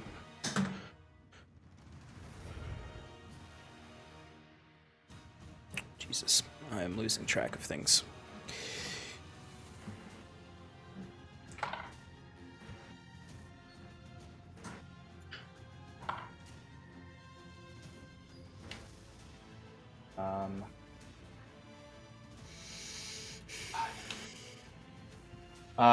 That is for the radiant damage. It's going to be 30.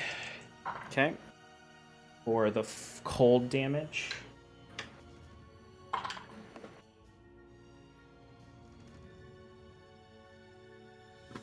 it's going to be 35 cold damage.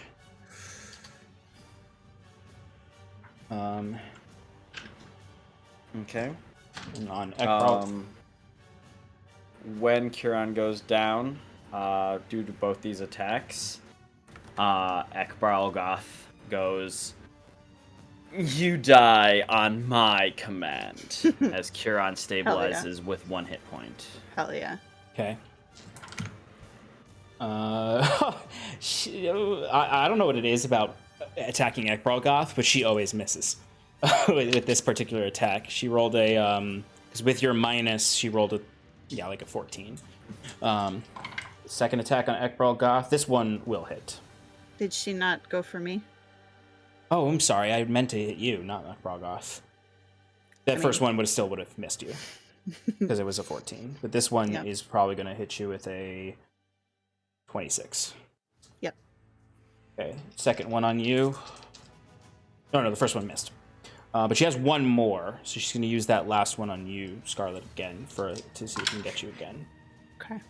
She misses. Or I'm assuming she misses. Yeah, with a 4. I have a 22. Yeah, she misses. She's only going to hit you with one of them. All right, so that's going to be 11 radiant. Okay. Double ones and 8 cold damage. Okay. Are you standing in the water? Me? Yeah. I never specified that I was hovering, so I guess so, yeah. Because you're going to take an additional damage dice for each one. Okay.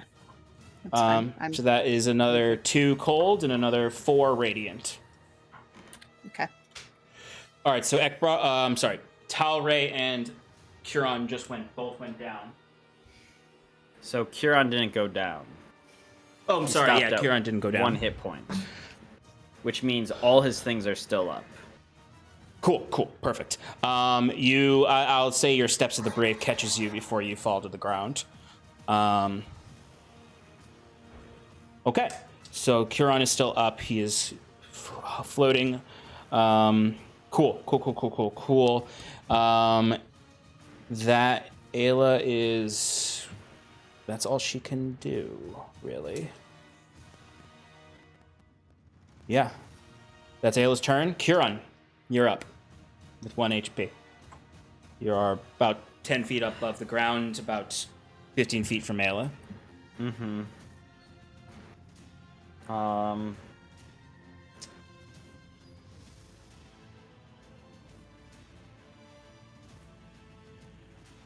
All right, we're going to...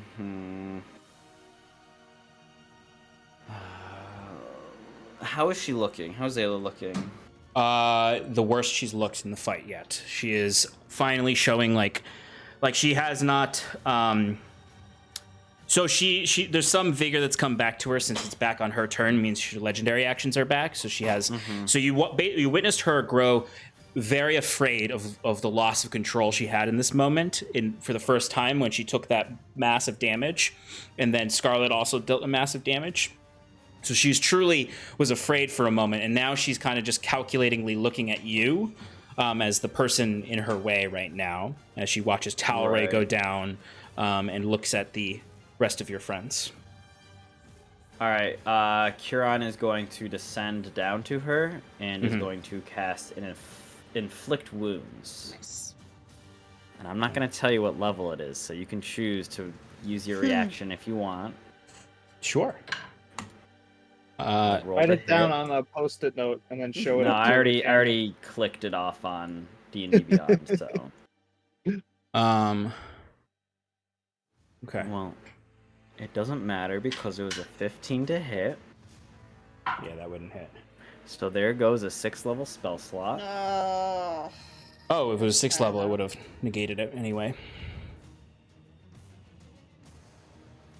Okay. Is there anything you'd like to do with your bonus action? Your spiritual weapon's still out. Yeah. Well, it's a do I damage or do I heal kind of. Yeah. All right. Spiritual weapon can get to her, but if you want to heal, you can. Curon's gonna do the spiritual weapon. Okay. He wants to do as much damage as possible. For 28. That'll hit. For 18 force. How do you want to do this? Fuck yeah. She has 5 HP left. Oh Really? my god. Yeah. Dang, there goes That was there really goes the big- upsetting. The thing is, Curon, if you healed someone else, she would have had her legendary actions back. She would have re-healed herself with the heal spell. Yeah, that At was the end of your another turn. reason why I was like, let's just fucking... But I like to imagine you go for this inflict wounds, and she just stops it in this really like aggressive and wave of her hands. He looks at you and says, You scared Clayton? We are done here, heretic. It is over. You've lost. It's done. You cannot stop it. And as he's laying in the waters, he just raises one hand up, still clutching the scepter of the first shepherd in his left hand. In his right hand, he like pulls up the water and just trickles down his arm. And I imagine in his eyes, he can almost see the taint of the Pallid King as he goes, Yes, Aella. I think Ilyvania sees this done. As just appearing out from her, the moon glaive just goes right through her as it just erupts out of her chest, bringing her up into the sky. And in the exact same way that Rodrin and others told you of her weaknesses, and Varys, she doesn't have the same intuition as mortals. And she, like most of us likely, forgot about the spiritual weapon. As the glaive rips through her chest, and she looks down at it with true shock on her face. A full display of emotions there, as she is just uncertain about the feelings that she's feeling. As she touches up to her lip as some rotten blood pours from it.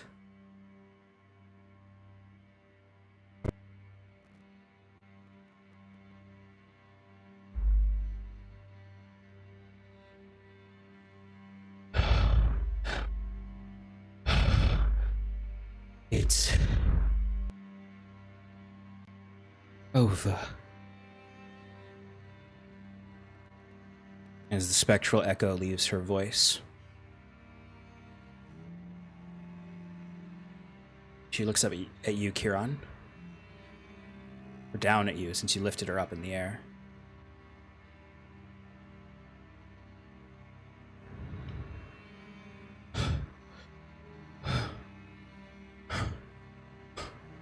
No. No.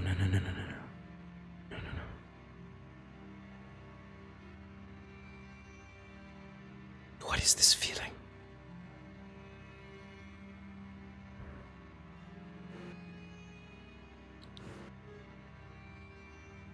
Huron would let the spiritual weapon lower her before dissipating, and he almost catches her in his arm. Oh no, he catches her in his arms as he would sink to the floor with her. And he would go, I think that's mortality lapping at your feet. Strange, isn't it?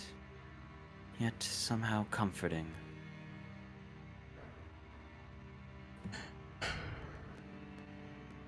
She reaches a hand up to touch your face. And it's the first time it feels like she's actually the one touching you, and not this shield of magic and immortality and layer upon layer upon layer of disassociation. She runs her hand through your aged beard.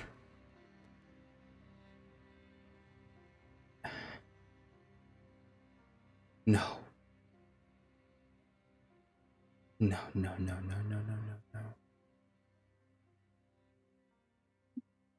I am afraid.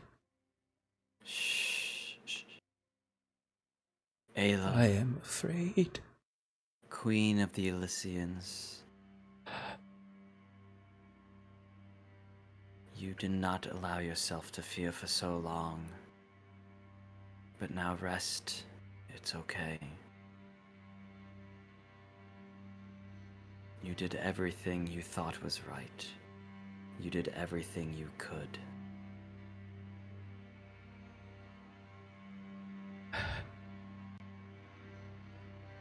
I see it now. His face.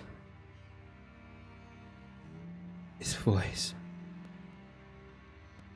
No. This is not right. This is not. Her eyes go wide. She looks at you, Kiran.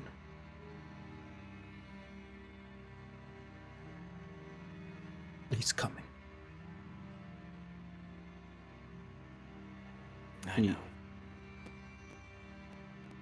And you watch that blood that trickled from her cheek, that rotten blood, that stale blood, starts to come out more and more from her lips. her mouth. She coughs, and you get some splatters in your face as she continues this mantra. I'm afraid. I'm so afraid. No.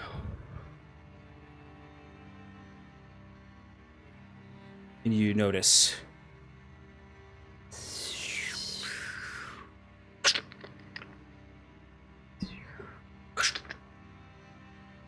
ethereal strings start to attach to her limbs.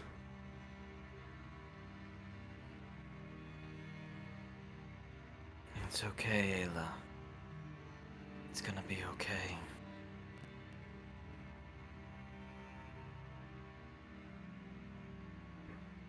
She can't really talk anymore, as the blood is pouring profusely from her mouth now,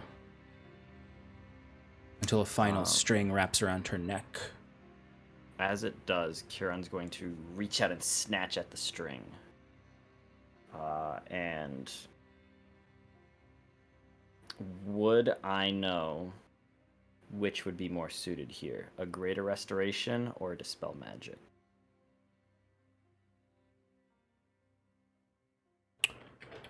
I would say this is a dispel magic situation, and you would be able to tell that. Because it's not a charm effect. Mm-hmm. It is... I mean, is it like a kind of curse? I would say it's more of an enchantment, but I guess a curse is kind of an enchantment. So I'd say if you want to go to spell magic, that's fine. I'd say regardless of it, you're going to need to make a roll. Okay. So I'd say you can go with either of them, and you can upcast however you want. I know the I guess this is the big thing. The dispel magic can be upcasted if you had slots. Right. So either one would fit here, and it would have an effect to try to stop this. Okay. Well, since I would have to upcast no matter what, I'll do the dispel magic at 7th level to try to stop these strings from strangling her.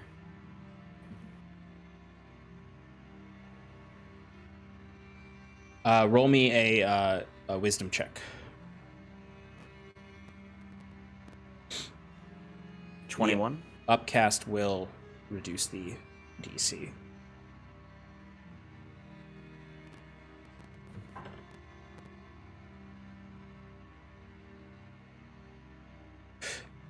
You are able to hold the Pallid King at bay from taking Aella.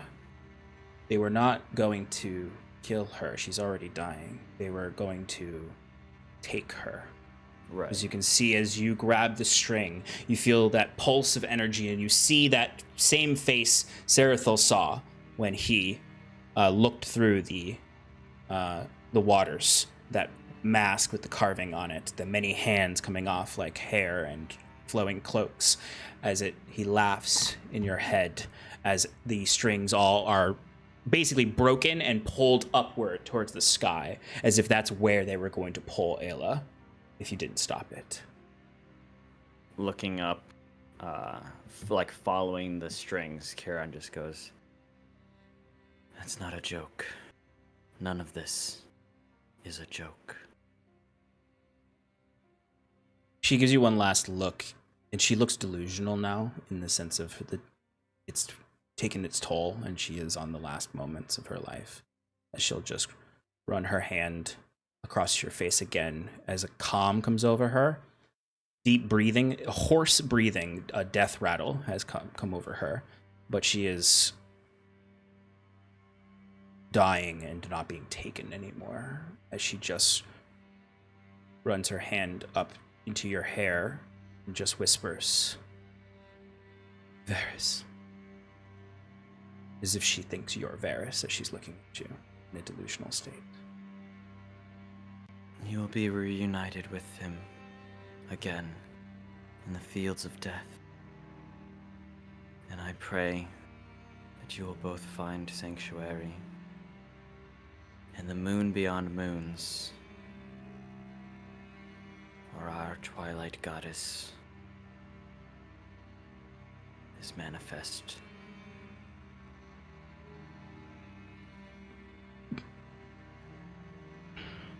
And she looks past you up to the moon above as her eyes go still, breathing calms, and her body goes limp. As so ends the millennia-long reign of Queen Aella, the Undying One. As that moon descends down, breaks apart to 3 shards.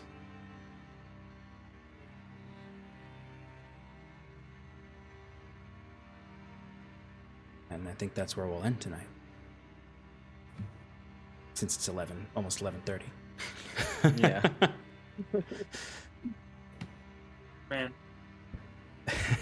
You have defeated Aella. Woo! The Elysian We arc did it. is Hell yeah. over. My God.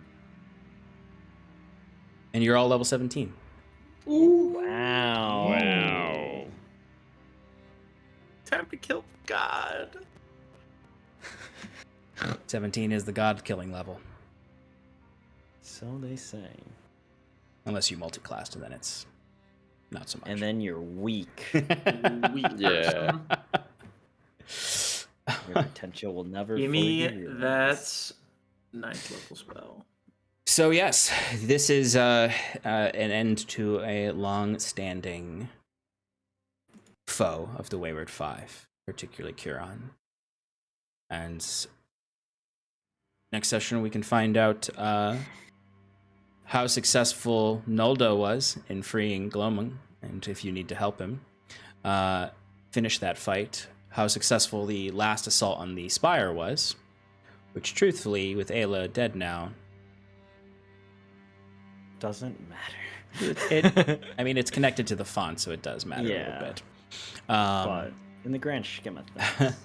The sky is still cracked open. And the pool is still tainted. But Aella can rest. And Alicia can attempt to begin healing. Join us, folks, for other stuff this week. I have said it many times, but I think this might be the week that I actually stream on Wednesday. We'll see.